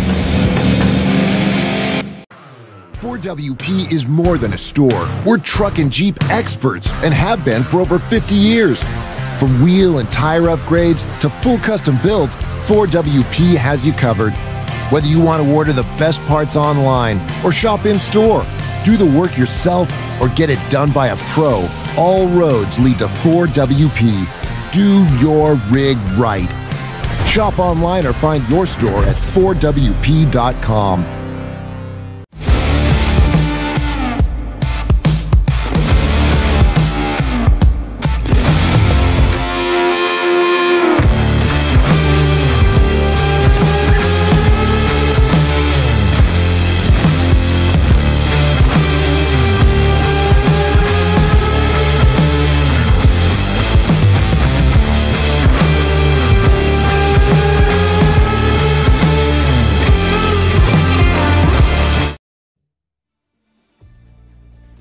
Welcome back, everybody. We are just a few moments away from the start of the Toyo Tires Desert Challenge presented by Monster Energy. In the meantime, we're going to step aside real quick. We'll come back a little bit later with more racing action and the green flag for, once again, the Toyo Tires Desert Challenge presented by Monster Energy at 12 o'clock.